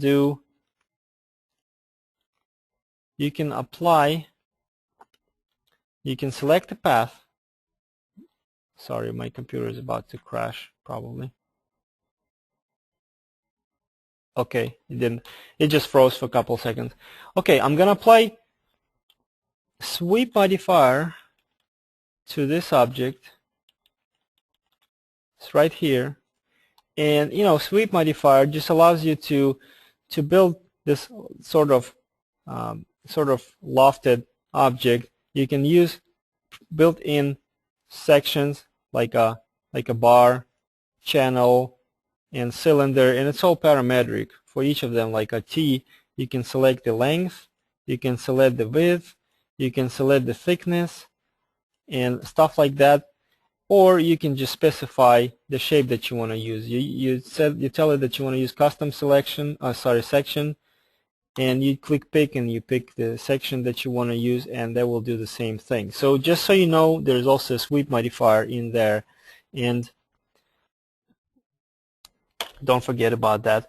So that's only modifiers I wanted to show you that you can apply to splines. I'm pretty sure there are a couple more modifiers, but they're not too important, and if they are important, you're already familiar with them. So there's much more modifiers that I want to talk about. They designed to work with geometry. So let's start talking about modifiers that designed to work with geometry. Okay, now bend modifier. It's simple modifier, but let me show you several, I guess, unusual ways to use it. So let's go to project folder and go to bend. Well, anyways, so you can easily find it. Go to root of the project folder, then go to modifiers folder, then go to bend subfolder, and then go to first one. Let's take a look at this bed, and let's open it in 3ds Max.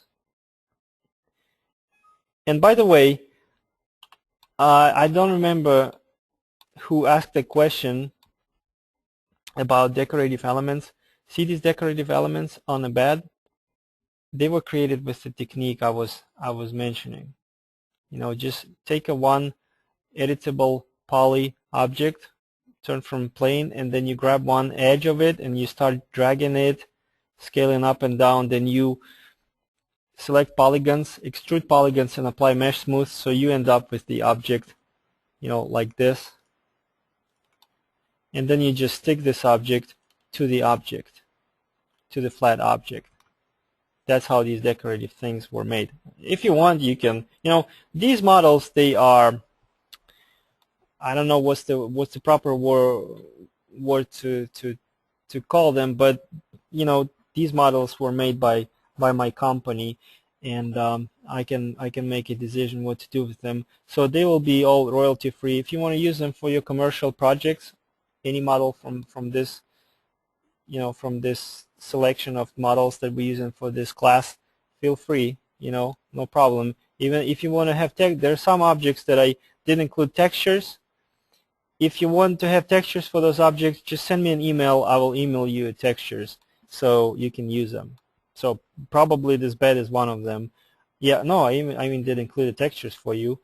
If you use V-Ray, just apply this V-Ray material to this object. See, you'll have materials. If you use Mental Ray or something else, apply standard materials. They're not going to look as nice as V-Ray because I don't really big fan of scanline render. There's nothing wrong with it. I just love V-Ray. But still, there's got material for you. You can tweak it if you want. Well, anyways, going back to modifiers, here's the bed. And instead of having a hard time making this back of the bed, which looks like this, which is bent on the sides, you can start making it as a flat. You can make a profile like this. I'm not going to demonstrate it to you how it was done, but just I'm not going to model it from scratch, but I'm just going to walk you through it real quick.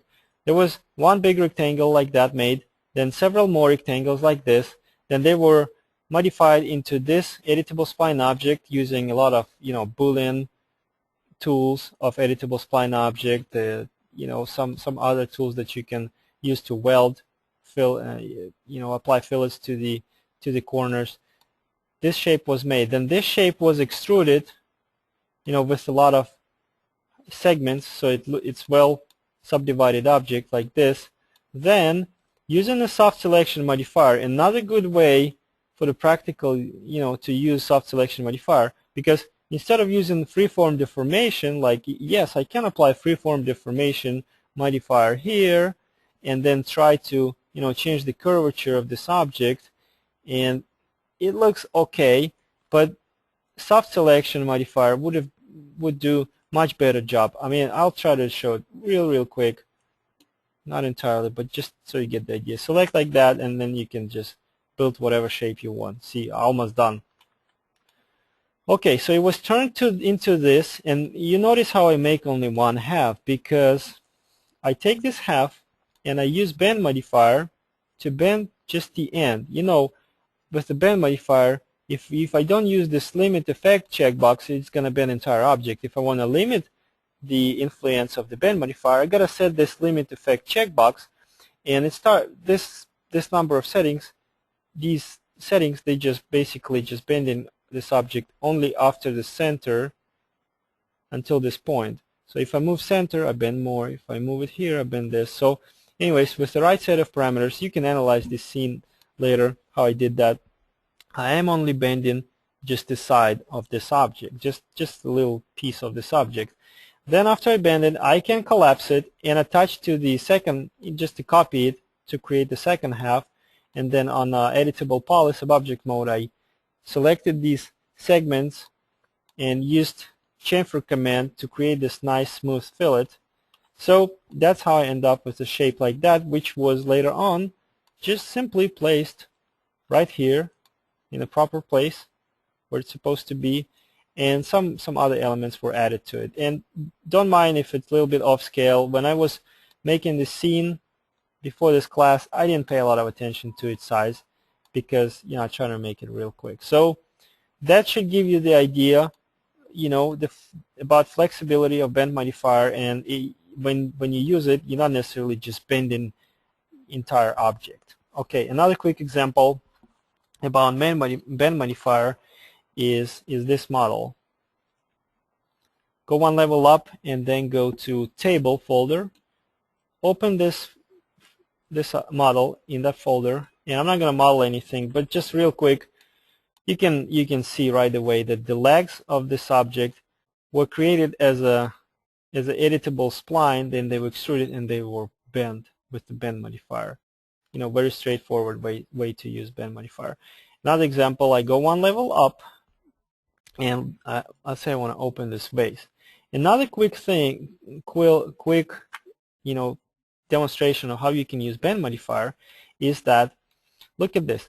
You have this vase, right? Well, I mean, you have and I have, we have this vase model. And how this vase was made. I mean, there's no questions about how the inner part was made, the central part, the cylinder, or this pipe, or let me see what object called, probably tube. Yes, that was made from the tube. Okay, but you can see this sort of exterior element, the outer, this element, it's like this twisted line, the zigzag line that repeat itself along some specific radius. So how can you make it? You know, some people I've seen, when somebody comes across the task like that, they make object like that, then they sort of offset the pivot point, and then they start rotating this, you know, and then they try to make it copies, stuff like that, and you may end up with having not too many shapes or too many shapes, and they not necessarily see, like, if I add some more, I might, let me try to see, this space right here is not enough to entirely fit this object right there. So when you come across the task like that, when you need to position all objects at the same distance over some certain like a center, and you can try, not necessarily always be right, because it will also bend the object itself, but you can try this. Let me mirror this object, copy it here. Oops. I'm going to mirror it along as a copy. Yes. And put it like this. Now I'm going to attach these objects together. Now this is one object. Now I can copy it several times. I'm just going to hold shift on the keyboard, drag it. Let's say I want to make, I don't know, how many, 25 copies? I guess 25 would be okay. Just maybe that's too much. Yeah, something like that. Now you can attach all of these objects together. I mean, that's not too many objects. I can just do it by simply clicking attach button and clicking each of them individually in the viewport. Now what you gotta do here, you don't even need to move the pivot point, but so it looks nice, I will move it. Affect pivot point only, center. Now if you apply bend modifier and you start bending it, of course pick the right settings to bend it in the right direction. See, I'm bending it, but I just typed 360 degrees. So I bend it 360 degrees, and it did the job of, you know, finishing this circular element for me. I mean, if I want to make the radius smaller, I'll just delete several elements like this, and I will reapply bend modifier, and I will end up with a smaller radius. See? Oops, that was wrong direction. Smaller radius, and I can keep deleting elements. So you got the idea. That's how I made it, you know, like a sort of rolled into the tube. So instead of, you know, using array command or just copying this object. Okay, that's it about bend, another somewhat unusual way to use bend modifier. Let's keep rolling and talk about, I wanted to talk to you about cap holes modifier, but I already demonstrated to you, I think yesterday or maybe today when we had, I remember the table when, let me just refresh your memory. If I have a box and I deleted the top of it or some other polygon like this and ended up having the opening right there that I need to close, you know, you can do it on a polygon subobject mode. You can select these, not polygon, sorry, border subobject mode. Select this border and click cap command, and it will, you just close the hole, or you can apply cap holes modifier and it will cap all openings of the object. So real quick, real straightforward modifier, just so you know it's there. Now FFD, freeform deformation modifier. Now of course you already know about it. We've used it a lot. We've used it on a sofa tutorial, but let's just so we can be absolutely sure that you know how you use it, and just see several examples how it can be used. Let's take a look at the several examples. Please give me a couple seconds.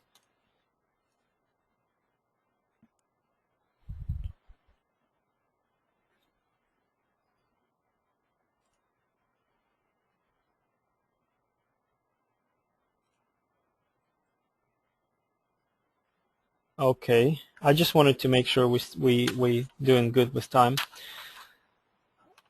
All right, freeform deformation. Let's take a look at, let's go to, again, go to root of the project folder, go to modifiers, because all models that we open in are, you know, dedicated to the modifiers part of our class, and go to FFD folder, which stands for freeform deformation.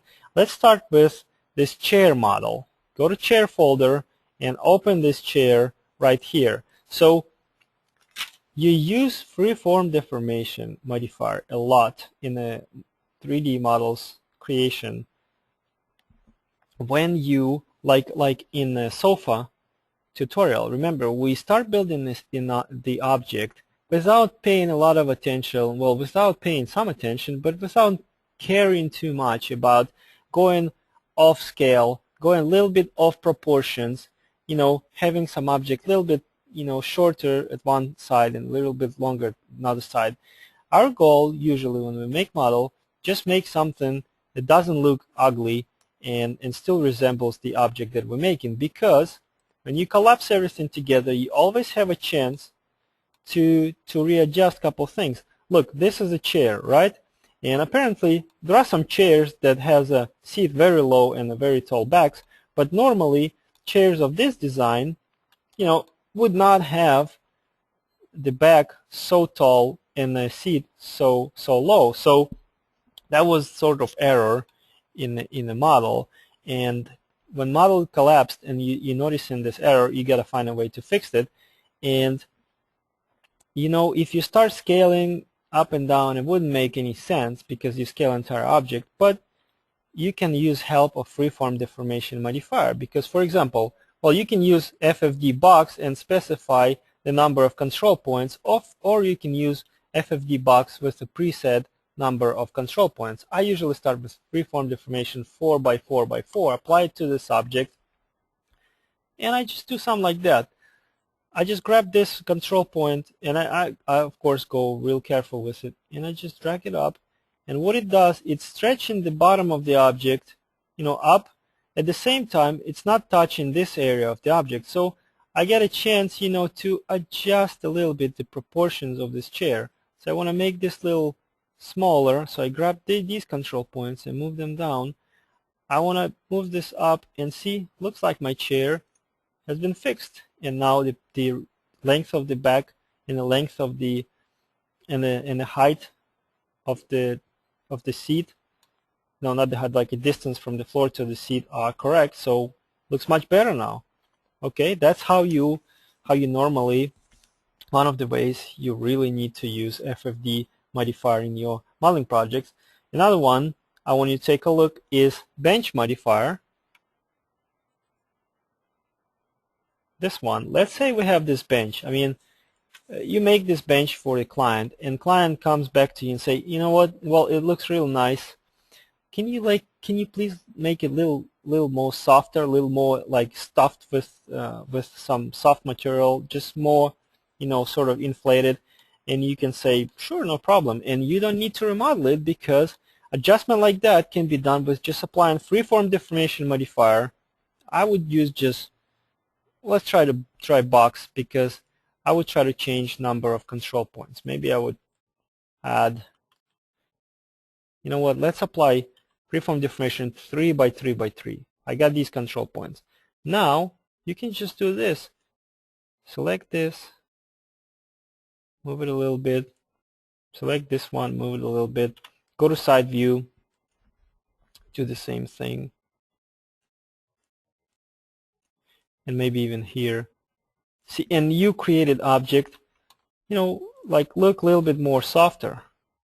See, with modifier, without modifier, with, without. And you notice how when I do that, I also changing, of course, this element, the wood element, but it's a hard element. I don't want it to be changed. So in this case, you can apply custom freeform deformation modifier, and you can increase number of control points, something like this. Then you can set volume. By doing so, you can reposition these control points.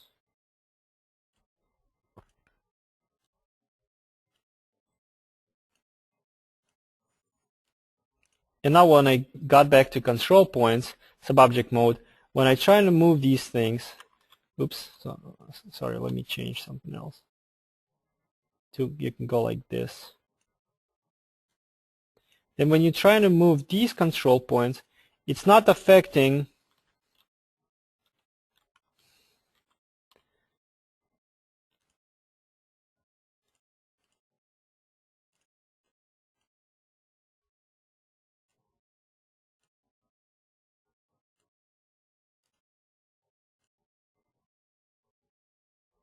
see, it's not affecting too much the bottom of the object.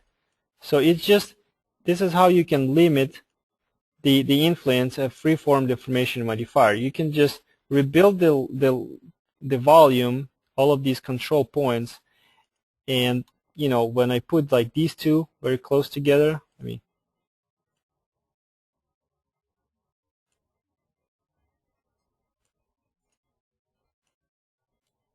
see, when I do anything here, everything below this point not touched at all.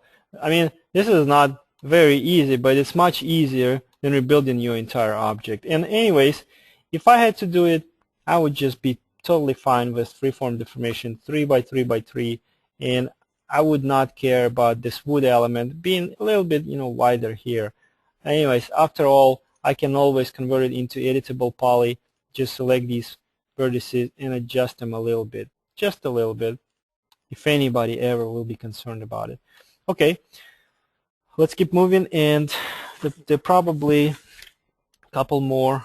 Let's take a look at a couple more objects that you can modify with freeform deformation modifier, because freeform deformation is a very important thing. Okay, next model I want you to take a look is sofa. Okay, this one, that would be a good example. I opened this. This is a very old model. I mean, I wouldn't say I made it perfectly, but one of real first models made, I think, back in 2003. No, back 2005 probably. Well, anyways, it's an old model, and let's say you have this like a world famous couch or the sofa. I don't know what's the proper name to call it, but anyways, you've seen these many times. And let's say you want make it to look a little bit more photoreal. So you want to make this back cushion kind of sort of like a sag down a little bit. And this is how you can do it. You can just select this element right here. You can apply freeform deformation. I'll apply box without even changing anything here. Well, I mean, without changing the rotation of the gizmo.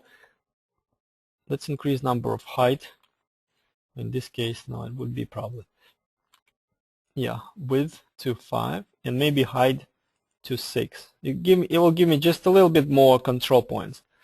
Now I can select these control points here, and I just drag them down to deform the bottom of this object a little bit. See, I'm sort of simulating it's being sort of,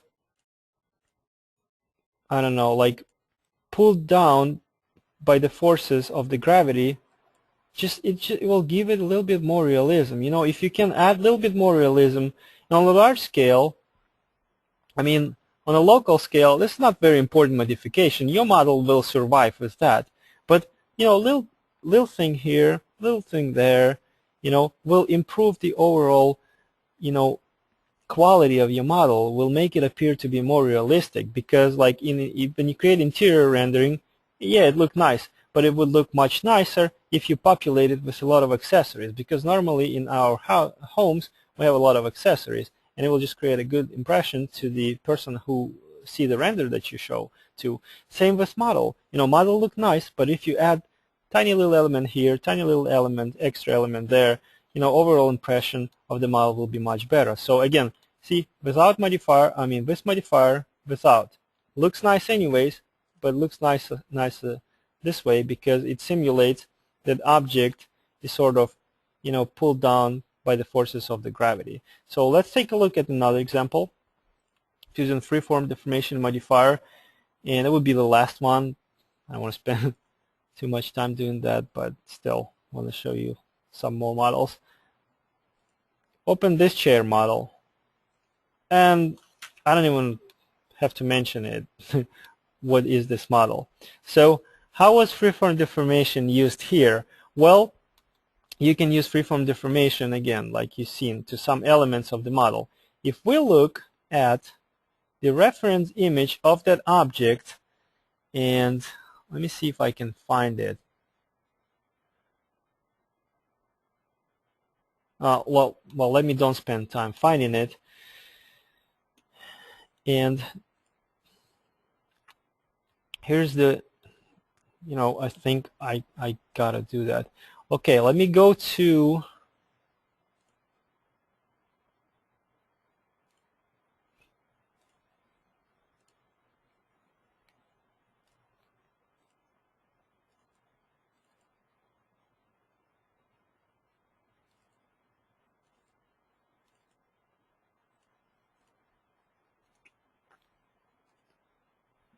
okay, if you will look at the reference image for that object, and if you look at the 3D model that I have, you know, I skipped one detail. Well, I did on purpose because I didn't want to spend time modeling it, and plus that gives me a chance to show you right now how we can add that.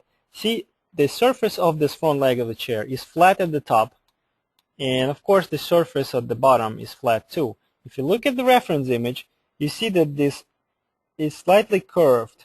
I hope you can see it. Let me know if you don't. I want to make sure that you see it's not flat, it's curved.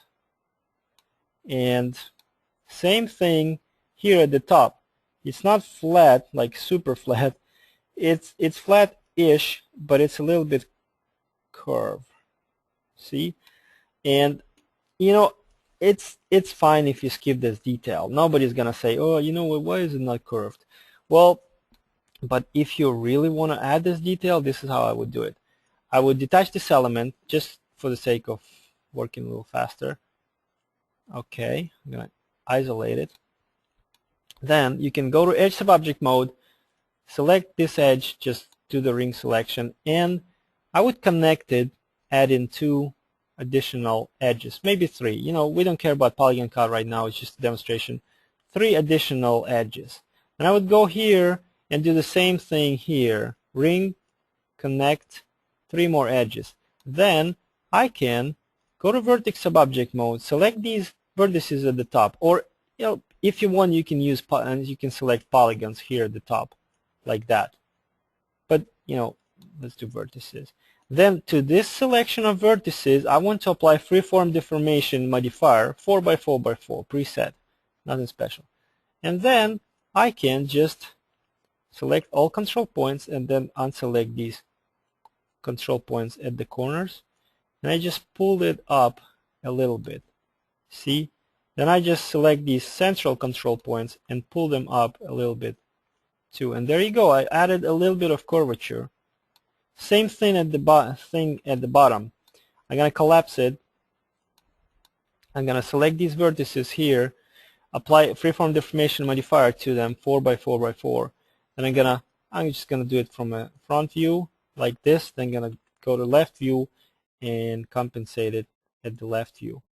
So there you go. I curved it, this object at the bottom as well. It's just, don't forget once you do that to, you know, because I pulled it down, now this object, they are not lined up at the bottom. So when you will merge it into your interior, you know, and you try to align it to the floor, there's going to be gaps. So don't forget to fix that. And by the way, well, no, don't fix it with Editable, well, freeform deformation. I would just fix it, I guess, just like that. Just moving vertices manually. Okay, well, that's it about freeform deformation. Very powerful, very useful, very need to know freeform deformation modifier. If you don't mind, let's take 5 minutes break, not more than that, and let's keep rolling and then keep rolling with modifiers. We have about 7, 8, 9 modifiers to go, and then we will start practical exercise with modifiers. I'll see you all in 5 minutes. If you have any questions so far, just type them in. When I come back, we can talk about it.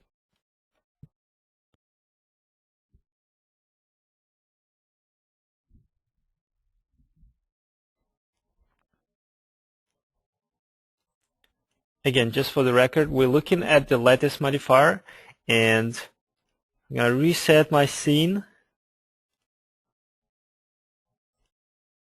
And if you have any object, for example, let's say this sphere, and I'm going to lower number of segments down to, I guess, 9. So the object is really low poly. Let me also uncheck smooth so it's not smoothed out. Okay, I have object like that. Now, if I apply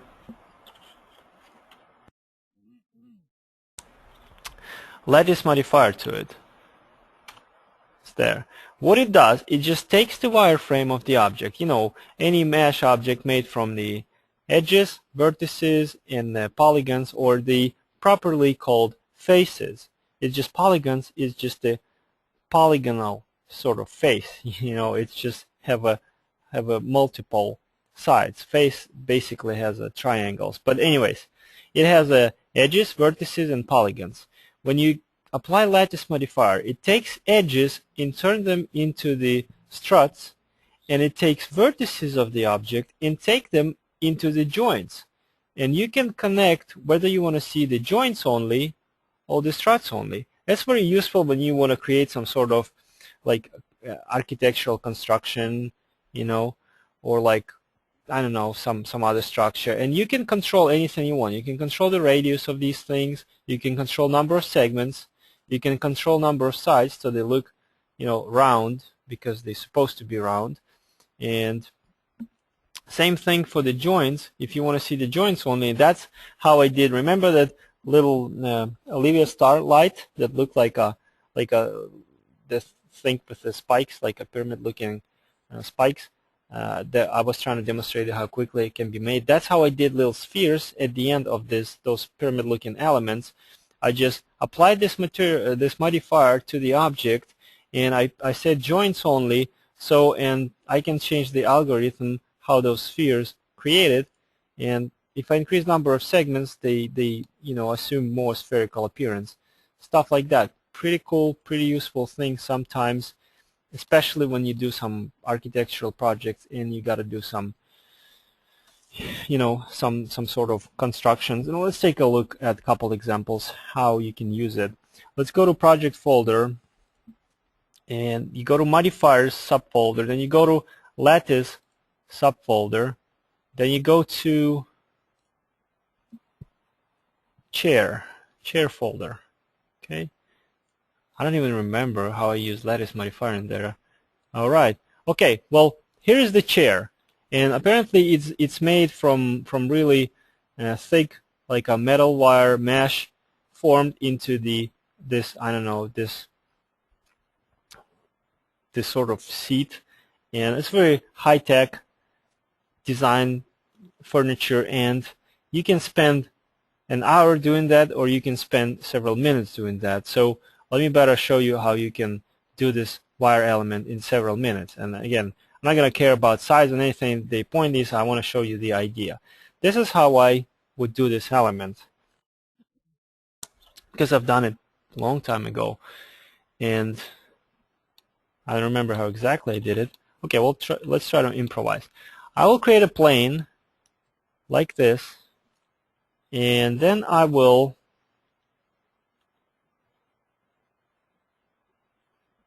apply shell modifier, because if I will try to smooth this object right now, see the corners of the object, they remain to have 90 degrees. They remain to be sharp. But if I apply, let me increase number of segments to 6 so it looks a little more detailed. But when I apply shell modifier first, just to give it a little bit of thickness, then if I apply turbo smooth modifier, it smooths out the corners a little bit. That's what I want, because on this one, corners will be sort of rounded. Okay, I'm gonna remove shell modifier later. Right now, I'm just gonna keep it. And let's remove it temporarily. Okay, I'm gonna convert this into editable poly. Now, here's what I want to do next. I want to rotate it 45 degrees like this. Then I want to go to vertex subobject mode, select the central vertex. Let me isolate it. And from a side view, let me actually rotate the entire object a little bit like this. Now, I had the vertex selected. Now, from a top view or perspective view, whatever view is convenient for you, just use soft selection. Maybe adjust the curve a little bit. I'm going to use soft selection and set radius like this. So now when I pull this selected vertex down, oops, sorry, I got to form, let me see, maybe curve should look like this. So when I move it down, no. Okay, let's keep working with it. I really want to make it work. Yeah, like that. I gotta increase the fellow parameter. Just like that. Now when I move it down, you see I'm forming this. Maybe I soft selected it too much. It's fine if you know, it's really fine if you cannot hit something from the first try. You know, not a problem. Okay, well, something like that. That's how I would form this, you know, this little dent where somebody can sit. Okay, well, now if I apply shell modifier to this object with relatively real thin outer amount value, just the purpose of applying shell modifier just to get, hold on a second, I hear some distracting noise. Maybe somebody has a microphone going on. No, that's strange. Okay, anyways, let's keep moving. So when I apply Turbo Smooth modifier, yes, I will smooth out the edges. That's what I want. Okay, but I will have to delete them because I don't need this object to be that thick after I smooth it. So in order to do it better, I'm going to click this checkbox, select inner faces. So when I collapse this object into editable poly, I will have all inner faces selected. So see, I collapse it into editable poly, go to polygon subobject mode, and I have all of those faces selected. And let me change it a little bit. Let me undo and select outer faces. That's what I want. Convert to editable poly, and I have all the outer faces selected. Everything else is unselected. So I'm going to invert selection and, I'm going to apply Turbo Smooth modifier with 2 iterations. The density of the wireframe is great. That's what I need. So I'm going to collapse it into editable poly, go to polygon subobject mode, and I still have that selection of polygons. I'm going to grow it like that. I'm going to invert selection and delete what I don't need. So now, with this object, to make that fancy looking mesh, all I got to do is just to apply lattice modifier. And of course, play with this parameter a little bit. I'm going to see only the struts, and I'm going to lower the diameter of them, something like that. And I'm going to increase number of sides to make it more rounded. See, when I zoom in, it looks good and smooth. See, that's how I did that thing. And whenever you need to make something like that, don't forget about lattice modifier. Okay, so and then next one, let's take a quick look, would be the, let's go one level up, and light fixture object. Yeah, this one I already explained to you. Okay, let's skip this one. You remember I did these vertices. I turned vertices of the low resolution editable poly object into the spheres that already appears to be in the right place when I applied lattice modifier. Okay, let's keep rolling, and next modifier that I want to show you would be the melt modifier. It will be a really quick demonstration. For the melt modifier, I want to open a scene. I'm going to go level up. Again, just go to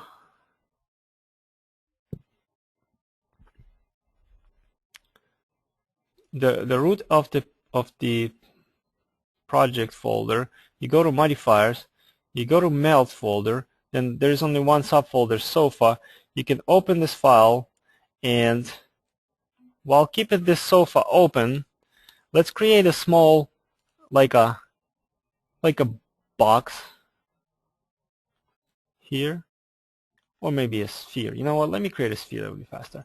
Create a sphere, increase number of segments if you have low number, convert it into editable poly. Now, when I apply melt modifier, it's simulating like the natural deformation of the object when it melts, like an ice, like an ice cube. When you pull it out from the fridge, it's gonna start melting, and it's gonna sort of, be a little bit, appear to be squished. Same thing with the jelly. When you put it out on the open sun, the sun is going to heat it up and going to start melting. So that's how you melt your object. See, it's starting deforming in this specific way. Well, first of all, sorry, let me check a quick chat message. On the lattice modifier, why did you select inner faces? The Donald has a question. Well, okay, let's take one more minute to explain that.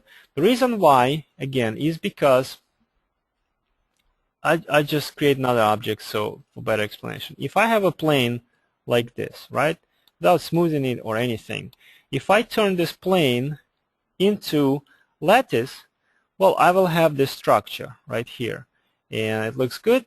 Nothing is wrong with it.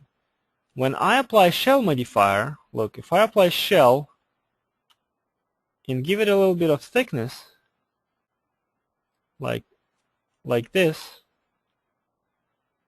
then when I apply lattice modifier, it's gonna turn all edges into struts, and I have extra geometry that I don't want to get. I want to have only one layer of these struts. So I will have to,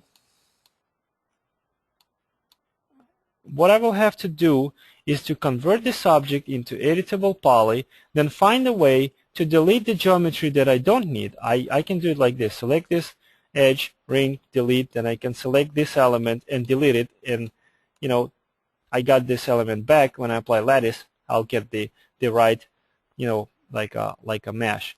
But instead of doing so many moves, deleting these polygons, at the time when I apply shell modifier, I can set this checkbox, select outer faces, and when I convert it into editable poly, those faces will already be selected for me, so I can just delete what I don't need. See, or I can tell this shell modifier to select edges only. See, when I convert it into editable poly, I will have these edges only selected. It's only for purpose to help me to select something I want to delete or I don't want to delete. So that's the only reason why I put the checkbox for that lattice modifier. Does that answer the question?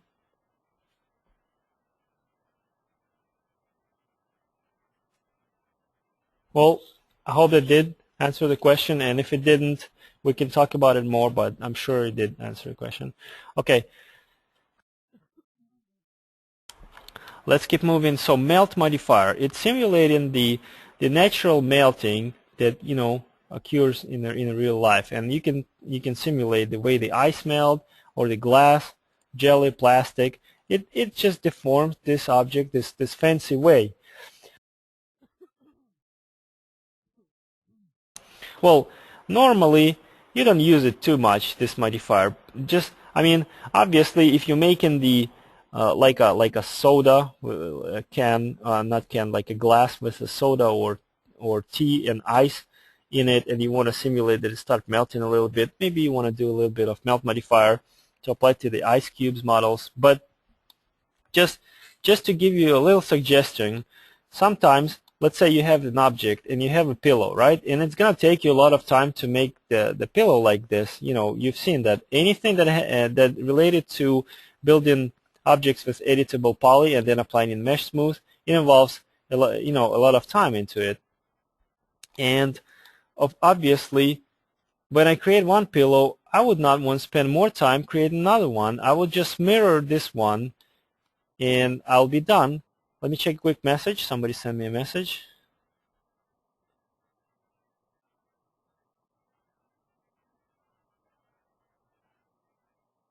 Well, the question is about that selected inner and outer faces. Does that allow you to apply the turbo smooth modifier even though you only have the inner or outer faces? Yes, of course. But the whole point why we applied shell modifier, because if I had my plane like this, the way this algorithm works is just when you have an open edges on the object, like now, it's just the open edge.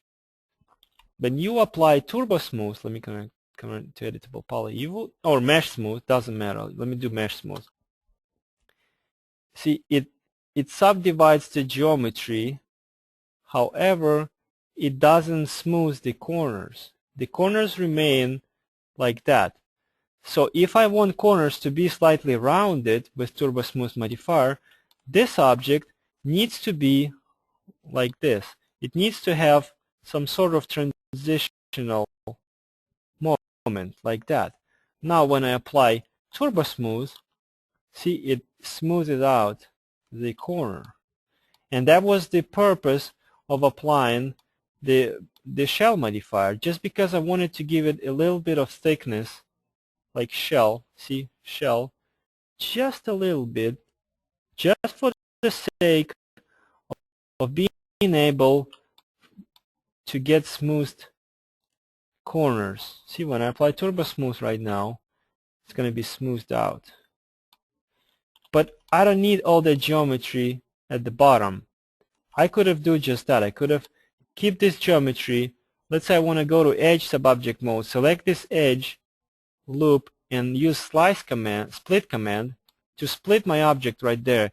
And I can just go to bottom of the object, select this element, and delete it, and that will leave me this thing. But instead of doing so many clicks of a mouse, so many buttons, push so many buttons, I could have just, originally when I apply shell modifier, just tell it that I want to have outer edges selected, or like on maybe, like that, outer edges selected. So when I convert it in, when I turbo smooth it first, I already have some set of polygons selected. So I can just invert selection and delete what I don't need. See? So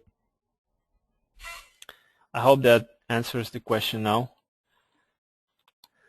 Okay, we gotta keep moving to keep up with time. And going back to the melt modifier, you have now, I ended up having two pillows that looks the same, and in this particular model that's not too bad, but sometimes they look real familiar, and you want to add just a little bit of distortion to one of the pillows just to give it a little bit of variety. One of the ways, just to apply melt modifier, just let's say I want to select this pillow and I want to apply melt modifier to it,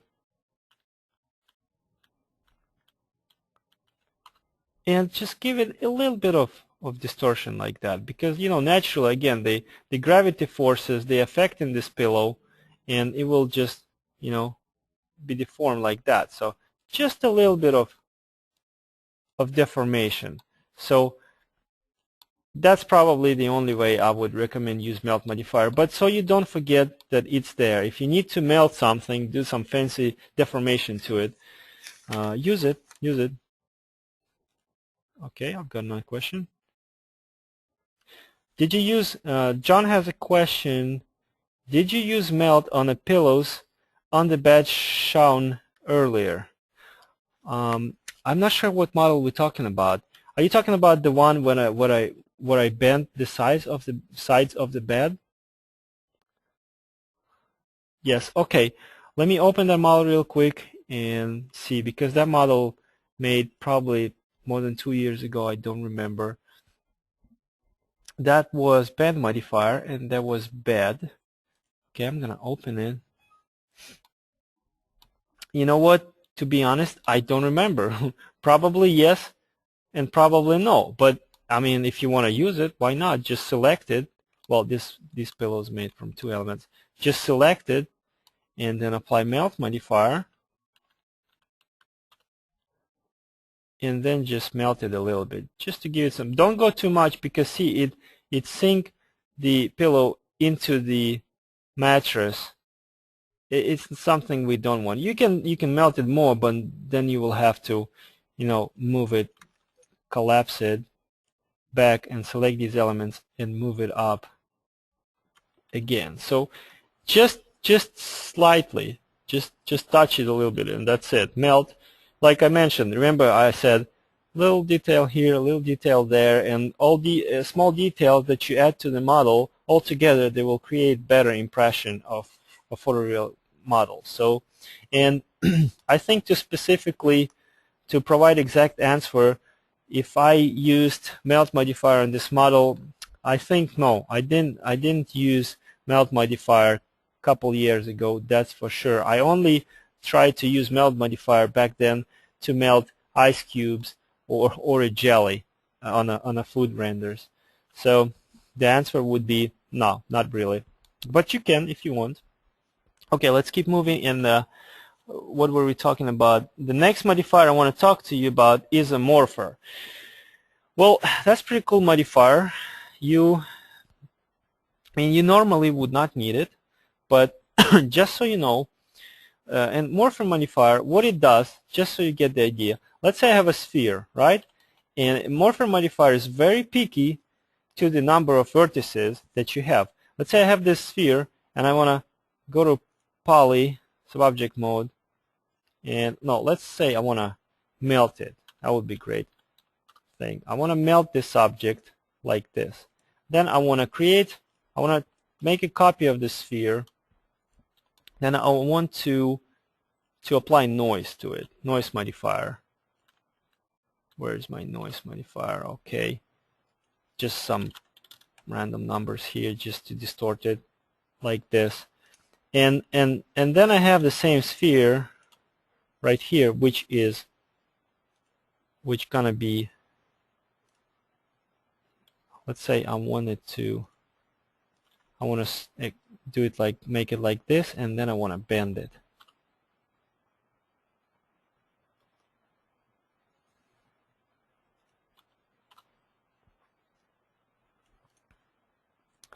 Okay, let me convert all of these into editable.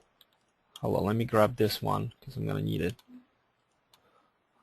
And remove all modifiers from it. So I convert all of this into editable poly. The requirement is that the topology of the objects is the same, means the wireframe is the same, and technically object needs to be the same. It's just deformed different ways. And now let's say I want to combine all of these three objects together, and I want to grab 50% of deformation of this object and 50% and 25% of deformation of this object and 25% deformation of this object. Well, here's the morpher modifier, and it's really good when you want to animate things, but you know, we're talking about modeling. There's nothing that really needs to be animated.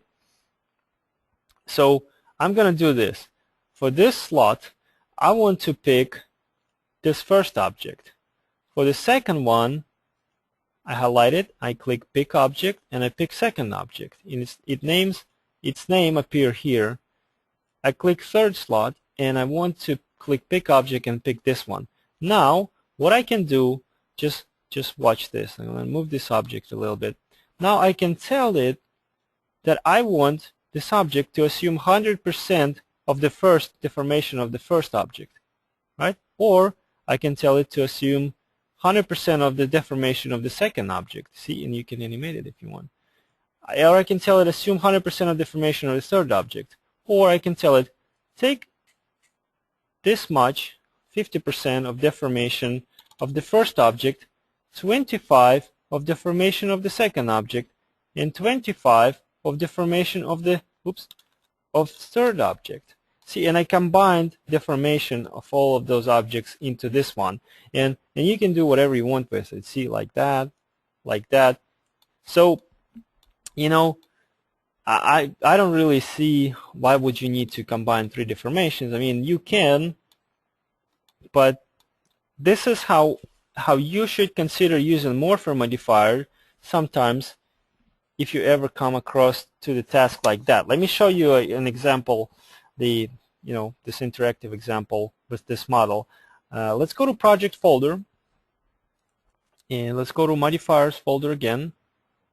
Let's go to morpher modifier, and I'm gonna go a little quicker to keep up with time. Baking dish, right? I'm going to open this file, and just to make demonstration real quick, here's how it started as a cylinder, and then I modified cylinder a little bit to make it like this. Oh, and by the way, we're making a baking dish. I don't have illustration, sorry. Okay, well, never mind. We're making a baking dish like this. See? You can make it multiple ways, really. You can make it with many ways, but really, like I will use morpher modifier. Very unusual way to make things like that, but really fast.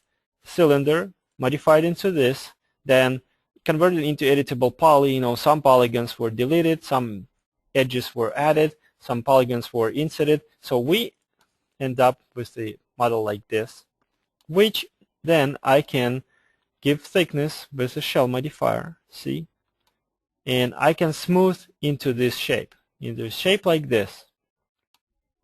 Then I also can take this object, same object, and look, and this is how this shape was made. I can copy it and then I can go just to vertex subobject mode, select like every well, I'm gonna do it like this.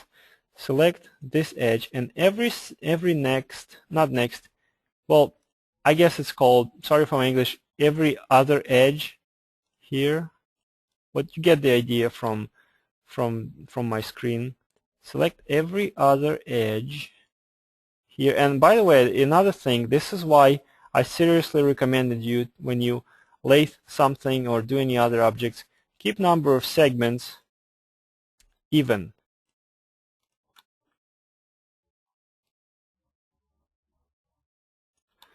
Okay, a click loop, so I get selection of edges like this, so that I can convert this selection of edges into vertices, and from a top view I can scale the selection down and form this zigzag, shape, and that's how object like this was made. And reality is that both of the objects, this one and this one, they both have mesh smooth modifier applied to it.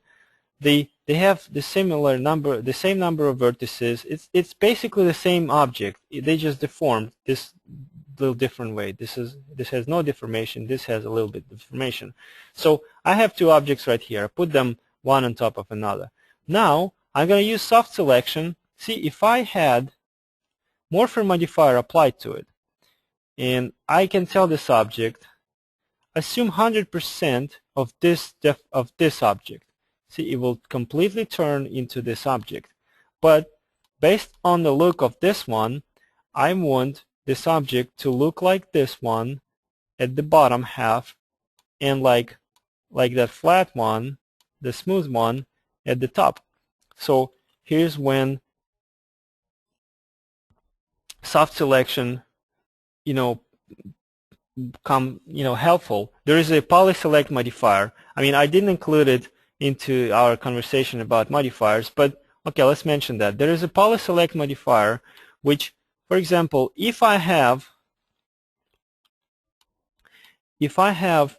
like a bend modifier, if I have a box with this many segments here and here, and I want to bend it, I can apply bend modifier and bend it. But one of the way to have a selection of subobjects like a vertices or polygons or whatever, and carry it over in a stack of modifiers, at the top above the object, would be, you can just simply have these vertices, for example, and have them selected, and then when I go to bend modifier, this selection of vertices will be carried over to the next modifier, and these little dots right here, they tell you that. Or instead of that, you can select none of the subobjects here. Instead of that, you apply polyselect modifier, and in this modifier, you select the vertices that you need, or polygons that you need. Let's do the polygons. And then you apply modifier. Then this polyselect modifier will carry over the selection that you define to all modifiers above it. I hope that makes sense.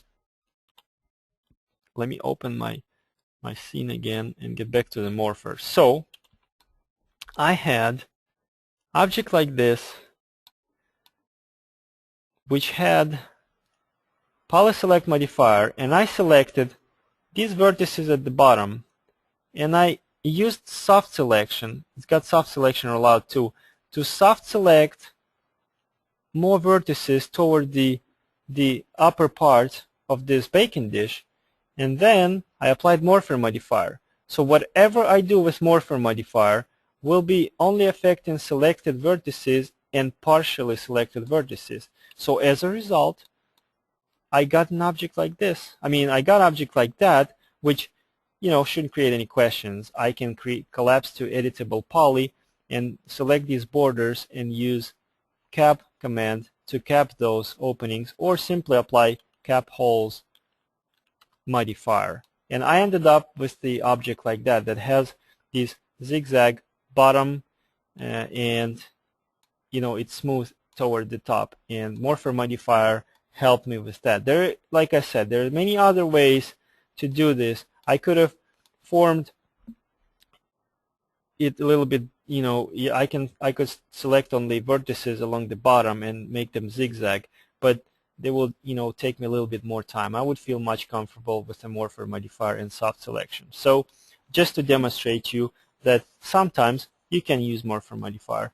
And I wanted to show you another model, but let me move forward. I hope I demonstrated morpher modifier enough. And let's talk about path deform. You already saw the power of the modifier with the tea kettle model, how the handle for it was made at the day one. But let's take a look at another example. Let's go to project folder, a couple levels up. Actually, let's start from the root. Let's go to modifiers. Let's go to path deform. Let's go to dessert tray and open it. And take a quick look how path deform modifier was used here. Well, here's the dessert tray, and you can see, well, obviously this support structure, this frame, was made as a spline converted into mesh, but this sort of spring around it was made like that. Let me demonstrate real quick. I made a helix object here. Just make whatever helix. Then you can fine adjust it by making these radiuses the same, then making the right number of turns into it. Then I'll just try to do it real quick. Then I wanna take this object. Let's radius even smaller, 0.2, 0.2, something like this, and larger number of turns and smaller height, something like that. So anyways, the helix object was made and turned into geometry like this. Enabling viewport. Let's keep less number of sides so it works a little faster, something like that. Okay, then you can convert it into editable poly and use.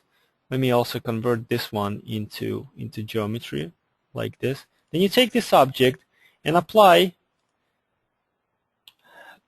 path deform, and be careful, by the way, these patch deform and a path deform are very close to each other, and when you have a complex geometry like high polygonal geometry, if you accidentally click patch deform, well, it's gonna you know, sort of take some time to process it, and it's gonna slow your computer for several minutes. So just be careful. Don't accidentally apply patch deform. Apply path deform.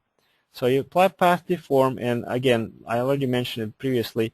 Make sure it's path deform WSM. Pick path. Pick that path. Remember, even though you see it as a geometry, it's still a spline because I haven't collapsed this object into editable poly. So pick this path and click this Move to Path button. It's going to conform to this object. And well, I don't have time to revise the diameter, so let me, instead of that, just decrease the radius of this thing, just for the demonstration purposes. So now you got this, and you just slide it along the path like this until it placed at the place where you want it. If it's stretched too much, you know, just use the stretch parameter and do something like that.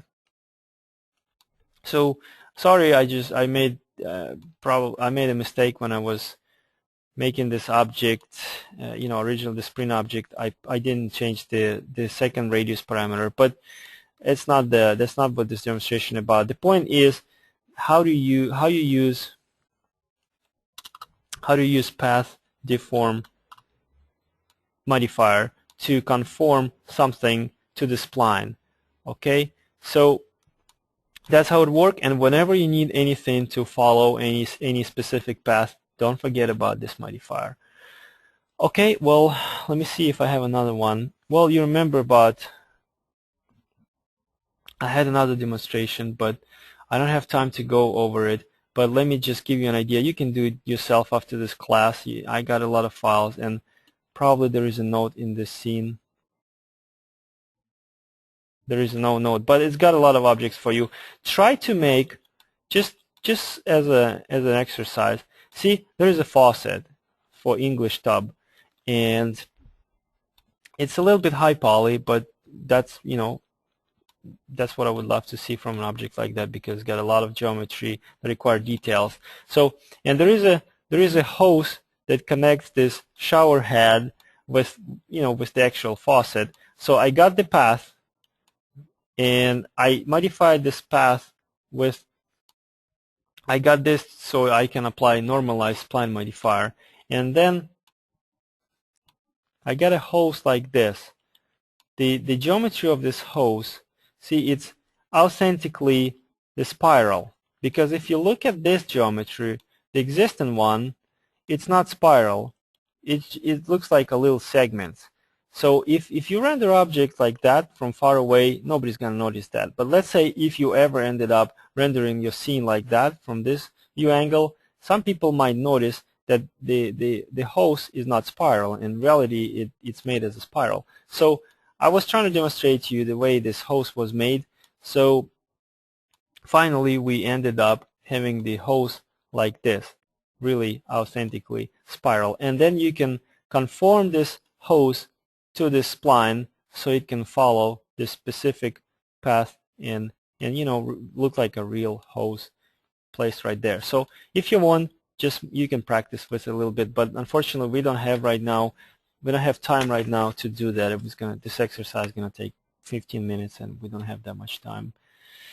Let's keep moving, and the next modifier I want to talk about is relax. Now, you already know about relax tool in the Editable poly modifier, and what it does is basically relaxes the object. Let's say I have a box like this. Let me increase number of segments here, here, and here. And if I apply relax modifier, here's what it does. If I apply relax, and I increase this iterations parameter, it basically just relaxes the object, sort of, you know, deflates it, just like that. And it's nice when you need to when you make some geometry, it looks a little bit smoother. Let's say just for some reason, like look, I'm gonna create a plane. Let's say I'm making a terrain, and I have 200 segments here, 200 segments here. Very high detailed plane object. And let's say I want to apply noise modifier to make some I don't know, some foreign planet terrain. So I will apply noise only along z-axis like this, decrease the scale. So it looks like this. Now, if I use fractal, then you can see this terrain is very, very noisy. Let me do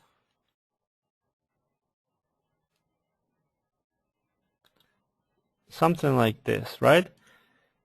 But if I want to smooth it out, if somehow I ended up not liking how many little, you know, hills it has, I can apply relax modifier and just smooth it out by increasing number of iterations. See, it's smoothing it out. So just keep that in mind if you want to smooth out some geometry. And let's see if I have any examples. Go one level up, and there in the modifiers folder there is something for relax bed. Let's open this bed model.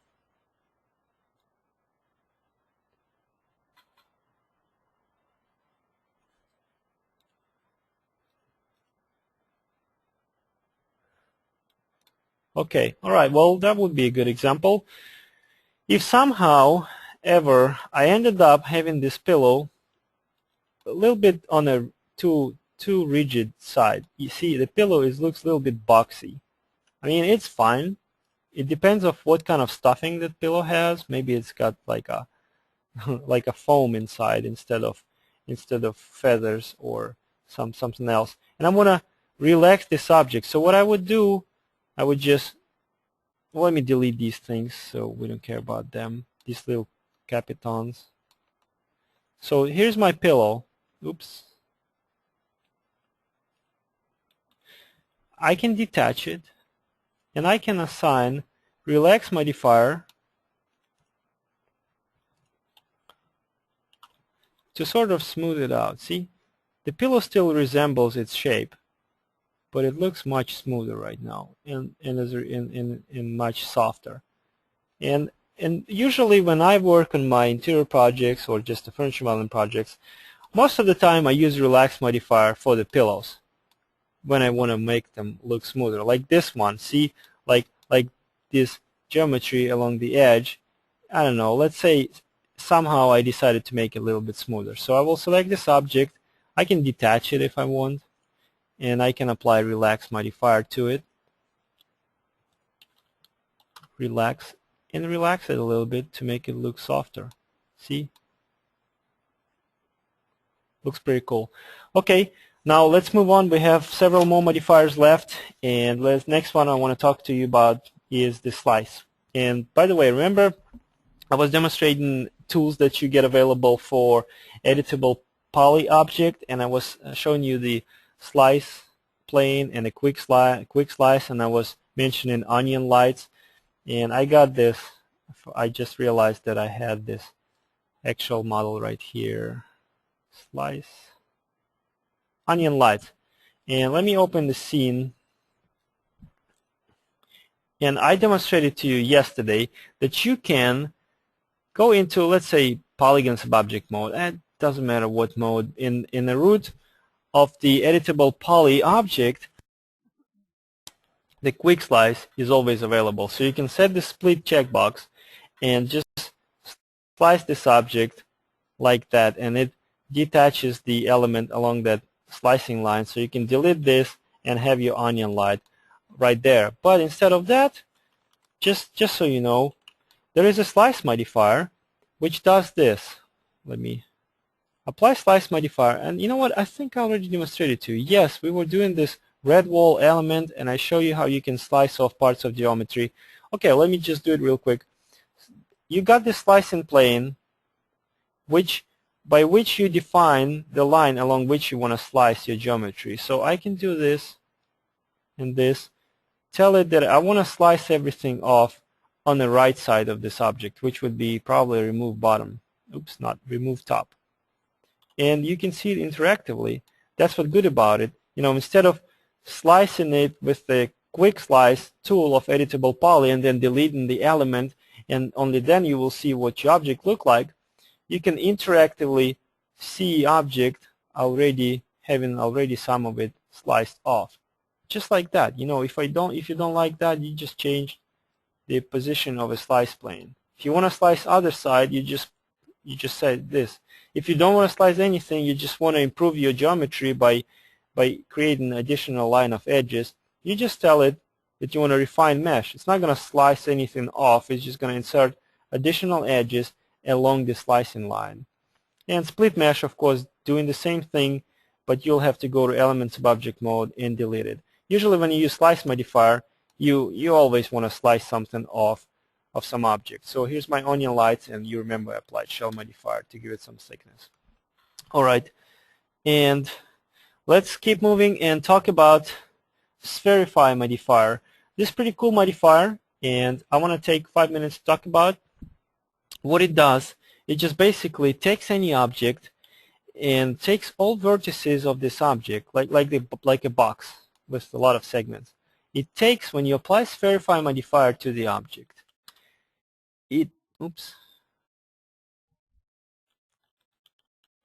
spherify, what it does, it takes all the vertices of the object and place them at equal distance from some virtual center. It's basically just spherify the object. Look, and you control it with percent. If I put 100%, it will take all vertices of this object and create this sphere by positioning these vertices at the equal distance in all directions. If I tell 50%, that's gonna assume only 50% of this final spherical deformation. So when you really need this tool is, let me show you this example, and it's gonna be fun. Spherify. I'm gonna skip this one, the sink, because we don't have time, but I'm gonna open this toilet. It's a pretty cool example. I'm going to open this toilet model, and once in a while you got to model toilets for interior projects. You just, someone has to do it. And you have this model, for example. Right now it's represented by this low poly object made from editable poly, and obviously you can see that a lot of time was invested into this toilet. I think I spent, I don't know, at least 2 hours to make it, because it was boring process. So anyways, the point is, when you apply turbo smooth, it looks smooth enough, like a real toilet. And it's not final model, and it still requires improvement, but that's the model I was able to find real quick. And what Verify modifier can do, look at this. I can collapse it into editable poly. Let's say I show this model to my client, and he said, okay, that's going to look nice in my interior, but my render doesn't look photoreal enough. And the only reason why is because you forgot to add this little, like little hole in this area. Let me use my favorite tool, this pen, like here, that's usually present in a toilet, so it can be sort of bolted to the ground of the bathroom. And well, if client wants to add this element, no problem, but it's already collapsed, and I cannot get back to the to original editable poly objects. How do I add the opening? Because if I delete the polygon right here, yeah, I got the hole. Or maybe if I select the polygon and I extrude it down like this, that would simulate the hole, but the problem is it's rectangular. If I just grow the selection of polygons and use that mesh smooth command, you remember it's going to smooth out these polygons. It looks like a hole now, but the problem is it's not round, and it's not really good. So this is how we can use Verify modifier to fix that problem. First of all, I want to hide temporarily all geometry that I'm not really interested to see, because see, from a top view, that part of the toilet covered by the top of the toilet. So I want to go to Polygon Subobject mode. I'm going to select these polygons, and I'm going to hide them by using hide command on the modify panel. See, hide selected, so it's only hiding polygons. They are still present. I just don't see it, specifically for the reason to be able to see other parts of the toilet. Okay, I'm going to do it on one side, because on the other side, technically the same thing. So I'm going to select this polygon, and I'm going to, let's see how I do it. I'm going to tessellate this polygon with the tessellate command. What tessellate command does, you remember, it just it just basically makes wireframe a little bit denser, just like this. Just click it 3 times, you get more polygons right here. Now what I can do now, I can shrink this selection, and you know what, sorry, let's do this first. Let me select this polygon and click mesh smooth. It increases number of polygon everywhere around this specific polygon. Now I can tessellate it.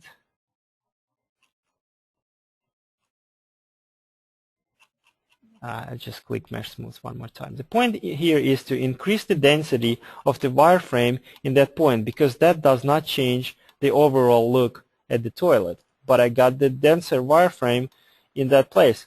Now I can delete this.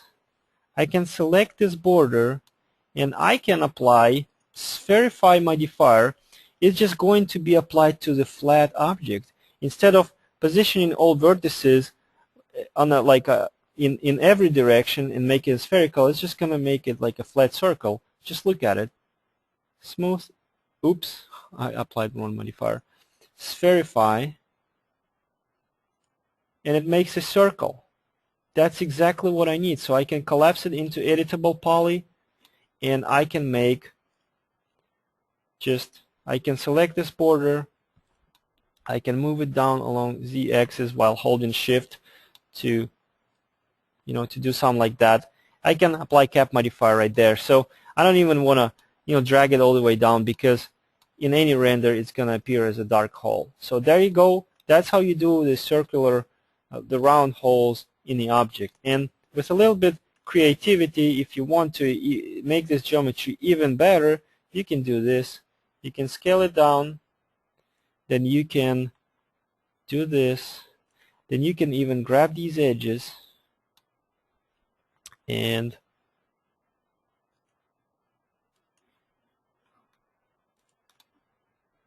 let me do this. I want to have these two edges connected. Connect these two connected. Connect. That would be enough. Now I want to take vertex and do the target weld. I want to weld this one here, this one here, this one here. Okay, now I can select all of these edges, do the loop command, and I can do the chamfer just a little bit, just like this. I forgot to do this to these edges too. Connect, vertex, target weld, this. Okay, now it's ready. Okay, edge, select edge, loop, and do the chamfer. I really, you know this probably, I really love to do things as good as possible sometimes. And smooth. There you go. Now I can, let me see if when I collapse object, when I go to polygon subobject mode, is it going to unhide the rest of the object? Yes. So I've got the hole, looks very decent, looks geometrically correct. I could have done a little better job, but you notice I'm trying to do it fast. Somebody has a question? Let me take a look at it. Okay, well, that's a good. Thank you very much, Kyriakos.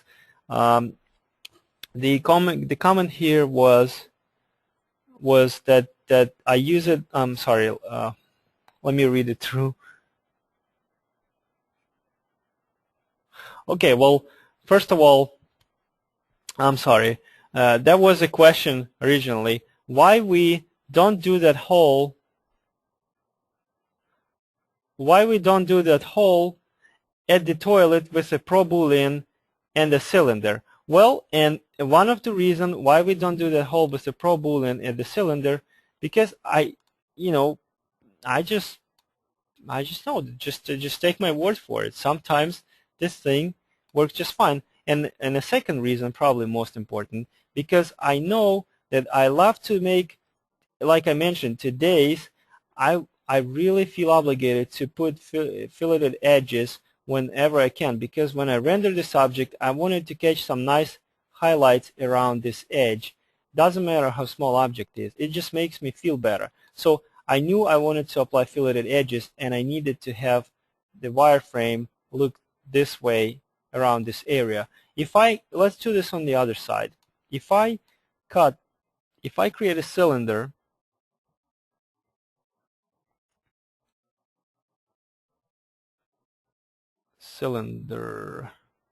like this, there's nothing wrong with it. If you want to use the cylinder to cut the hole, you can convert this object you can go to compound objects, use pro boolean, and just cut it out.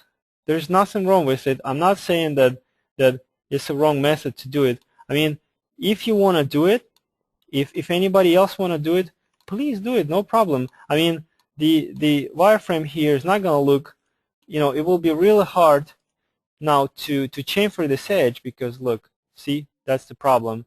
The wireframe is really special in that case. It would be not easy to chamfer it, but if it's fine with you, if you want to do it real fast, that you can do it with the pro boolean. And I'm just doing this example not because I'm saying you should use this technique all the time, but just to show it to you that you can do it this way. Let me see the comment. Yep, exactly. John is saying that it's good practice to avoid triangular faces and in areas to be chamfered. Yes, and like I said, that's one of the major reasons why I'm doing that. And sometimes you don't want to over-process the objects with the pro boolean. I mean, I could have avoided removing some of these faces with the pro boolean if I set this parameter, no edge removal. But still, I'm very picky to the tools I use, and pro boolean is nice. But when I can touch object without using compound objects, I usually do it that way. So anyways, there was a quick example how you can use the spherify modifier, and you might want to spherify something not for the purpose of cutting a hole. You just want to, let's say you have an object and somehow accidentally, like you have this circle spline, it can be even spline, and you have a lot of vertices to it, like this many vertices, and it's a spline, and you need the spline to be this specific, and somehow, like you went to grab a coffee or something, and some of your friends at work just start messing with your 3ds Max and broke this shape a little bit, and you're like, oh, thank you very much. Now what am I supposed to do, rebuild this shape? And when you will try to fix it, and you know what, it's really hard to put it exactly at the place where it's supposed to be. So instead of that, you can just select your spline and just apply spherify modifier, and it will straighten up this shape for you. So, and obviously we're not planning to cut any holes with it. We're just trying to make something rounded or spherical. So just when you need to make something perfectly round or spherical, or position some selection of vertices at the equal distance from some center, use the spherify modifier. It's pretty cool stuff. Now, subdivide modifier, it's the next modifier I want to talk to you about. And this is a pretty cool modifier. Originally it was invented not for the things we use in it, but still, why not to use it if it does its job good. If you into this business, I don't remember exactly when, but probably since 2003 or 2004, I think that's when 3ds Max started getting this radiosity render. I might be wrong, but anyways, a long time ago there was a radiosity render. It's probably still in there. I didn't check last time, sorry. But anyways, radiosity render, it loves the very subdivided geometry. It likes the object. Let's say if I create this box and I try to render it with radiosity is not, it doesn't like objects like that. It likes object when they subdivided, when they have really, large, really small polygons like that, when they have very dense wireframe.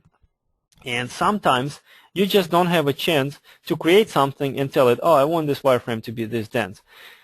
But there is a subdivide modifier for you. If you have an object and you want to subdivide it, you just apply subdivide modifier and it does the job for you. It's not, changing the look of the object of anything, but it just makes the wireframe denser. And the practical usage of that, well, let's say I have a box. You know what, let's say I have just a flat object like this, for example. I have an object like this. I don't know what they can possibly be, but let's say you have an object like this. Let me fix this vertex. And you converted it into editable poly. All right? Now, and let's say you're a designer. I don't know, but just somehow you decided it's going to be a wall art for my interior project. And then your customer calls you and say, you know what, looks really good, but can we please make it bend? I was like, well, how am I supposed to bend it? Because this is a large flat polygon. If I try to bend it, you'll see. If you try to bend large flat polygon, you see, yeah, wireframe look nice, but look. Hold on a second. Poly.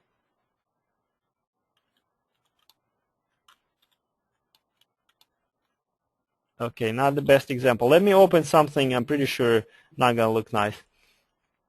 I got this object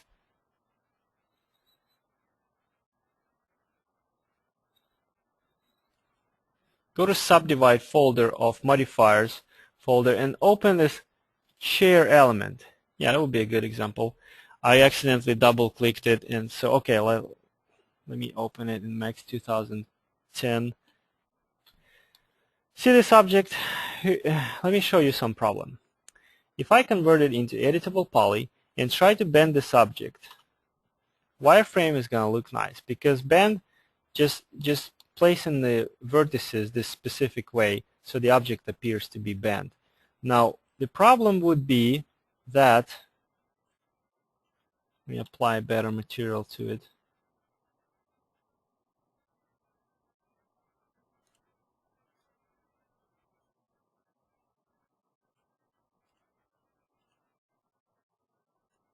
Okay, the problem with it is that even though wireframe look nice, look at the polygon. See, it's not right because this is a one large flat polygon. There is no any ways it's subdivided with a vertical line, so when you bend it, computer just doesn't, you know, it's still, this large polygon is still connected with, let me do this, edges only, with these large and skinny triangles.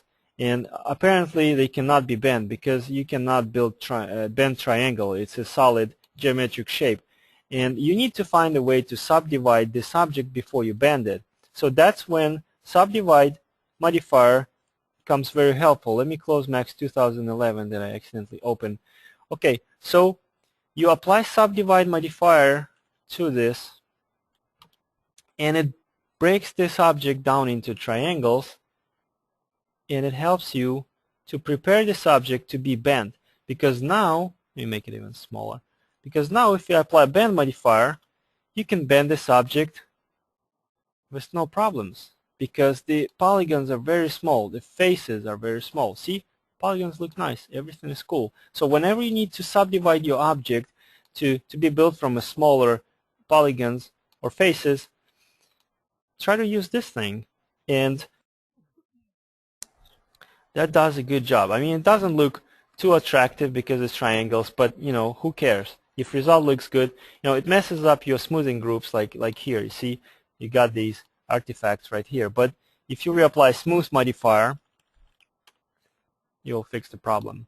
And by the way, there is also another free tutorial. If you go to www.3dots.com/free, that's where we keep our free tutorial at 3 dots. There's a lot of tutorials. You can check some V-Ray tutorials, a lot of modeling things. Probably very first tutorial about modeling is where I demonstrate how you make this back part of the backrest of the chair with using morpher modifier, because see, it's got two types of fillets. The fillets right here at the bottom has a small radius. The fillets right there at the top has a large radius. I mean, with the tutorial that you can get for free at the cgschool.com, I'm using Loft component object just for the sake of demonstrating you that you can model this object with, you know, multiple ways. But the tutorial that you get for free on 3dots.com, I'm showing how to do this with morpher modifier, and that's when I'm using subdivide modifier before I bend this object. So that's what subdivide modifier does. It subdivides your object with the triangles, size of which, the maximum size of which you define with the size parameter. Okay, and we have a couple more modifiers left. Symmetry modifiers, pretty cool stuff too. What it does, I'll show you. Let's say I have this object like a teapot, and like I told you, I'm trying to stay away from teapots, not because I don't like them, just because they've used so many times by everyone. So if I have this teapot and I want to make a mirrored copy of it, I have several options. You know what, let me do this. Let me strip this teapot off like a lid and a spout. I want to have it like this. Well, it doesn't look very nice. I want to look at like body and a spout. All right, that would be great. Okay, now I convert it into editable poly. Let's say I want to make a copy. I want to make this teapot to be symmetric. I want to have the spout on the other side. I mean, I have many options, but let's say one of them would be to just delete the half of the object and then mirror another half, then just just attach them together like this, then select all vertices right there along the middle line, and then weld them. Again, I'm going to reset it to 0, just increase weld threshold. Okay, they welded, and it's one element. That does the job, and there are several other ways you can do it. But instead of that, there is this modifier thing was added only in Max, I don't know, Max 6 or so. I mean, I might be wrong, but anyways, there is a symmetry modifier. What it does, it just copies the half of your object along this mirror gizmo, and you can put this gizmo whenever you want. I mean, wherever you want. And it's going to copy your object along that mirror plane, and it also, besides copying it, it's welding all the vertices right there. If I convert it into editable poly, you see these vertices along the seam, they welded, which is pretty cool. I mean, it saves you time. And there is an option. If you don't want them to be welded, you just uncheck this, and when I collapse it into editable poly, these two elements are separated. This tool is very useful when when you model something and you can say, and you're thinking to save your time by making only half of the object, and then just that the second half is going to be mirrored, and just think in advance. If you can use mirror modifier for that, then you will use it. And here's a quick practical example. Like for this mirror, where's my folder for the mirror modifier? In the modifiers folder, there should be a, I'm sorry, I call it mirror. It's called symmetry. Apologize. Like a chair element. There you go. The folder is called chair element. And if you open this chair element, that's how I made for this free tutorial that is available on CG School. That's how I started to make in my chair the back, this element of the back of the chair. I make a half of it with the loft compound object, and then what I was planning to do is just to apply symmetry modifier like that, and just reposition this mirror plane so that I can create a symmetric copy of it, and also just watch this part. It's gonna weld. Let me do this. Let me zoom in closer, bring up transform type in, and keep moving this mirror gizmo. See, it start welding. There you go. Pretty cool stuff.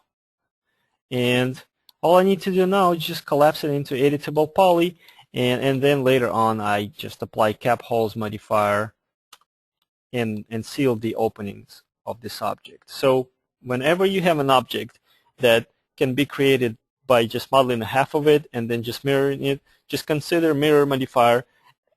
Sorry, I still keep calling it mirror. Well, probably because it's mirroring the halves of the object. Symmetry modifier. I apologize for this. I'm revising my statement. When you need to make some object and you know that you only can model the half of it, and then create another half by mirroring the first half, apply symmetry modifier, and that will do the mirroring job for you. Okay, and the last modifier I want to take a look at would be a taper modifier.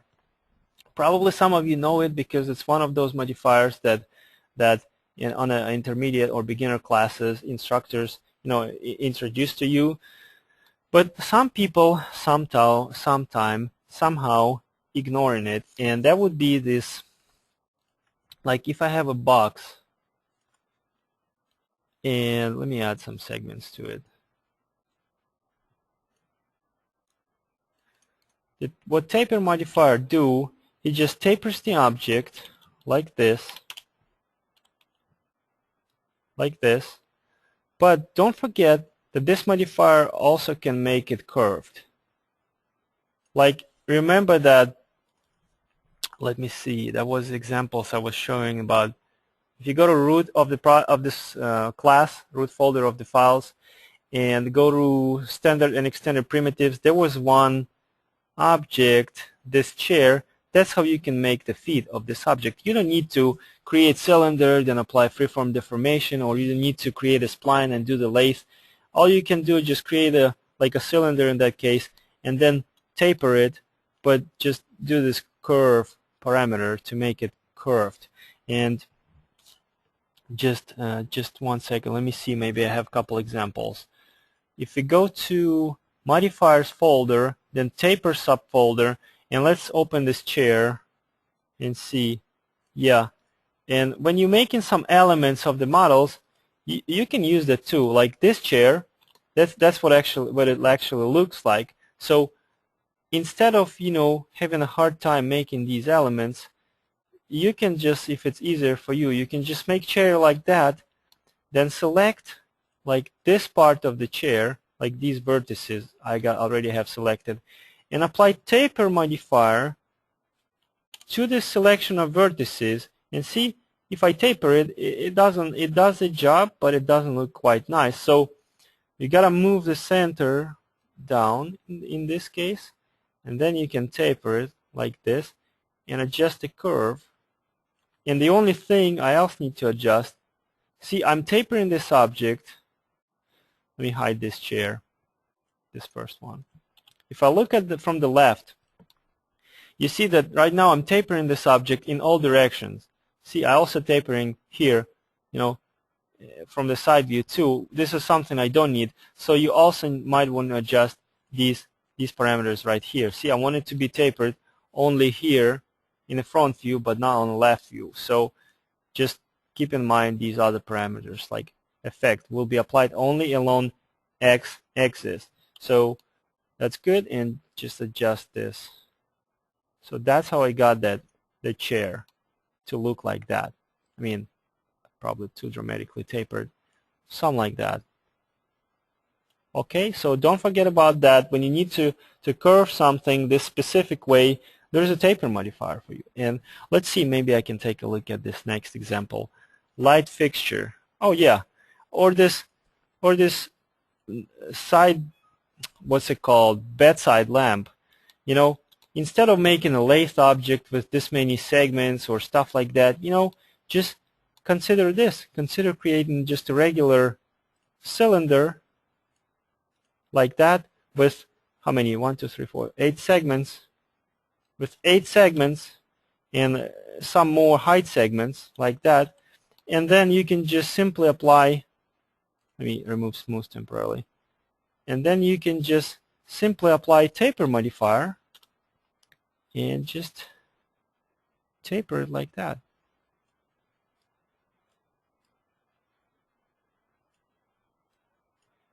Well, you get the idea. So I just saved myself 1 minute of my time by just, instead of making a profile, then applying lathe modifier, or making the section shape and then making a profile and doing the bevel profile or something like that, I did it just by creating polygon and applying taper modifier. So just keep all that in mind, and when you see some object that you need to do, just first think of the easiest way to make this object. And if it doesn't work, go to the next level. Think of the medium complicated ways to do it. And then if that fails, then you take the approach that definitely very complex, but you had it in mind. It's just supposed to be at the bottom of the list of the tools that you want to apply to get this object look like that. So I hope that makes sense. And this taper modifier, there are some more modifiers that I would love to talk to you about, but just the modifiers themselves are going to take us entire day, if not more, if I want to tell you everything I know about them. Maybe in future I can make this class to be 4 days long, and it still would not be enough, but I will include some more information. So, but I think I covered the most important modifiers that I wanted to talk to you about. And that concludes our conversation about modifiers. And we have 2 hours left before the end of the class. Maybe we'll go several minutes over time. So let's take a quick 7 minutes break, 7-8 minutes break. When we come back, we're still doing on time. I'll just go a little faster with with this exercise. Let me open the agenda. I'll go a little faster with the modifiers exercise. This is when we will be modeling this model. Let me see. Editable poly. No, that was practical exercises, everything, chair. We will be making this chair right here. I'll just go a little faster. You still will be able to follow. It's a very interesting tutorial. You'll see how some things can be done real faster, and then we'll try to nail it in 1 hour, and then we will talk about, where's my agenda? Then we'll talk about texturing, and I'm sorry, looks like we're not gonna have time to talk about the ways we can, you know, talk about the models that all of you emailed me. I will try to email you personally about that and just share my thoughts about it, because I promised, and I love to hold promises. So I promise you, if we don't have time to do it today, to talk about it, just to share opinions, I will email you on a personal basis and we'll talk about it. So let's take a quick 7-8 minutes break and come back and talk about and do that practical exercise. So I'll see you in 8 minutes.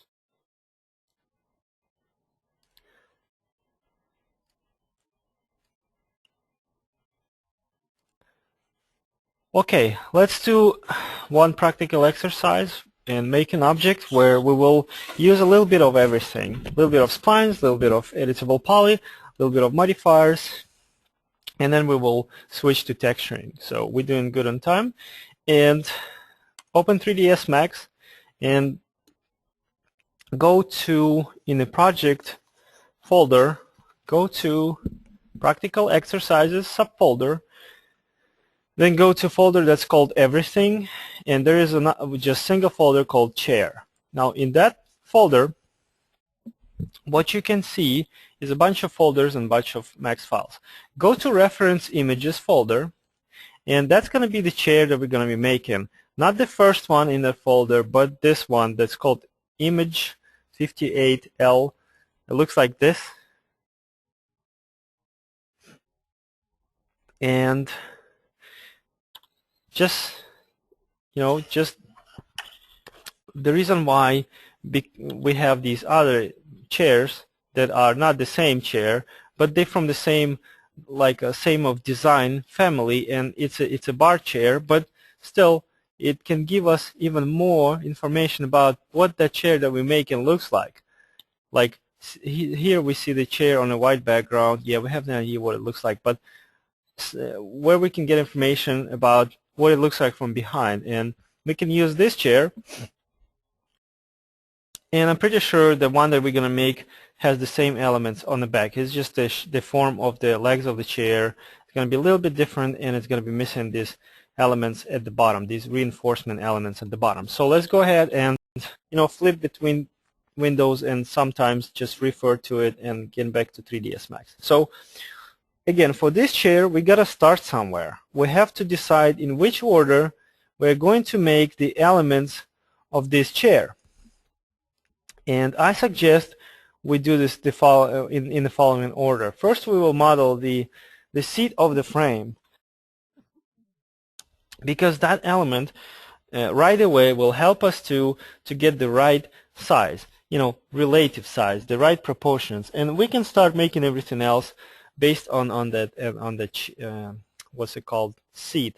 Then we will make the legs of the chair, and we will make the backrest of the chair, and then we will populate with all of those tiny little details like a reinforcement. I don't know if it can be called bars, because I know bar is what's straight, but these reinforcement elements and these reinforcement elements, and a little like a nails, decorative nails, something like that. So let's go ahead and get started. So in 3ds Max, go to top view, and again, there are always a few ways to make same elements. And some ways are faster, some ways are slower, some ways deliver a little bit more quality, some a little bit less. And you know, it depends on your experience level and how comfortable you with some things. I suggest we do the seat using the poly modeling. We will create the rough coarse mesh that we will smooth with the mesh smooth modifier. So because I believe it's very fast method to do it, and let's do it. So I'm gonna go a little bit faster than I did first tutorial, and I'm sure you will be able to follow along, because we're gonna open interim files to continue. And if you feel like I'm going too fast, let me know. But anyways, let's do the model. So on the create panel, click box button and create a box in the viewport, just a regular box like this, like with relative size that you see I have on my screen. And normally, I already mentioned it several times, I recommend to go to customize unit setup and make sure you work with generic units, so you're not confused with the inches, because when you have inches, let's say I created this box and it's 147 but 133 units. If you're working with inches, it's going to show you inches here, and you might, get a thought in your mind like, why is it 147 inches? There's the seat frame is never going to be that big, and I don't want you to waste time thinking about that. So switch to generic units, and that's going to be totally fine, because it's just a simple number. So we will bring it to the right scale later. Well, anyways, we got the box. Let's do a couple adjustments. Maybe make it not that tall, like this, and convert it into editable poly. Now, take this editable poly, go to Edge Subobject mode, and select these vertical edges in the top view. Use connect command to connect them in the middle. Then go to Vertex Subobject mode and select these vertices right there. Use non-uniform scale and make them slightly, closer to each other, because normally the seat of the chair is a little bit narrower at the back of the chair than in the front. So something like that will do a good job. Now, okay, let's also go to Edge Subobject mode, select these horizontal edges, and connect them 3 times, like that. Okay, now let's start sculpting if we look at the reference image and look at the way the seat look, it's got a profile like this. Let me try to draw it. It's got a profile like this, this, and there goes a little dent, probably so you can sit a little bit more comfortable in it.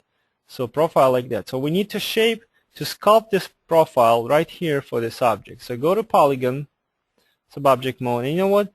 Let me undo these 3 segments. Select these 2 polygons and use Inset tool to inset these polygons this much. Click OK. Use Extrude command to extrude them down, maybe this much. Then click OK and extrude it a little bit more, like this much. Let me go to top view so you can see it better. This much. Click OK. Now,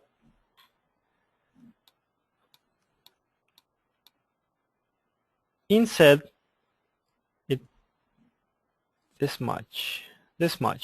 Yes. Click OK. Now, do the bevel command to bevel it down a little bit, and use the outline amount with a negative value to scale these polygons down. Something like this. Now, let's take a quick preview. But before we do this, let's also select this polygon and do inset like this. Do extrude up a little bit and do another quick inset right here. All right. Now let's do the trick that I demonstrated you previously. Just copy this object above or to the side or below, whichever way. Oops, sorry, copy it as a reference. When you have this clone options dialog, make sure you copy it as a reference. So, and apply Turbo Smooth modifier to it with 2 iterations. So that's what our object look like right now. Maybe even 3 iterations, so it looks smoother. Okay, so it's way too smooth. So let's see where we can add edges to make it look, more like a seat of that specific chair. Okay, well, first of all, on this object I want to select this edge, click ring so I get all the parallel edges, then bring up connect dialog and make sure you connect it with two segments, and use the pinch parameter to spread them a little farther out, a little bit closer to the edges, like this. Click OK. Now let's see, this object looks much better. Now I think it's too rounded, so that's why I initially wanted to add 3 additional segments along the length, because look what it's going to do. If I added segments right here, or added edges, with connect command, 3 edges, I don't want to use any pinch parameter, just like that, it's going to make the front go more straight in the back. And I believe this chair has a front and a back little more going more straight than the sides. I might be wrong, but that's what I see at the reference image. Okay, now let's do this. Let's rearrange some vertices to bring the shape of the seat to look more like this one. And I mean, you should already see how you should rearrange the vertices, and just when I start moving it, you'll see, you'll get the idea.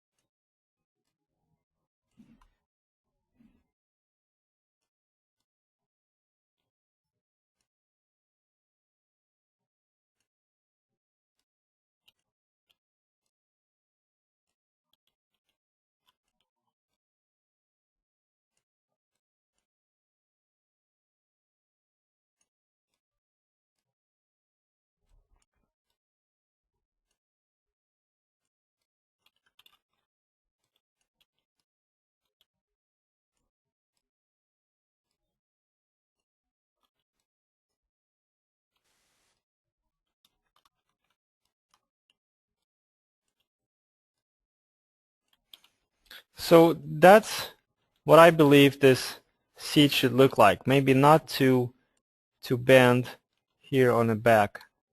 So I think that looks great. Maybe a couple more adjustments. Let me see. Let me move it down. Yeah, maybe I want this thing to be a little flatter. So I'm gonna go to edge, select this edge, and see if and do the ring command so I can select all the edges that go here around the object. And when I click connect and we connect them with one edge, see it's gonna go a little flatter again, before and after. Just a little bit of improvement, and I think that looks great. So we can start working with this geometry, and let's continue with preset file, where you have the same thing, but if you go a little behind, not able to keep up, you'll start with this geometry, or if you got it right, we're just gonna be sure that you have the same thing that I have on my screen. So go to X drive, then go to Practical Exercises folder, Everything subfolder, and go to Chair folder, and then open the Scene 1 file. And you got the same seat that you saw on my screen, right? Just 15 seconds ago. And having this object, let's continue, and according to our plan, we got to model the front legs of this chair. Now, we're going to obviously, since we talked a lot about, using right tool, at the right time, and start with the simpler possible tool. I'm pretty sure each of you already know that we're going to model it with the splines, and then just turn them into geometry. So let's go ahead and do that. So I would start to make an object like that from a side view. I go to side view, I go to splines menu, I'm sorry, shapes menu, and then I create a spline, just a simple line that goes here, just like this, and like that. It's hard to judge the proportions right now because there's not too much going on in our scene, but just I don't know, let's try to see. Probably the length of this foot, let me see if maybe I can find better information on any other images. Not really. Okay, well, looks like the length of the seat is, or the length of the leg of the chair is about 20%, maybe 18% longer than the length of the seat. So, well, let's use that information. Let me see the length of the seat. All right, and looks like that was too long, so I'm gonna make it shorter. That'd be good. Okay, now, of course, if I convert it into, make it, you know, give it some geometric appearance and give it the right diameter, yeah, the diameter is nice, but we need to make this transition smoother. So let's increase number of sides for this spline. 20 would be okay. So select this vertex right there, and you know there is a fillet command that can create a nice fillet. So let's use it right in the viewport. I'm gonna use just the spinner. And I'm sorry, well, looks like when I save the scene I accidentally save it with the inches. I'm gonna switch back to generic units. Okay, and fillet. Yeah, something like that would look just great. Alright, now of course this leg is not, you know, parallel to the y-axis. It's a little bit, you know, rotated away from the chair. So rotate it like that and put it to the place where you think it would be. When we can always adjust it later when this object will start coming together. And looks like the diameter of this object is slightly less than it's supposed to be. So I'm going to increase the thickness parameter right here. Let me refer to reference image. Yes, I would not be wrong to do so. Something like that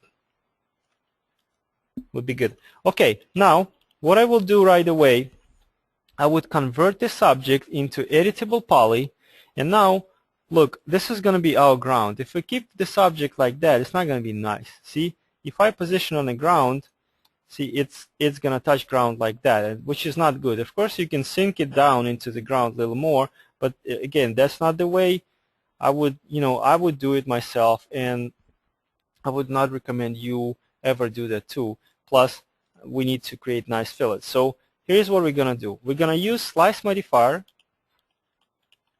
to slice off the bottom of this object. So rotate this. Well, see, that's the problem. This slice modifier has this slicing plane slightly rotated.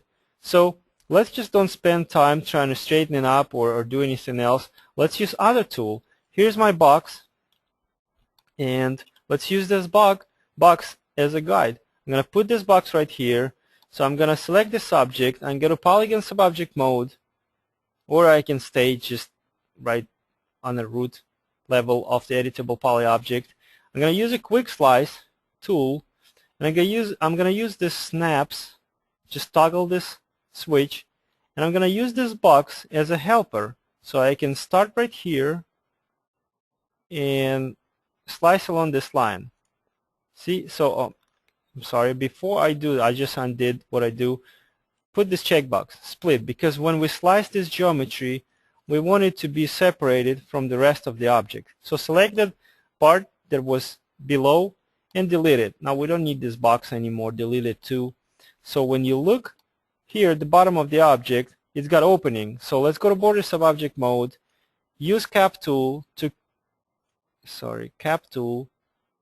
select the border first, of course, click cap tool to cap it, then go to polygon subobject mode, select the polygon and inset it just a little bit, so that then you can go to edge subobject mode, and these edges are already selected. When you slice something with a quick slice command or slice plane or just a slice modifier, the edges that left along the slicing line will always be automatically selected. So which is cool, very convenient. So then use chamfer command to chamfer that thing, give it some more segments so it looks smooth. Something like that will look just fine. Don't forget to apply smooth modifier to smooth all the geometry, basically by automatically applying all smoothing groups. So now you can create this, move this leg to the other side of this chair. So the quickest way to do that, instead of moving it as a copy and then trying to rotate it, I would just do like that. I would go to hierarchy panel, affect pivot only mode. I would use the align tool and align pivot point of this object to the XY positions of the center of that object. Click OK, and then when you mirror this object, it mirrors over the pivot point. Of course, don't forget to set copy right here so it doesn't delete the original object. Click OK, and we've got the copy of the leg on the right side of the chair. Okay, and this spline, we don't need it. I forgot to delete it a long time ago. Just delete it. Okay, well, we finished the seat and the front legs. Let's make the rear legs. So let's see what they look like. It's just a curved line like this. So let's do the same. Let's just do the curved line. And again, we're going to use it as we're going to create it as editable spline. And then we will turn the spline into geometry. And of course, because this spline is going to remember the last set of parameters we used to turn it into geometry for the front leg, well, it will make our life easier.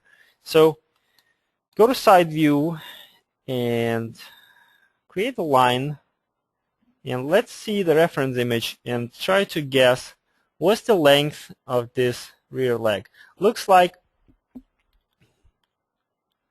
from the point when it goes, if we start tracing it from the bottom up, looks like after it go past the seat, its length is the same as the length of the seat.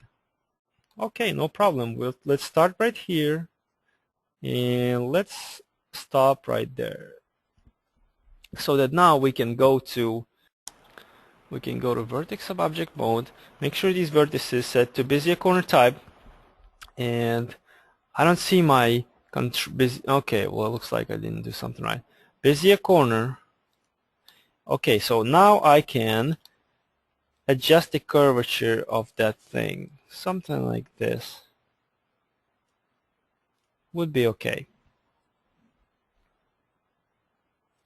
Maybe even more.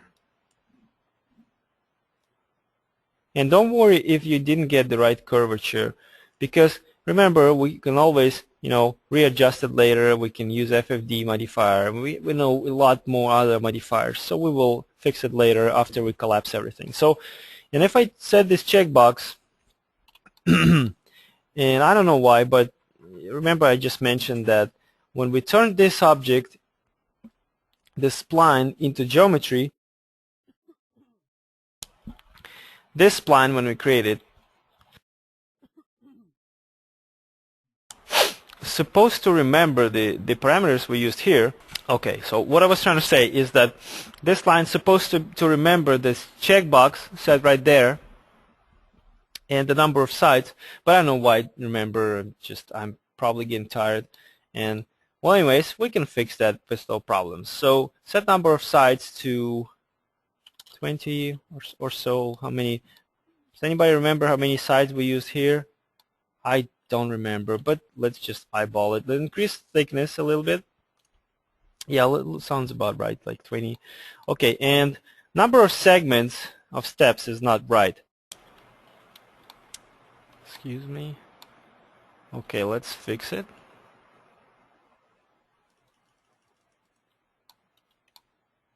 All right, that would be much better. Yeah, that looks about right. Okay, anyways, let's keep it like that. Let's reposition pivot point, because if I will try to rotate this object, it's easy to rotate, but then if I don't like how it rotated, when I rotate it, I will have to reposition it. So I want to position a pivot point right here, so that I can grab this object by the pivot point, and then I can rotate it the way I want it. Let's see where this object is positioned. Okay, looks like that's the right place, and maybe a little bit here. I'm gonna rotate it like this. Good placement. I hope so. Let's take a quick look at the perspective view. Looks like the thickness is not very good, so we're going to increase it even more. Yeah, looks about right. Okay, so now in the top view, I want to make another copy of this object on the other side. So again, I go to Hierarchy Panel, go to Effect Pivot Only Mode, align this pivot point to the center of that seed object, XY, pivot point of current object to the center of the target object. Good. Click OK, exit from the menu and from the mode, and just mirror this object, and it will show up at the proper place on the other side of the chair. So that's pretty much what we want. Looks good. Good start. And now we continue, and according to our plan, it's time to make this top element of the chair. And the reason why I want to do that element, not any other element, because when I make it, I already have some general shape of the chair, which will allow me to analyze it and see, all right, well, looks like I made a good, proportions for this object. Looks like the length of one object in the length of the other object, looks correct. And if I see anything wrong, I will be able to adjust it right away. So I want to make the general shape of the chair, as soon as possible. And then I will start adding additional details. So let's continue from pre-save file to make sure that we are having the same thing on our screens. I'm going to open scene 3 that has a seat plus front legs plus rear legs. And click open, and you see the same thing. The seat, front legs, and rear legs. And there's a camera just in case if you want to see exactly what I see on my screen, just use the camera view. So anyways, let's add the backrest to this chair.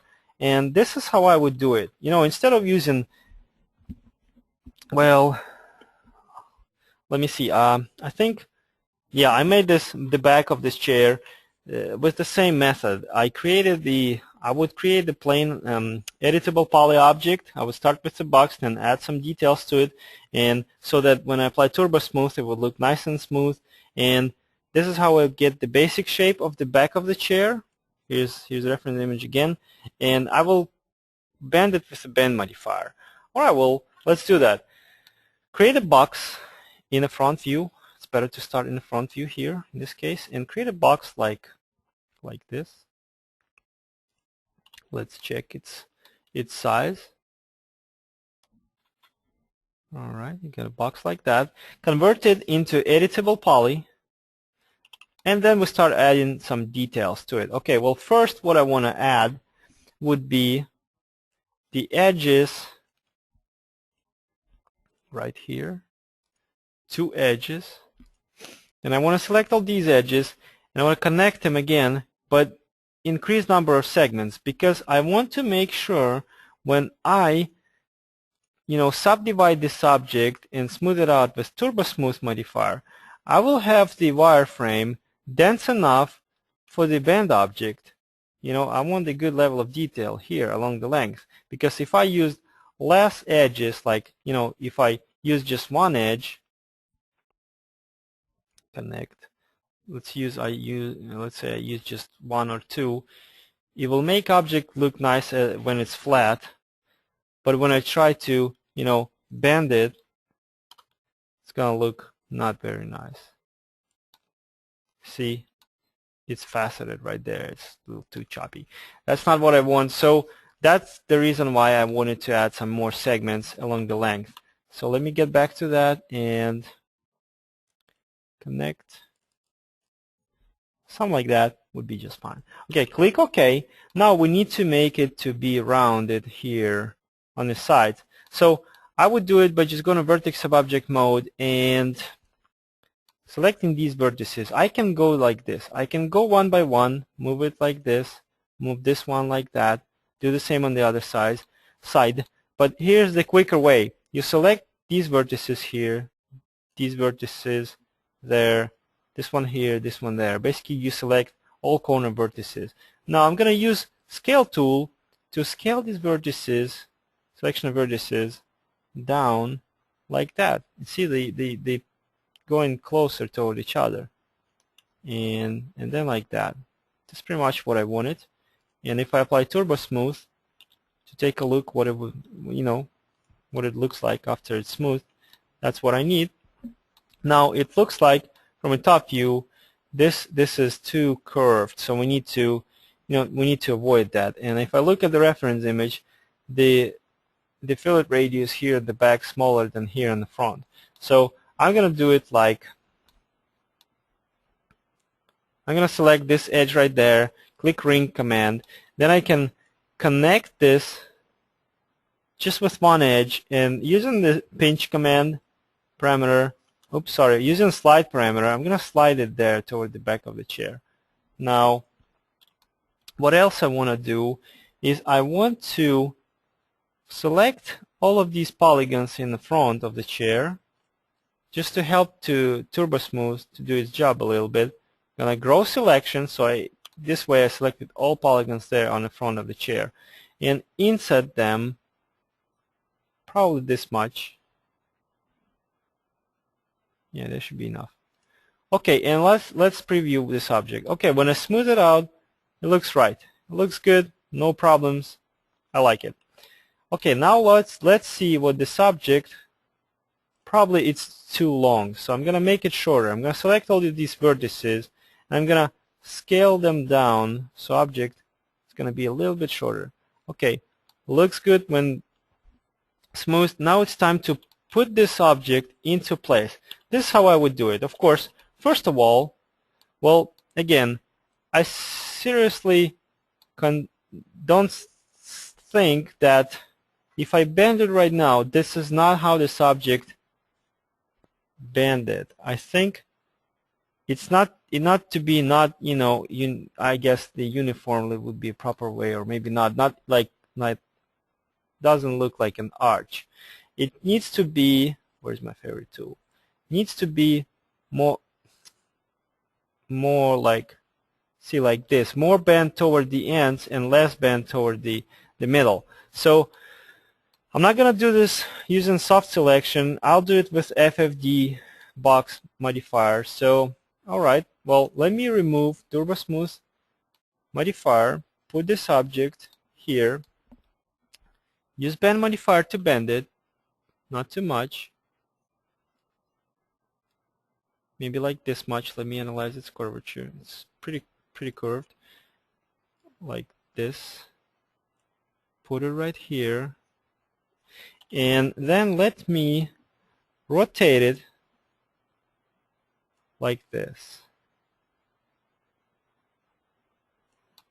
Now let me see at what height it's positioned. Looks like it's positioned, the top of this thing is the distance from the top of the seat to the top of the backrest of the chair is the same as the distance from the back of the chair to the front of the chair. So let's use that information. This distance equals to this. Yeah, looks like we did a good job. Okay, now let's see. Maybe I should bend it even more. And now what I can do, I can align it, because see, it's not aligned. It's not perfectly centered. And if I try to center it manually, I could be a little bit wrong. So I'm going to use Align tool to align it, but along the x-axis, center to center. Good, so it's perfectly centered with the seat. So now, what I can do, collapse it to editable poly. So, but this object still needs to be, to be bent, not like an arc. So we're going to use FFD box.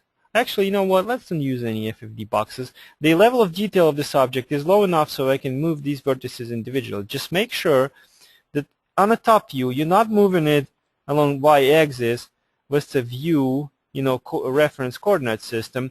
The reason why is because, look, if I move it along y-axis, this object is rotated here.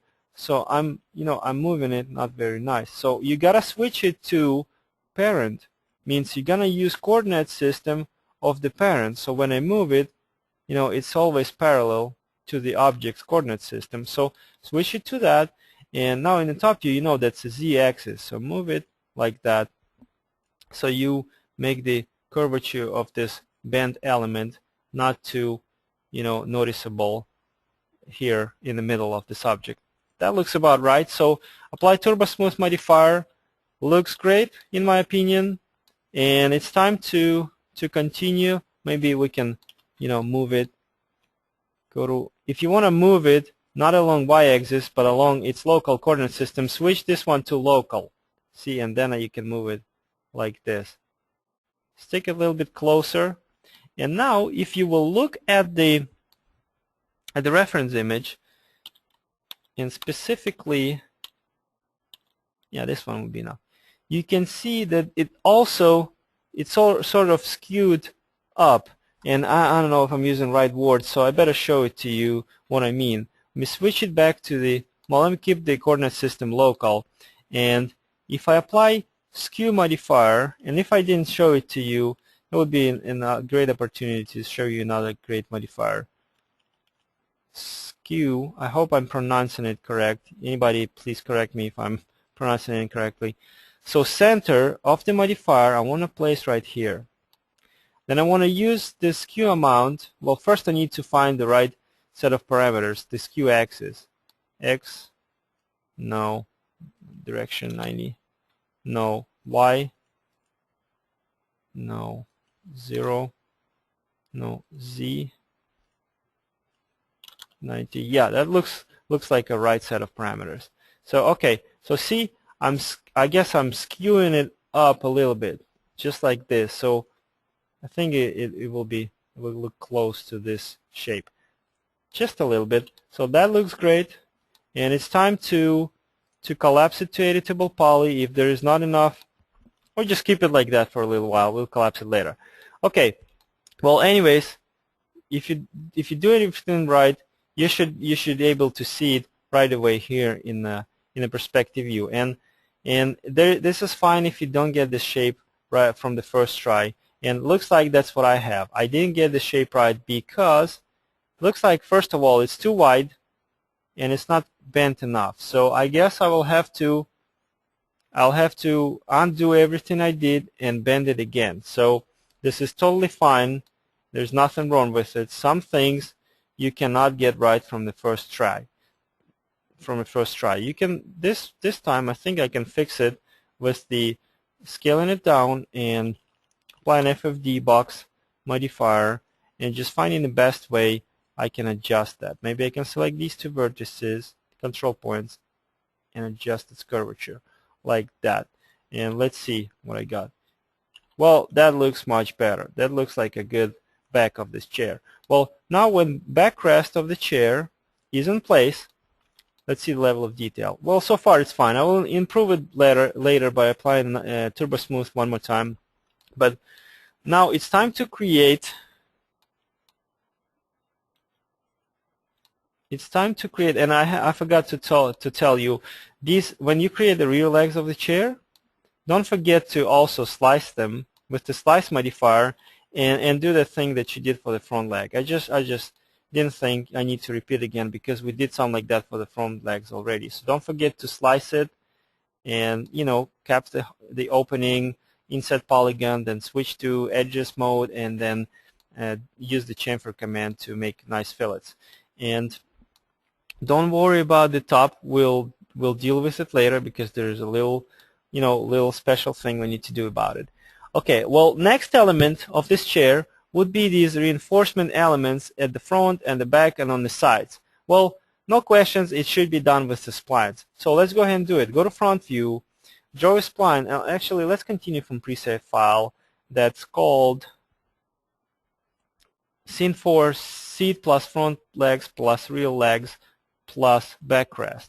That's what the backrest would look like. And the rear legs here a little bit longer than they're supposed to be, but that's fine.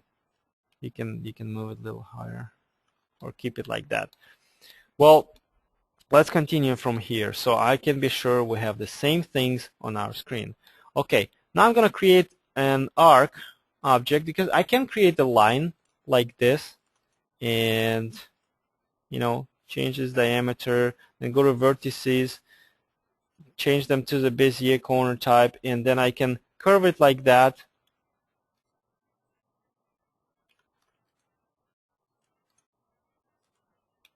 And I can curve them like that. But why would I do that if I can do it much quicker with arc, you know, parametric object? Let's see where this thing starts, approximately in the middle. So approximately here. So I can define the start point, then I define the end point, then I just, sort of curve it, something like that. So I move it up, and now I can move it into place here and start adjusting it. Of course, same thing we've done multiple times in our class. Probably interpolation needs to be increased like that. Now the radius needs to be increased too, and to do so we increase the thickness parameter. That looks right, maybe even more. Now from the front view, just adjust it a little bit, and maybe I should do this.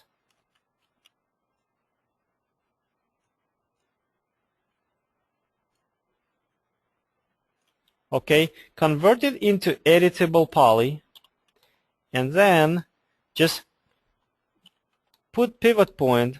Now we need to put it into place. Now if you try to drag it by this pivot point, then you can put it where it's supposed to be here, aligned to the middle of the front leg. Then you will have to rotate it. When you rotate it like this, you'll have to reposition it a little bit. So make sure the pivot point is here, or you can move pivot point into this location. It will be easier to adjust. If you put pivot point right there, then you can put this reinforcement element to the place where it's attached to the seat. Let me confirm. Yes, it's attached right there. And then you just keep rotating it until it's intersecting with the front leg at the right place. Now that's not all. We need to do something else. We need to, if you look at the reference image, and I want you to be picky to all the details of the objects that you make, and of course try to make all the like a specific features of the model. And if you really don't have a chance to do this, then skip them. If you do have a chance to do them, don't skip them. See how these how they trim the special way. They not just they trim not along perpendicular line to this line. They sort of trimmed along this at some angle. So we want to do the same. So let's do it. Let me isolate this. Let's don't isolate anything. Sorry. Convert it into editable poly, and maybe select these polygons, this one and this one. Go to parent coordinate system and move it down just a little bit, just like this much. Okay, then select grow selection of polygons, because when you use slice command or quick slice, you're only slicing the selected polygons. Well, let's actually do it to one side only. Unselect these polygons. Select polygons like that only on one side of the object. Okay, now let's use the slice plane. Okay, so rotate it 90 degrees here, then rotate it like that, and you will see when the slicing plane goes through the selected edges, you'll see that the new line right there in the structure of the wireframe. So adjust slicing plane until until it shows you the right line along which the object will be sliced. That looks about right. Maybe not too much curved, something like that. So when I slice this object,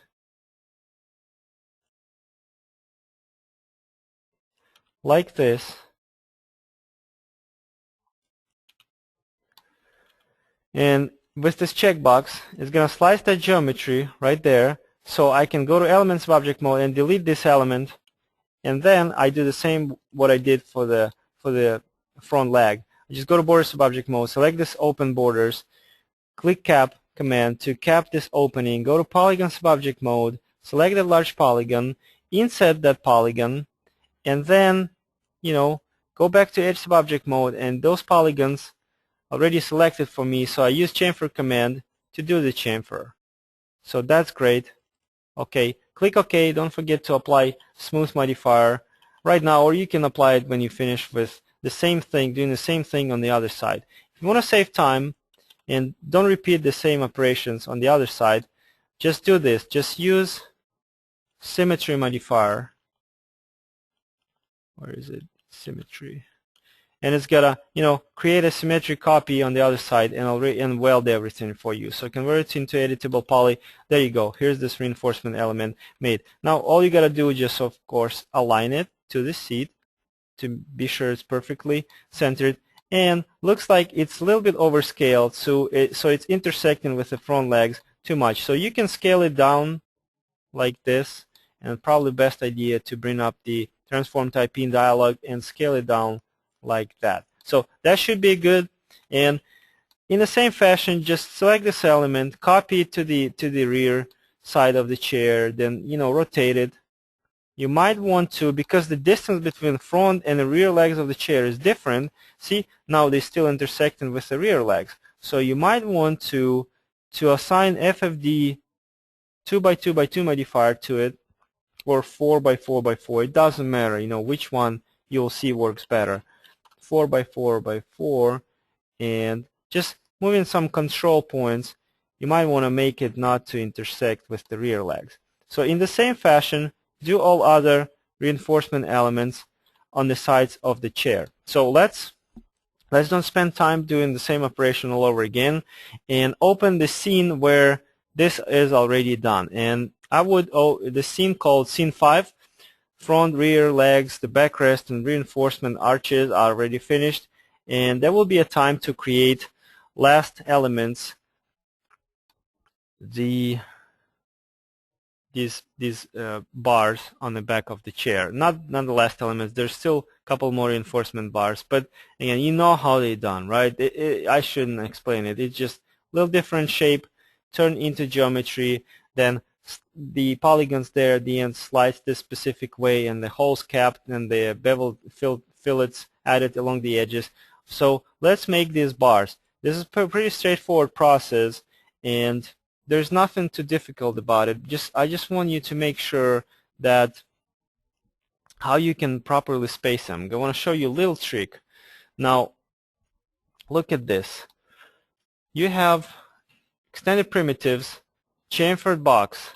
Create this object anywhere here in a perspective view, like that, just to get the right radius of the fillet and everything. Okay, so let's adjust the fillet radius. Okay, the height segment. No, we don't need to change. Well, yeah, let's change the height segment. The reason why is because that element is slightly curved, and we want to curve it a little bit later. So this many height segments would be good. Now bring it here, and now adjust the width of this object and the length of this. Well, that looks like length is fine. Yes, that's totally fine. And adjust in this case, it's a height to something like this. That would be great. Maybe even more. Okay, now there are 1, 2, 3, 4 bars there. So let me make them a little bit wider. So how can we space them? Of course, you can do it manually, like this, like that, like this, and like that. There's nothing wrong with it. And for this case, that's how I did it. That's how I'd recommend you to do it. But since I get this chance to show you the other way, let's say this chair was much wider and you needed to evenly spread much more bars along some certain length. Here's the way to do it.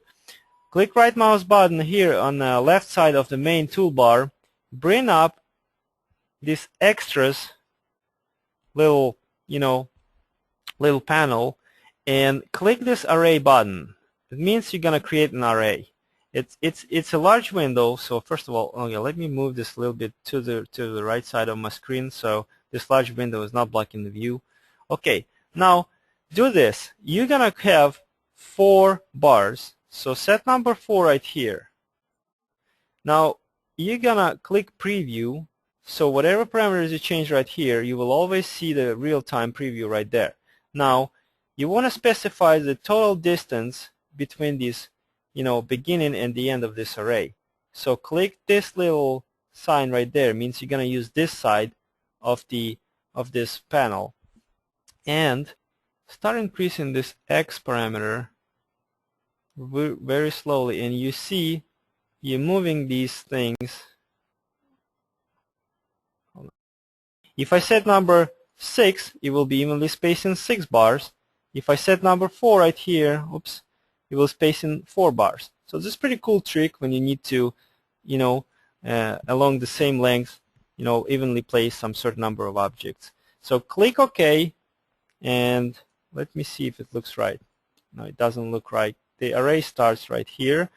I'm going to get back to it. It already remembers the last set of parameters. So click OK, reduce this number a little bit, just a little bit. That looks right. So click OK. Now from the top view, we need to position these things where they're supposed to be. Right there on the back of the shell. Let's hide some objects that blocking the view right now. So let's start with this one. I'm going to position it like this, like that. Stick it to the back of the seat, like this, like that. It's a manual process, but not, it's fine. It's only 4 bars, like this, like this, like that, and like this. Okay, now we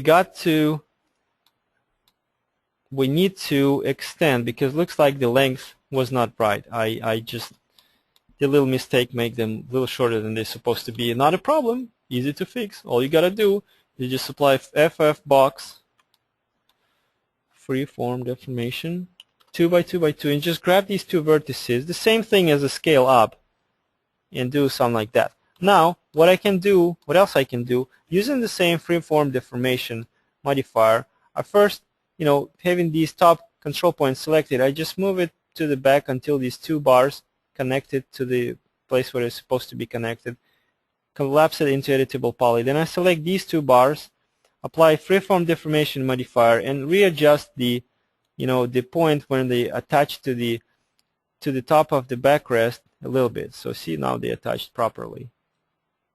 Okay, and then I can curve them a little bit, because apparently it's slightly curved. So I'm going to do it with freeform deformation modifier. I'm going to select all these bars, apply FFD box, 3 by 3 by 3 preset, and select these middle control points. Make sure I switch to view reference coordinate system and make them slightly curved like this, just a little bit. But it's a small, you can leave it straight, but like I said, small detail here, small detail there, overall improves the quality of the object. So anyways, we've finished the rear, these bars that connect the seat with the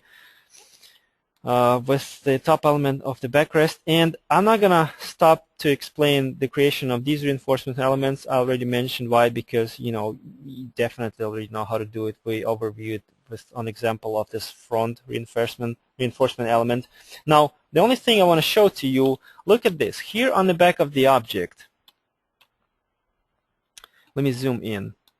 Here on the back of the object, you see how it's smoothed out. It's sanded on a sand belt probably, and it's not like convex sort of curve. It's curved, and it's sort of curved a little bit toward the backrest, and we gotta represent the same effect. So this is how we do it. I would just first of all have the rear leg of a chair. I want to have it converted into editable poly. Then I think if I delete these polygons, it would be a good thing. It will end, my rear leg will end exactly at the level where the rear leg ends on the reference image. That's great. Okay, now go to border, select this opening, cap it, and do this. Go to polygon subobject mode, inset this polygon like with some relatively large value, something like this. So see, so you create small tiny polygon there, and the long edges connecting that polygon to the old outline, to the old open edges. Click OK. Now do this. Go to edge subobject mode and use chamfer command to chamfer these things like this.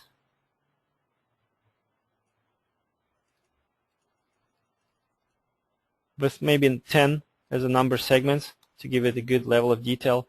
Now do this. Go to Polygon Subobject mode, select this polygon, and use soft selection. Just reduce the fall off distance. Make sure you're only involving this many polygons. See, when I move this polygon, I only partially move those polygons that belong to this fillet. So what I'm going to do right now, I'm going to move this thing probably from a top view toward the back of the chair.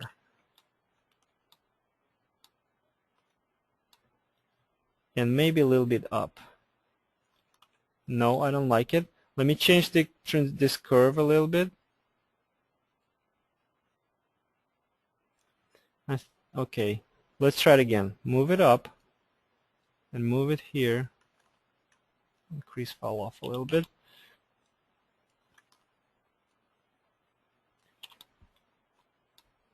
I don't want to go crazy with that effect, but just a little bit of it, you know, would make overall object look just a little bit better. So using this technique, just do this detail, okay? So it looks a little bit better. So smooth it out with smooth modifier. You know, I can still, you know, improve it. I just really don't want to spend too much time. We still have to talk about textures, and it's already 5 o'clock. So I gotta wrap it up within 5 minutes. So let me just speed things up. Okay, let me just do this maybe. And let's open the file where we have this thing already finished correctly. So apparently, if we had a little more time, we would have made this element better. But in any ways, it already looked nice, and you know how to copy this thing to the other side. Okay, so and after all, let me open the scene when that is done, like I said. Okay, finished back. And the only thing that is left is to add those reinforcement things, and don't forget about little nails that hold in all of that in place. And that is something that can be done absolutely easy. Just in Emacs, go to like a front view, create a small sphere. It can be where is it? Sphere or a geosphere, doesn't matter. I would create a geosphere. Just something like this, get it to the right size, then squish it using the scale tool like this, and then just sort of press it into the wireframe. Just look, I'm going to rotate this thing 90 degrees, and then you're just going to put it right there, and of course, you know, align it. Along X, no, Y, X, something like that. Looks like scale is not right. Something like that. And just keep doing that for the other places where this nail need to be present. And don't forget that on the back, you will have to scale it up because, according to this reference image, you know, it's much bigger. It's probably a bolt, so don't forget to scale it up. So pretty straightforward process. Maybe can take a couple minutes, and you will end up with geometry like this. Here's the file where all geometry is finished. Pretty good. Looks okay. And don't forget, let me just do a quick thing I forgot to mention.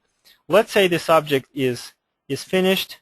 We added all those nails, everything that we need, and then you will have to look at this object and see if it's got right proportions. If you look at the reference image, you can see that the seat is a little bit inclined toward the back. So you will have to use freeform deformation modifier, FFD box, 4x4x4 would be just fine, and select probably these two control points and move them down. Select this one. Well, basically trying to make that incline added to the seat, something like that. See, and then let's say maybe you think that, see, the legs, looks like legs needs to be slightly longer in relation to the distance from the seat to the top of the chair. So You got the FFD box for that, so you can change, you can adjust it whatever, the way you want. Just make it higher, no problem. And if you look at the reference image, it's also tapered toward the top a little bit. Looks like the legs at the bottom just going off the perimeter of the seat. So no problem. For that, instead of using FFD box, you can just use the taper modifier, a good example of using taper modifier, and do something like that and add the curve. See? Something like this. Just be careful, don't modify too much. So with small modifications here and there, just bring it to the right shape and you will end up with an object like that. Actually, that already looks nice, but there's still missing elements and you know how to model them. So you will end up with the object like this, which only need to be textured and rendered, and that's it. Nice clean wireframe, no any errors. And you remember, just in case, you can go to polygon, subobject mode, select on polygons, and just try to retriangulate geometry, just in case. If you're confident that there is no such errors like I showed you with improper triangulation, just don't worry about it. That's going to be fine.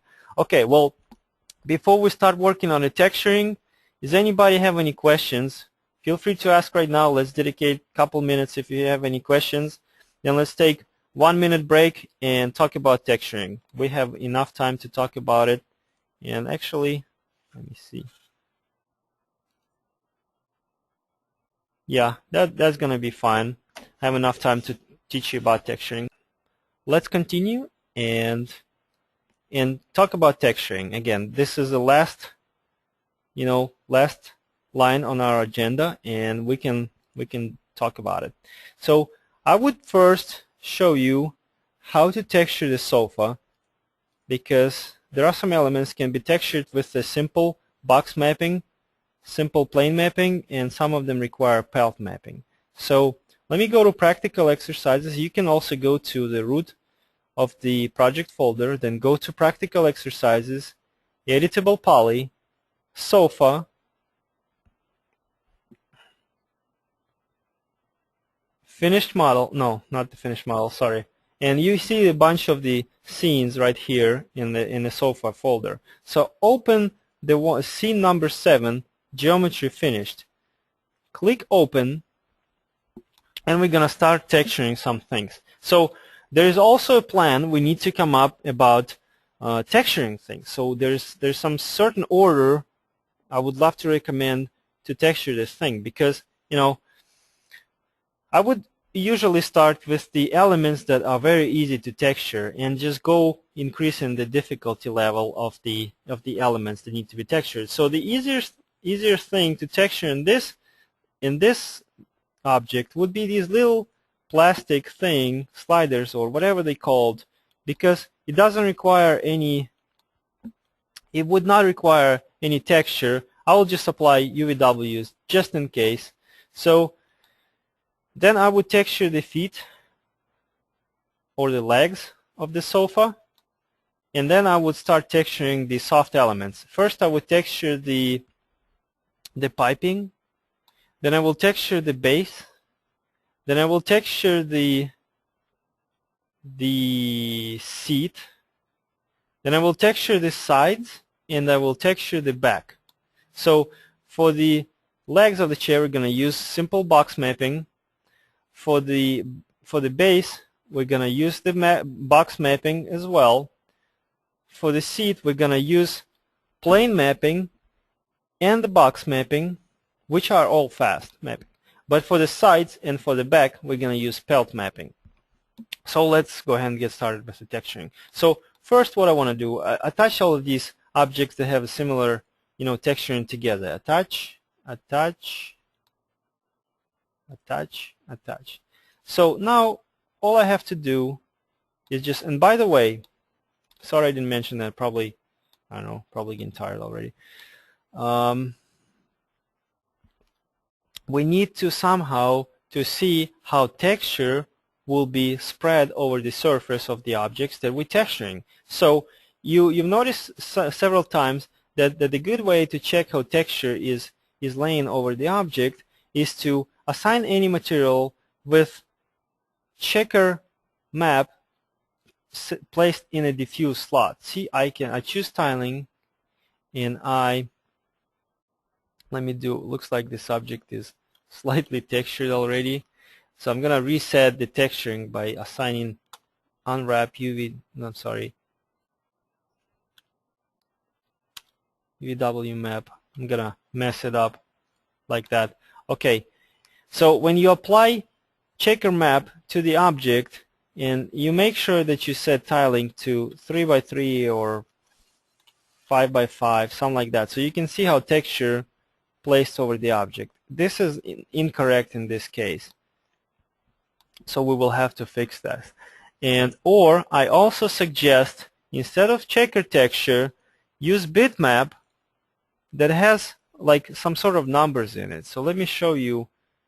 This map can be also found located in the Practical Exercises folder, Editable Poly subfolder, then you go to Sofa folder, then there is a, let me double check, there should be a Maps folder, and no, not there. Illustrations. Just give me 15 seconds, I need to find where I placed that file.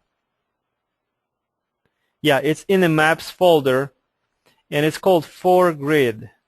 That's a standard file. It actually comes with 3D Studio Max if you install the Maps package, and if you don't have it, just use it from the project folder that I gave you.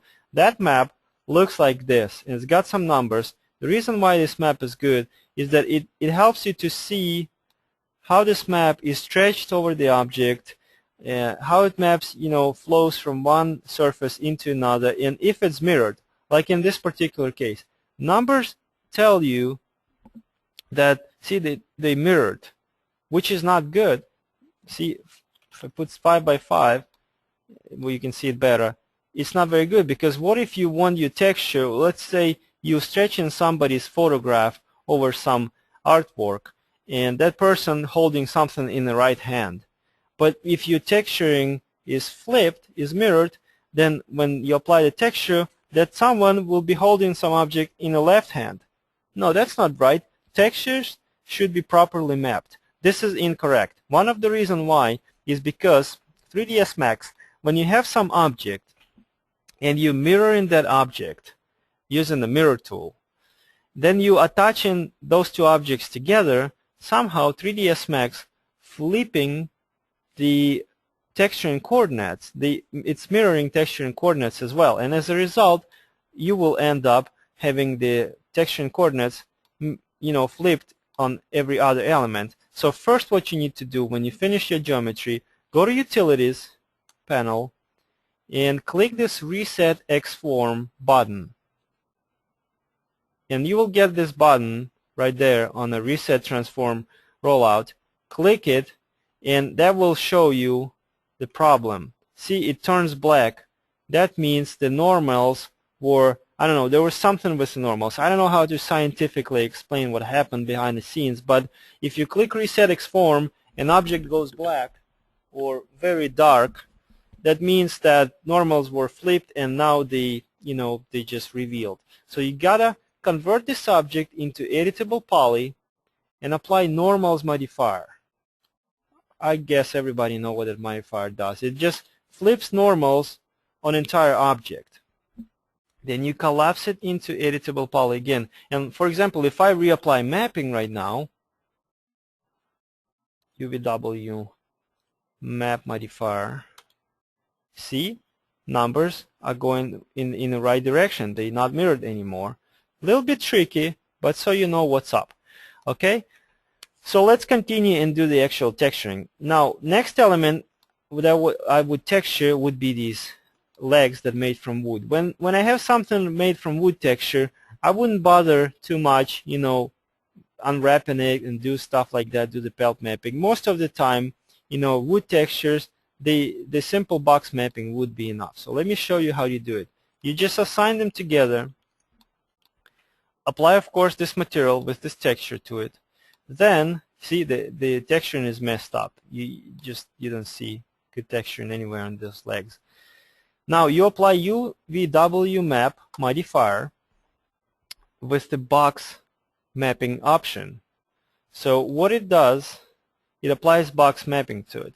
Now what you need to do next, you know what, before we do this, let's repeat this procedure with reset xform utility, just to make sure everything is right with the normals and texture and coordinates are not flipped. Reset selected, see, it's fine, it's not going black. So that's cool, that's what we wanted. So again, reapply unwrap UVW modifier, select mapping as a box. Now there are three values: length, width, and height of this mapping. So you can see length, width, and the height. Now pick the largest value from these three. In this case, it's a width. Copy this value, just Control C, just select it and do the Control C. Just you can push Shift Tab to move to the field above it, and do the Control V to paste it right there. Then you can go Tab on the keyboard, so you move down.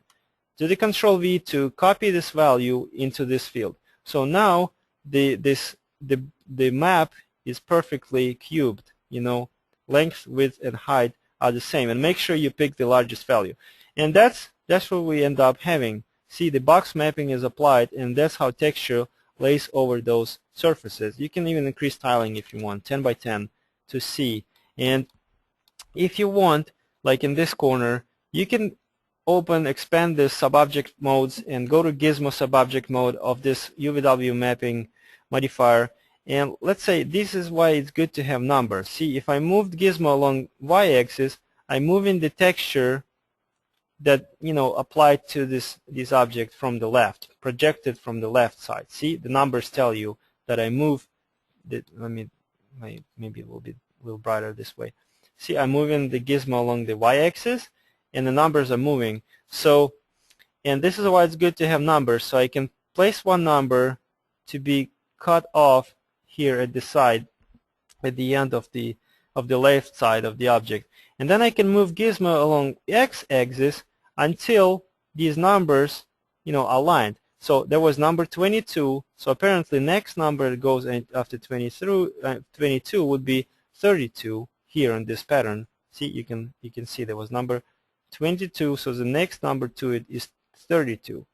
So you just find that number 32 and line that number 3 to the same number 3 on the other surface. I'm going to use transform type in dialog. It will be easier for me. So I'm going to move it along X. See, perfect.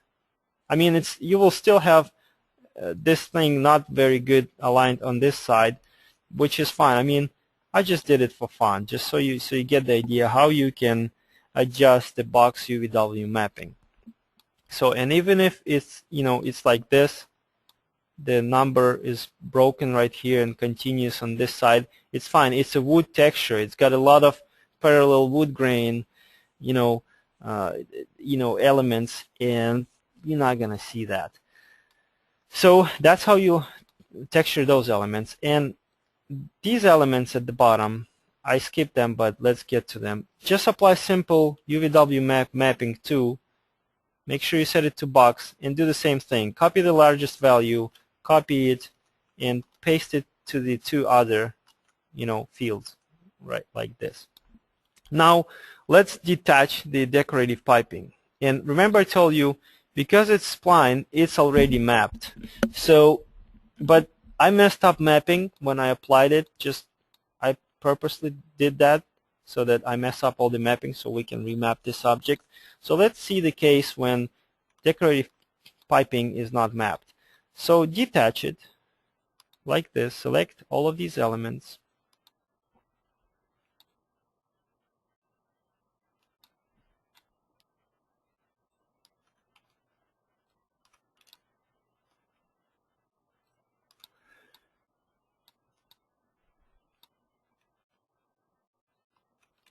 Detach them in a new object like this. Now select it, and I'm going to isolate it so you can see it better. Okay, now all you got to do, it's very simple. Just apply UVW map with the box option again. Just again copy the largest value and paste it into two other fields.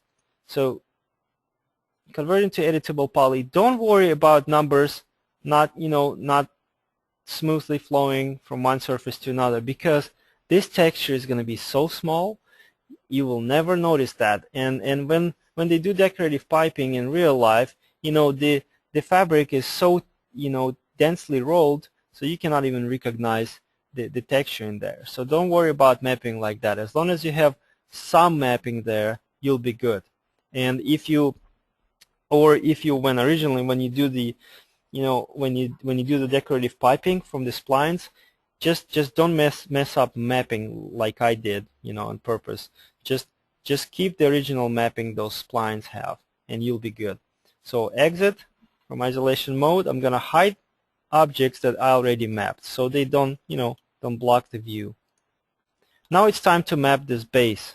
So I click this element. I don't need to detach it. I want to map it while it's still being a part of the object. I can detach it and then map it, but I can select this element and apply UVW map modifier, so it will be applied only to selected elements. So I switch it to box again, and now I want to maintain the same size of the mapping, because look, if I do the box mapping and let's say I ended up having 50, 50, 50 here, let me switch it to 5 by 5. See, the mapping apparently is going to be very small, because this texture is going to be repeated 5 times within box with a size 50 by 50 by 50 units. And if I will apply mapping of size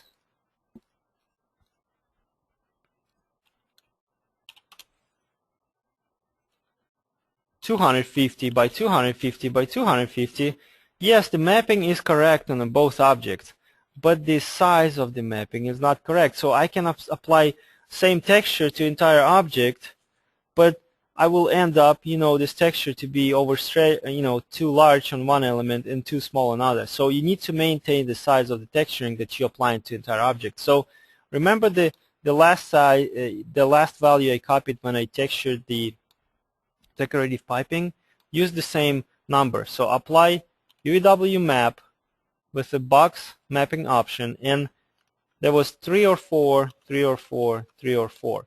And you see, here's the mapping. And here, I don't even need to worry about, moving gizmo and making it, smoothly flow from one surface to another, because you only see this much of the surface. So maybe I will just try to do it like this. Shift a little bit up and then move it along x-axis until these numbers just smoothly flow into each other. Just like that. See, that would be great. Convert to editable poly to collapse stack of modifiers. That looks good. Now, I want to detach this element. Detach as a new object and isolate it, because now I want to texture it. Isolate. Now I will texture different parts of this seat cushion with the different techniques. First of all, I would do this. I would do this. I would select this line, this edge right there in the middle, just so you see it better. This very middle edge of the object. Loop. Convert it in selection of the edges into selection of polys by going into polygon subobject mode while being in the edge subobject mode. Expanding the selection. I think that was too much. No, that was good. Like this, until it reaches this crease position. And then what I can do now is apply box mapping to this selection of polygons. Apply UVW map, go to box, use the same numbers that I have in the clipboard right now. Just Control V, Control V, Control V. Perfect. Maybe I'll try to do my best quickly adjusting it right here. There was this number 22, so before it probably number 12. Let me double check. 22, 12. So I gotta make sure the number 12 flows into itself nicely here, just like this, something like that. That would be great. Convert it into editable poly. That's good. I got the good mapping for this element. But now I got to map this top and the bottom. So this is how I would do it.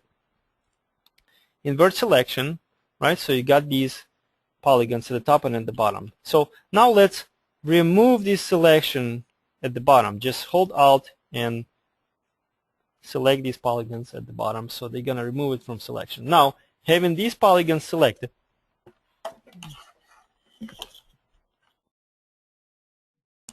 here's what I want to do.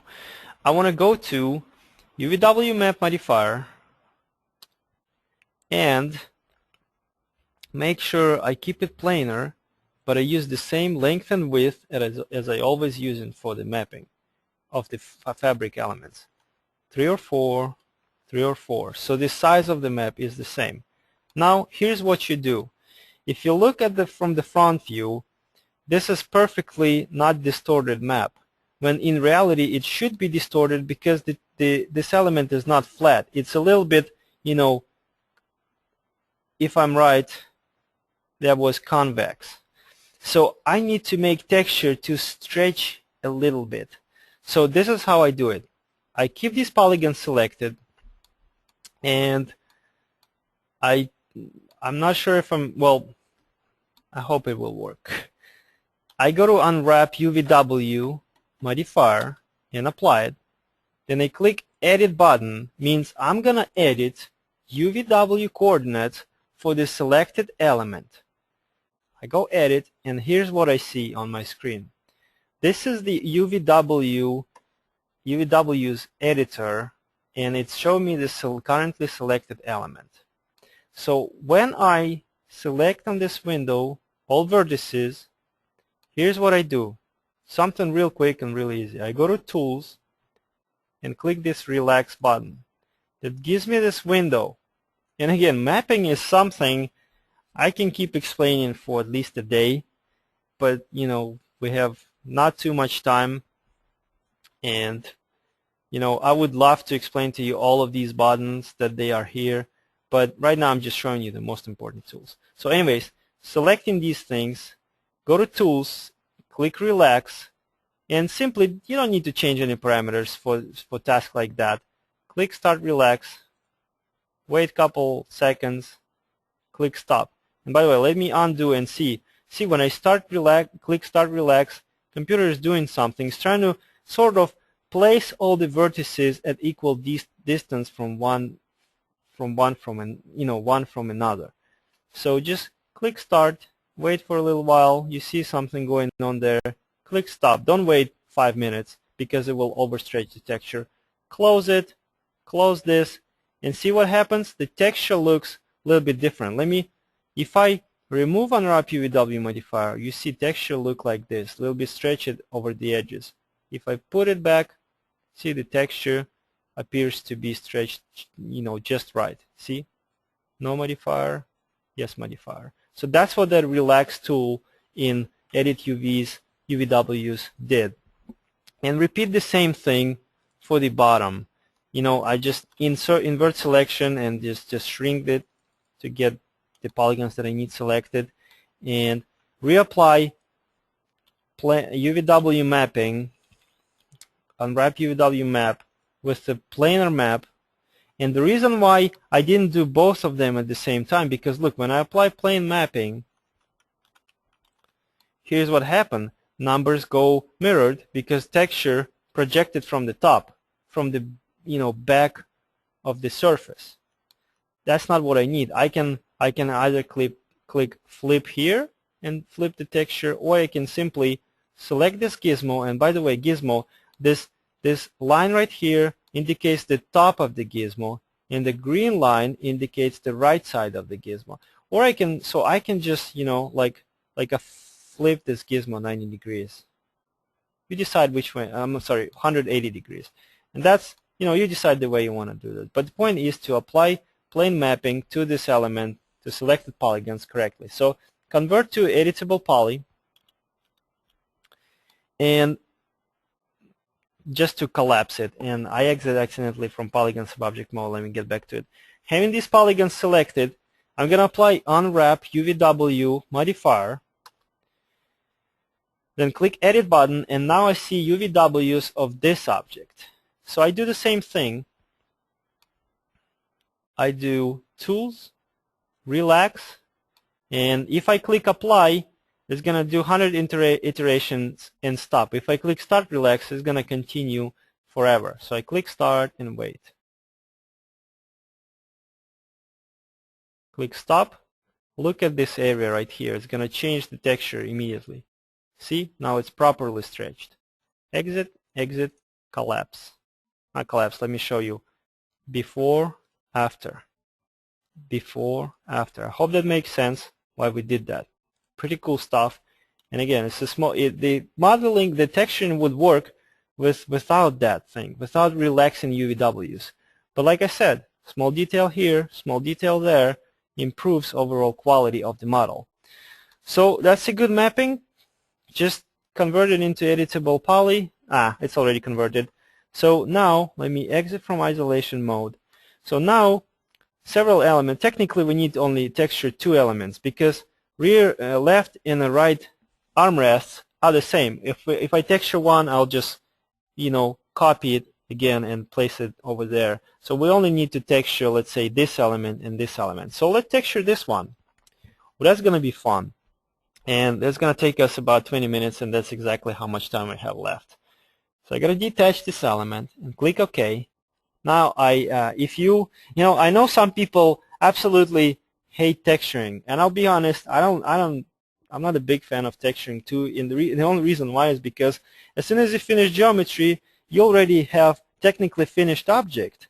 Like I show you, the chair that we just made, it renders just fine with just a simple brown material, and you got a texture, and it's like, why? I already have the model. But some things you just have to texture. This sofa is not going to look nice without texturing. So, and I'm going to show you the pelt mapping. So that's pretty cool stuff, and I'm sure some of you, always wanted to find out what's the best way to use it. So I'm going to show it to you.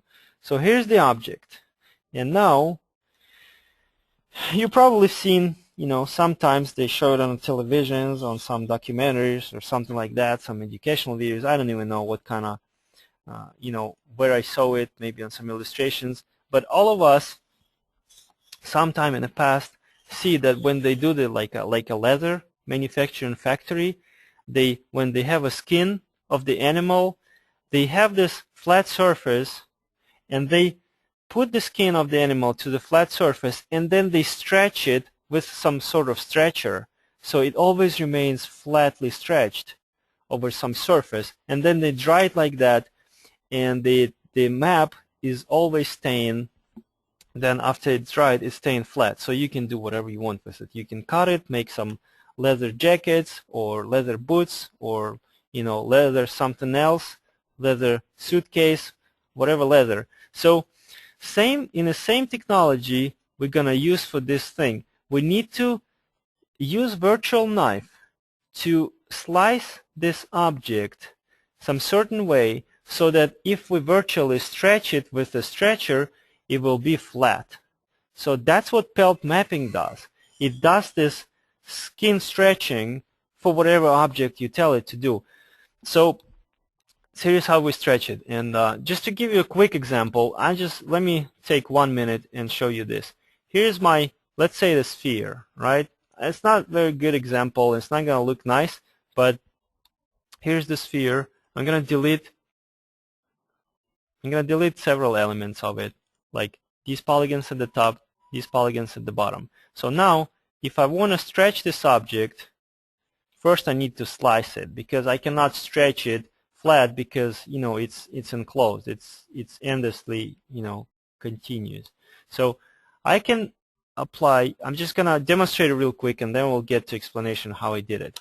I'm gonna go unwrap. I'm gonna assign this texture to the object. Then I would just do like this.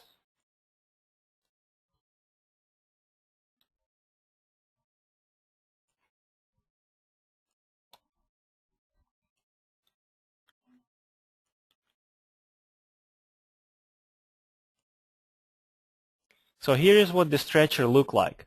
It looks like a round construction, that attach to every vertex of the edges of your model, of the geometry. I'm going to make it bigger. So when you click Start Pelt, it starts stretching. You see how it stretched your object or a flat surface? Just like that skin that needs to be dried. You click Commit, and that what happened. That's how your texture is stretched over this object right now. And then, of course, you will need to also relax it. Tools, Relax, and you got to change it to, let's say 1000, 0.8, 0.1. Click Start Relax, and it's improving it a little bit. So it's not the best way to texture the sphere, but it's the best way, one of the best ways to texture some element made of fabric. So getting back to our example, so how would you slice it with a virtual knife to, to stretch it? So first, what you need to do, you do this. You apply unwrap UVW modifier to the object that you want to have pelt mapping applied. And before you do that, if you ever do this to other objects, apply some general mapping to the object that you texture in. For example, you know what? Let's do this. Just apply UVW map to it with simple planar map like that, just to clear all existing mapping. Collapse it. So, well, I'm going to demonstrate you slowly. Just follow me. Apply unwrap UVW map modifier. Go to edge. Sorry. Click Edit button. So that will give you this on UVWs. Just trying to find the good words to explain it. Now here it's really better tool to use on a dual screen workstation, because you can have this window on one screen and just your regular viewport on the other. First of all, this front side of this armrest can be textured with the flat mapping, just a plain mapping. So let's do it. And this is how you do it inside the UVW's editor. You choose Edge, and you select the edge right here. You click Loop, and you have the edge selected. When you have Edit UV's window open, the edge here shows with a little bolder red line, because you have this unwrap UVW modifier applied to it. So you have this edge. Then we're going to tell computer that you want to virtually detach this element. So on the Edit UVW's window, over this edge right here, make right mouse click and choose Break. Don't do it here in the viewport. Do it in the Edit UVW's window. Right mouse click, Break. It breaks the element, breaks this connection. Now go to this Face Subobject mode here in the Selection Modes group at the bottom of Edit UVW's window. Go to Polygon Subobject mode. Click this Select Element checkbox, because if you just simply in the Select Polygon mode, you just select selecting simple polygons. If you select Element mode, you select an entire element. Select this element, and we're gonna map it. See, when you select it here, it's also selected in the viewport. So now, while you have these polygons selected, or this entire element selected, scroll down here and click Planar. That's gonna apply planar map to this object. Click Reset, so it resets to the square size, and using these Select and Rotate manipulators, rotate it so that it looks exposed like this, so it's like a sort of parallel to the texture, to the surface that you're texturing. See right there, the texture, the mapping is already start showing up right. And here on the Edit UVWs, you can do this. Move. Sorry, you have to exit from this planar mapping application mode. Just click this button so you'll exit. Now select this element here and edit UVW's window and move it to the side, somewhere here. Now what we want to do, just do the quick relax. Just go Tools, Relax, just click Start, wait a little while, click Stop, and the texture, the stretching of the texture fixed. Close it, looks great. Just see. Now the rest of this armrest we're gonna do with the pelt mapping. So this is how we slice it, how we do the seams. Go to Edge, Subobject mode, and do this. First thing, where we're gonna slice this object. I would want to slice this object. Let me think 30 seconds. I'm trying to find the optimum way to slice this object. Okay, I think I would slice it like this. And again, this is something you might not get right from the first try because it's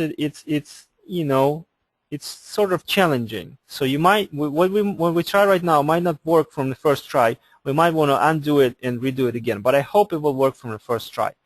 But it will be good to explain to you the concept. I select this edge right here, and I can click Loop button, and it will, like the loop command on Editable Poly object. And I want to unselect this extra edge that is going beyond the area that I want to apply seam to, because this edge is on the element that's already textured. I want to remove this edge. Or to make selection a little bit easier sometimes, let me minimize this window. You can use this tool here you can scroll all the way down and you can do point-to-point seam. You click this tool and then you pick beginning of your seam and it shows you this dotted line. Not very convenient, way of navigating the viewport and choose the seams, but this is a start.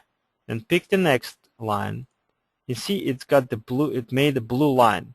That indicates the seam is gonna be right there.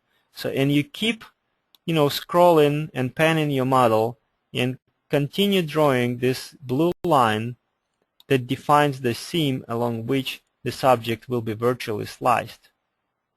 So go like that and slice it all the way until this point. See, we made a seam. Oops, I did a little mistake. See, not very good. Well, anyways, that's fine.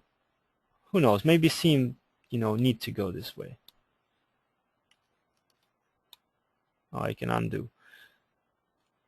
Okay, let me redo this seam.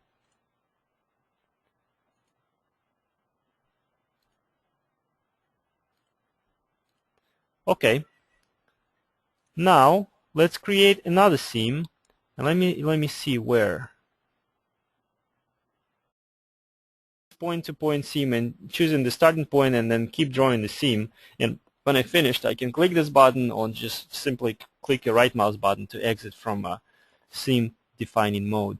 Now, or you can go like this. You can go to Edge Subobject mode, select this edge, and as always, just use Loop command, and it will just do the selection of all contiguous edges for you. And then there's a button that says Edge Selection to Seams. You click it and it turns edges to the seam. A little bit faster sometimes. So now I want to create last seam. I'm going to use point-to-point seam command again. I'm going to start here. I'm going to continue here, here, here, and you can, orbit around in your max. You're not going to exit accidentally from the tool. Here, by the way, if you don't know, while having some tool, because if I click this button right now, it's probably going to cancel point-to-point seam mode. You can push Alt on your keyboard and then press middle mouse button, and that makes you to orbit around. Okay, so I'm going to continue the seam like this. I'm going to keep making a seam, and I'm going to end all the way here. So those are the virtual seams or virtual cuts that I made with a virtual knife. So whichever way you want to call it, probably the proper way to call them would be seam.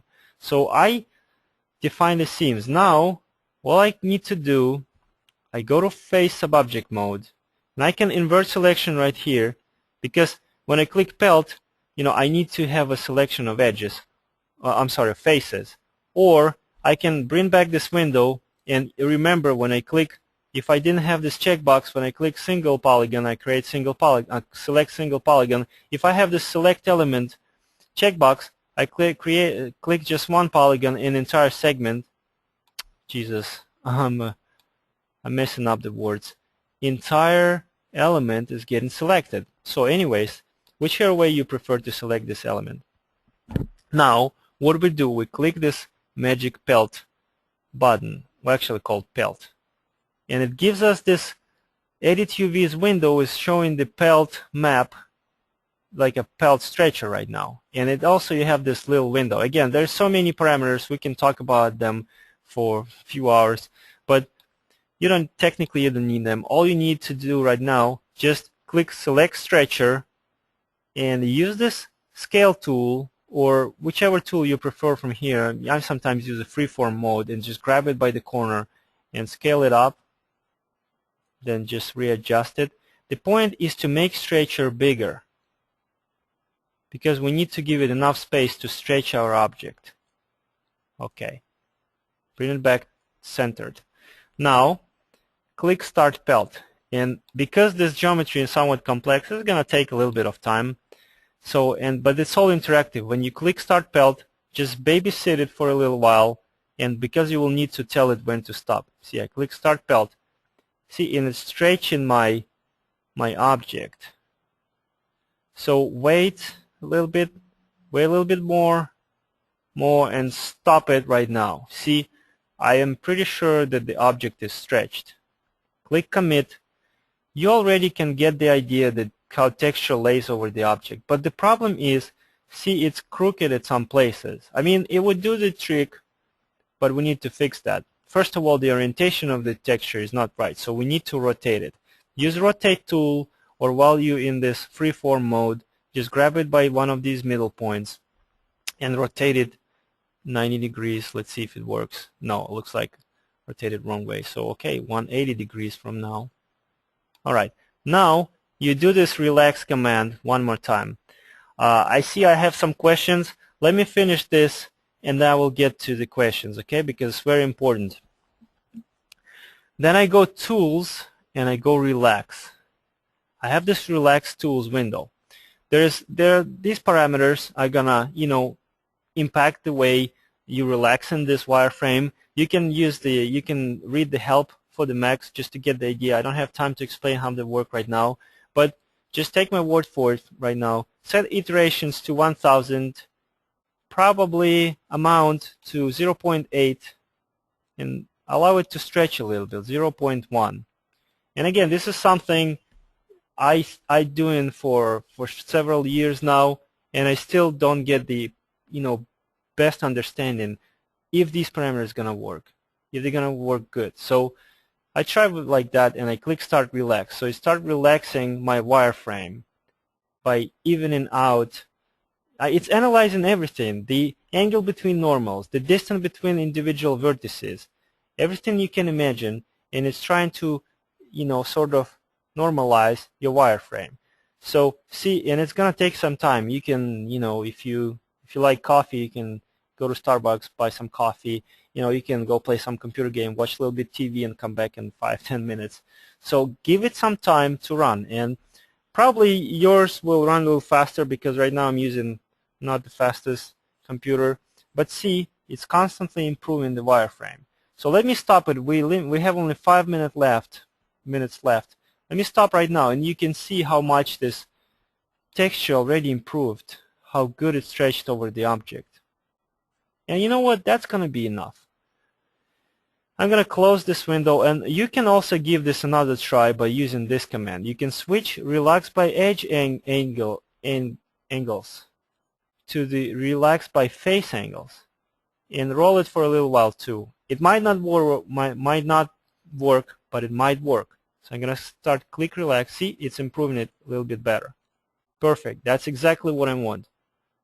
You can close this thing, and here's my texture. The only problem is that it's a little bit smaller than it's supposed to be. Well, not a problem. Just scale this entire thing down, and by scaling this wireframe down in the Edit UVs window, you're scaling it up on a real object. Something like that. Put it anywhere you want. Great. So I think we're done here. Now you can close this window, collapse it into Editable Poly. Now, if I exit from isolation mode, the size of the texture here is just it's smaller than the size of the texture everywhere else. So you can go back to Edit UVs window and select entire wireframe and keep scaling it down. Instead of that, you can keep this object selected, apply UVW X-form modifier, and play with these U-tile parameter. See? Just you might also, well, don't forget to click apply to entire object, because right now these polygons selected. So if you do anything, it's going to only be applied to the selected polygons. If you want it, whatever you do to be applied to entire object, set this checkbox and apply to entire object, and scale it. Just keep lowering it until you stretch texture a little bit, and then lower V-tile value until you stretch it a little bit taller. So keep playing with these parameters until you see this is something you have to use your eye judgment. Until there's no, I mean, at least I don't know the tool that you can click and say, hey, make this texture to have the same size as this one. I just always eyeball it. So that looks about right. If it 5% smaller than the texture and the other elements, so be it, not a problem. Nobody's going to notice that. So collapse it, convert it into Editable Poly, and this element is the same, so we can just detach it. I do it like this. I detach it. I isolate these two elements. Then I have this one, and I'm almost done. I mirror it along x-axis as a copy, and I check if it pops up in the right place. Yeah, it shows up in the right place. I delete old objects. It's right there. See? So this new one, remember I told you when you mirror something, it also mirrors the UVW coordinates. So you need to find a way to fix that. Another way to fix that would be to apply the same UVW X-form modifier. It just changed in the way texture stretched over your object, and there you have a flip checkbox. Just set it, see if it helps. It did help. Maybe you also need to set this one. Hold on a second. I forgot this checkbox. Apply to entire object. It helped. Numbers are upside down here, but that's good because as long as you can read them, they're not mirrored, because textures start from here, then it wraps around the top and it continues here. So that's fine. Collapse it. So, and the point is that this element you'll do the pelt mapping absolutely the same way. You just isolate this detached. Sorry, let me just give you an idea real quick. You detach this element, you isolate it, then you apply UVW modifier. I'm sorry, unwrap UVW modifier. Then you go to Edge Subobject mode, and you define the edges that represent the seams along which you want to virtually slice your object, or you use this point-to-point seam to. Let me try real quick. If it works, fine. If it doesn't work, then I'm really sorry. I want to slice this object from here to here. I'm going to do something real quick. Then I want to slice this object from here on this line. Just give me 1 minute and I'll do it. Okay, like this. And I'm going to end this seam right there. Then I'm going to do the same thing. I want to also slice it right here. And I want to do the same thing right here. Just give me 15 seconds.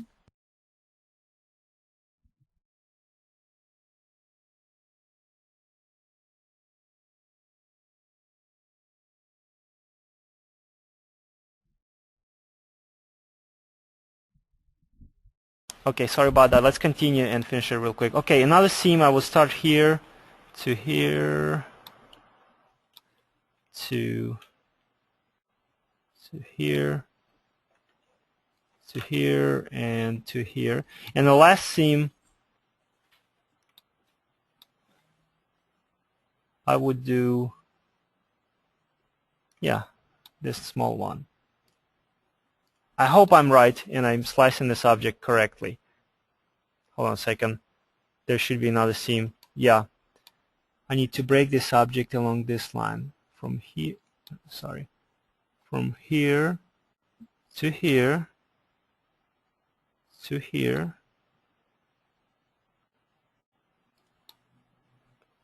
Alright, well, I've got my seams. Now I can go to face, subobject mode, select all faces, go to pelt mapping mode, and of course, definitely I need to increase the size of the pelt stretcher because, you know, this object is really large and it needs to have a lot of space to stretch it. Something like this. And then you click Start Pelt, and it starts stretching it. See, it's stretched. You click Stop when you think it's enough. You click Commit. Don't forget to click Commit. And then, of course, you will need to rotate it a little bit to make the to make it to be properly, you know, the direction to be right of the texture, something like that. Then you do Tools, Relax, do the 1000 iterations, amount 0.8, and a stretch. Allow it to stretch a little bit. Clicks Start Relax. Give it a little bit of time. So unfortunately, we don't have time. So I'm going to click Stop Relax right now, and I'm going to switch to face angles and try to do it again. Try both modes. Relax by face angles and by edge angles. Okay, well, it looks about right. Might be still be a little bit overstretched in some places, but to me it's just fine. And then UWX form modifier and apply it to entire object and just play with these parameters to get texture to be properly stretched. So there you go. And I'm glad we made it in time, just 3 minutes over. I was hoping that we'll have enough time to do the texture of the chair, but it's very straightforward. Same technique. Use the UVW box mapping. You'll be fine. And for those reinforcement, the chair, it's got the reinforcement elements that looks like arches in the front. Use the spline mapping that I demonstrated to you yesterday. And if you take this sofa and apply materials to it, this is how it renders. Practical exercises, editable poly, sofa, illustrations. This is the render. Unfortunately, I don't have time to show you how you map these because we mapped this sofa with the standard flat mapping and mapping ID channel number 2, and we used the bump texture. I'm just gonna give you the idea. It's not too important, so you don't miss too much. See this texture, and let me unmute. Hold on a second. Let's do the 30 seconds break. Let me see the questions that somebody has. Can you back up to pelt? John, well, I'm not sure how much you missed. John is saying that his pelt did not select. Well, in order to select pelt, you had to open that rollout at the bottom of the pelt editing window and click pelt select pelt stretcher, something like that. Well, let's finish this class and I can get back to this question for you. I don't want to, hold up everybody. So let me just ask everybody this. Does everybody have like maybe 5-10 minutes more of a time so I can show how we map this bump texture over the object so that when we render it, we will see it. We will see the bump applied to this area only. Can you please send me a chat messages? I want to see if there's enough people. All right. All right. The majority of people say yes. Okay, no problem. I'll do it real quick. Okay, so now when our object is textured, if I render it, it renders, imagine it renders like this without bump. So we need to apply bump. But, if I try to draw the texture right now it's not gonna work because it's just not gonna work because the same parts of the texture repeated over different parts of the solface. So if I use this map, the bump map, it's gonna apply it here and to some other random places. It's not gonna look nice. So we need to find a way to make this bump map. Hold on a second, let me check the more questions real quick. Okay, well everybody says yes. I'm glad you're enjoying it. Okay, well we need to apply the bump map to only that front surface of the seat. This is how we do it, and I hope my brain works fine to remember how to do it.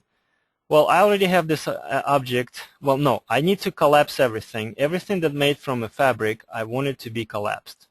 So I convert it to editable poly, and I collapse it. Attach it together. So I got one object that made of fabric right now. I'm going to isolate it. Now, I don't know if you're familiar with mapping IDs, but you can have different mappings applied to the same object.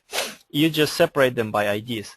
So this mapping ID is 1. So look, if I apply UVW map modifier to this object and just use a simple plane mapping, my goal is only right now to put it like this, make it to be facing, you know, just like that from the front view. Here's how you apply plane mapping. But what else you want to do right now is to make it rectangular. You don't want to keep it, you know, just hold on a second. Let me refresh my memory too. Yeah, let's make it rectangular because this planar mapping needs to be rectangular. So select the largest value here, copy paste it to another field. You know, if length would be higher in this case, I would just copy length value and paste it to the width value. So this is what the plane mapping is right now. The gizmo is showing you, but do not collapse your object right now. Tell it that you assigning map channel number 2. See? Now you have two mappings for this object. One is using map channel 1, and another use like a map channel 2. It's like multi-sub-object material. You have material IDs that can be applied to the different elements. Same with map. You have a different mappings channels applied to the same object. So map channel 2, and then you can collapse it. Now, when I apply unwrap UVW modifier, I first need to tell it that I want to work with map channel 2. So everything I do will be related, you know, to the map channel 2. I click edit, and here's my just give me a couple seconds. I'm trying to, my brain stopped working, so I'm trying to find out what did I do wrong. Let's try to apply this mapping a little different way. So assign unwrap UVW modifier, go to face, subobject mode, select all faces, then click planar map right here. That probably would be the better way. Means you're applying a planar map to this entire object. Now the goal here is to expose the gizmo so it's facing our object. It's not like that. It's not parallel to the seat. It should be parallel to the back. So let me try first these buttons right here. First reset. Okay. No. Align X. No. Align Y. Align Z. Align Y. Yeah, perfect. So see, it's positioned properly, but it should be square. So to make it square, click reset. It will be square. Ah, jeez. All right. Well, then click reset, so it will be square, and then manually rotate it 90 degrees. I would do it like that. I will bring transform type in gizmo and see. I probably should rotate it along x-axis. Yes. So see, that's how it's applied. Now exit from the planar map. Click this button. And don't worry about this gizmo that you see right now. It has nothing to do with the mapping that you did right now. Click Edit UVs, and that's what UVs look like for channel number 2. See, That's how we should have done it. I should have applied planar mapping with unwrap UVW's modifier, not the UVW map modifier. I don't know why it's not working the other way, but just, sometimes, I just don't, if it works this way, so be it. Maybe 3ds Max just want it to be this way, or maybe I'm doing something wrong, I don't know. But as long as it works one way, fine. So okay, so now how can you draw a map over this wireframe render? Well, you can use your Photoshop, right, with no question, but you need some sort of reference to draw it over. So you need to extract this render somehow to put it on the background in the Photoshop and draw a bitmap that can be used as a bump map. So for that, there is a tool called, I think it's called, hold on a second, let me find that tool. It should be called Render UVW template. Sorry, I'm losing my memory now. Render UVW template. What it does, you specify the size of the texture, and I want this texture to be fairly big. 2048 pixels by 2048 pixels. Make sure it's rectangle, it's square. Now, if I click Render UV template, here's what I get. Now I can save this image out and use it in Photoshop. It's just a little bit confusing. There's just too many lines. So I need to find a way to make it shaded. So I go like this. I switch to solid mode and Render UV template. Let's see. It might take, a couple minutes of time to render. Let's wait a little bit. Okay, looks better. Let me try play with these parameters to see if anything. And I want to see edges. And I want to see seam edges. I don't want to see any edges. I just want to see the shaded view. Something like that. Okay, not enough. I don't see where that area that I need to apply bump map to, that I draw a map over.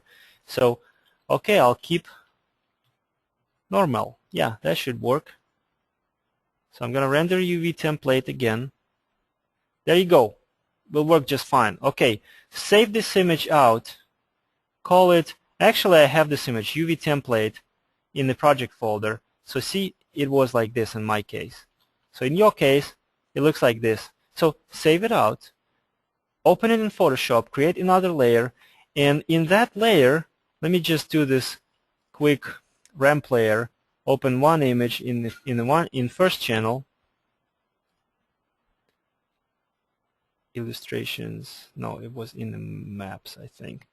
This is our UV template that we just rendered, and you get the idea. So from this moment, all you need to do just to bring that image into Photoshop, like unfortunately it's too big. How do I make it smaller? Well, anyways, if you take this image, hold on a second. If you take this image,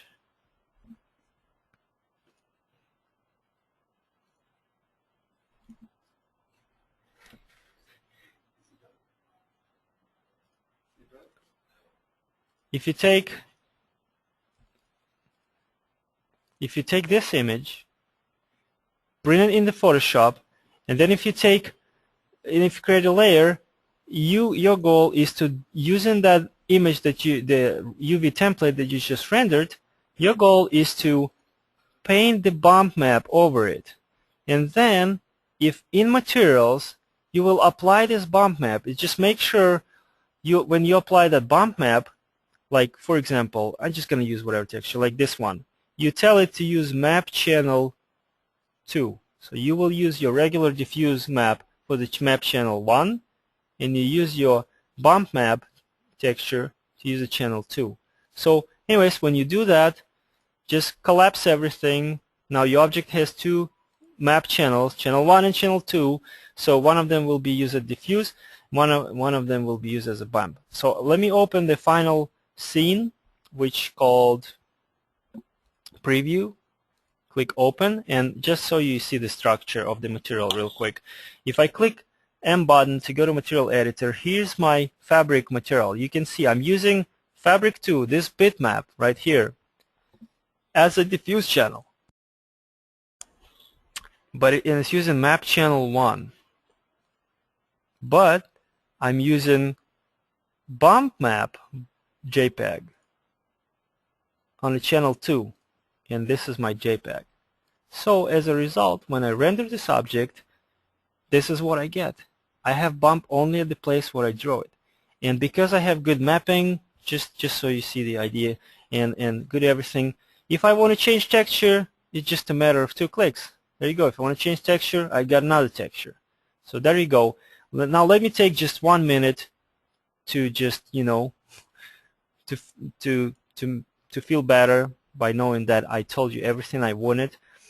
When you finish this object, it looks good. You bring it into the Preview Studio, you assign it, attach everything together, you create material, you rendered it, the render looks nice, right?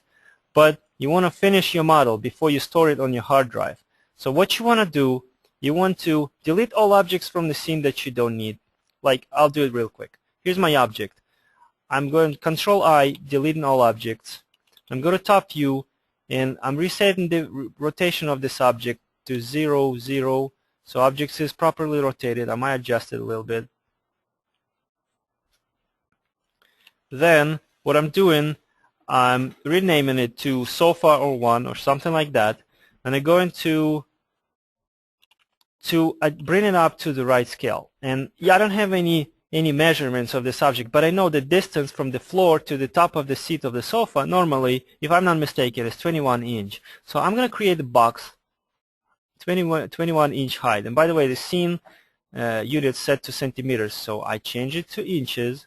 If you are from Europe or from Australia or from other countries, I know if you're from Europe, you're using the metric system, so you can bring it to millimeters or meters. I don't know what's the unit system in Australia, but because I'm in the United States, I'm usually switching to fractional inches, so I know it's 21 inch tall. So I'm going to make this box exactly 21 inch tall, something like that.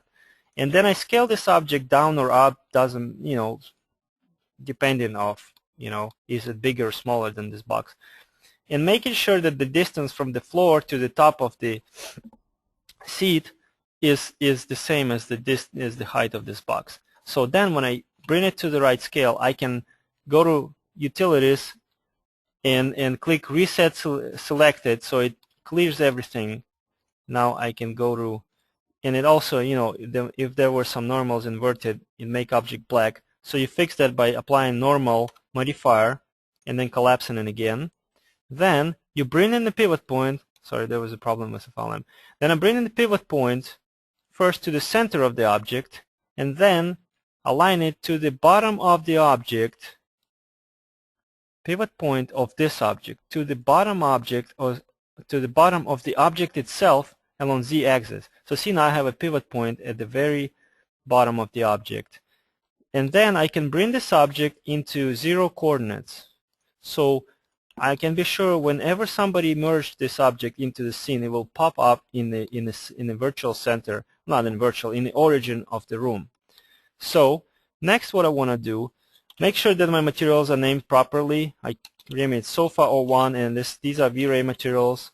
Then I will give these materials proper name, just so anybody else who work on this project will always be able to see, to quick and navigate in my model. So this will be plastic.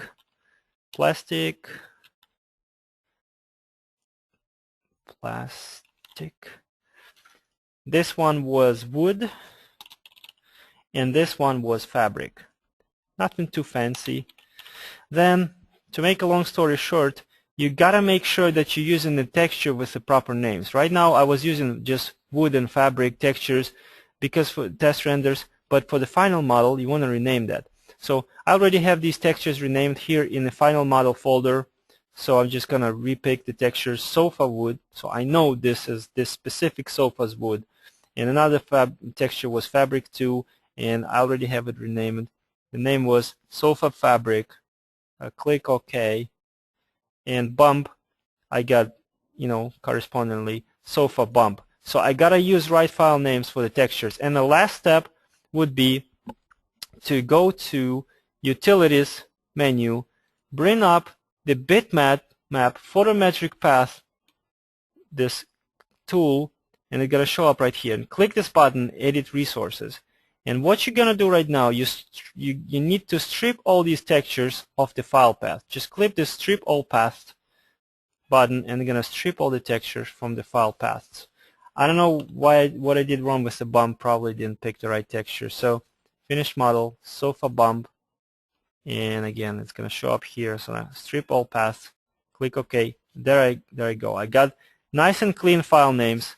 That's it. And the last thing, and it's somewhat very important, because when somebody opens your file, you don't want them to see, bunch of settings that they don't need. I usually have a preset, but on this computer I don't have a preset. So what I do, I just assign render to default scanline, and then because I use V-Ray, and reassign V-Ray, and it gives me nice and clean reset parameters. That's it. We're ready to save our object. Just go File, Save As, and put everything together. Here's the structure of the finalized model right here. Finished model, all you see right there is your max file and all three textures. I didn't have time to put the render along with it, but you normally also place render in there. So somebody, when he browses your files on your hard drive, you don't want the person, maybe the person doesn't have Max installed, the person doesn't have a chance to open the file and see. So it's always nice to have a JPEG placed along with the model. So by having this model and all the textures together, and when you open the Max, there's no file paths to the textures. Max is always able to find those textures, and if anybody ever needs you to email him a model, you can just put it into a zip file and email it to him. Well, that's it, and I'm not saying goodbye yet. Let me check the messages that I have. Okay, well, the question was, the Kyriakos has a question. Since I need 2 bumps, shall I make 2 materials? And I was talking about materials. I know you asked the question before I start talking about materials. Did I answer your question? Did what I do with materials answer your question?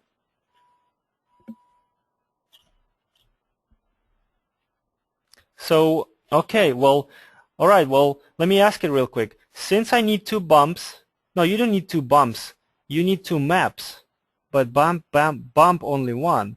Well, okay, again, look, I'm going to show you the material structure. I have 2 maps, and, well, imagine this. Here's your bump render. The question is, sorry everybody, the question is, I need 1 more bump map for the rest of the fabric. So I understand it. So you're saying if you want to add bump for some other element of the sofa, would you need to create separate mapping with the separate mapping channel and create another map? So the answer is yes and no. If you want to use another bump for the rest of the fabric, like the bump for the actual fabric, for the little fabric noise, then you can use map channel number 1. You can use the same channel that you used for the diffuse texture, because that's the bump map for the diffuse texture.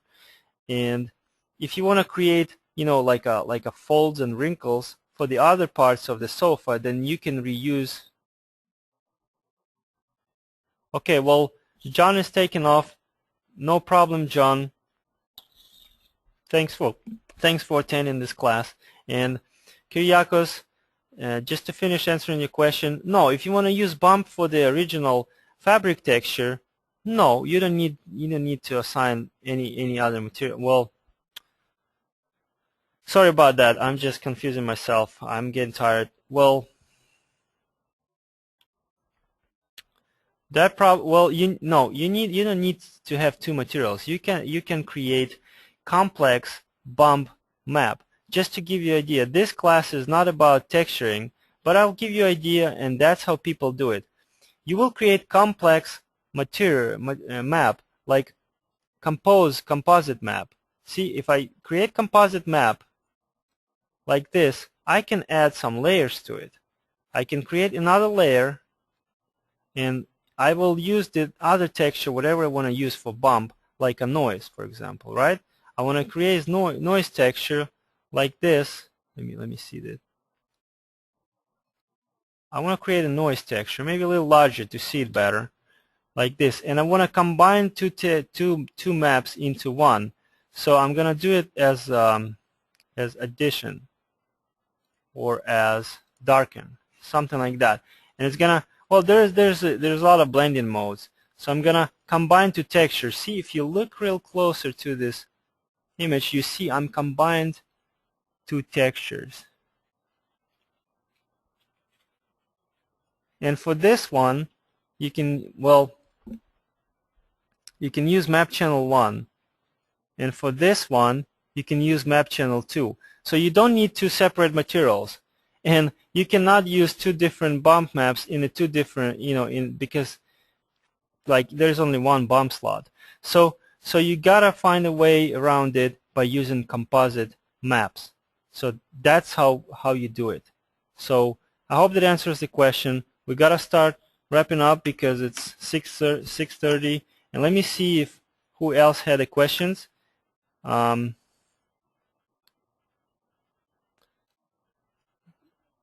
I accidentally closed the chat window. Can anybody please send me any message, like just a simple number 1 or 2, so the chat window will pop up again? Thank you. I'm going to open it. Okay. Well, yeah, looks like Kyriakos, I hope that answered your question, because that's how you do that. That's how you combine several maps into one, and it will work just fine. Okay, well, thank you very much, everyone, for attending this class. It was a great pleasure, teaching you, and I hope you enjoyed it.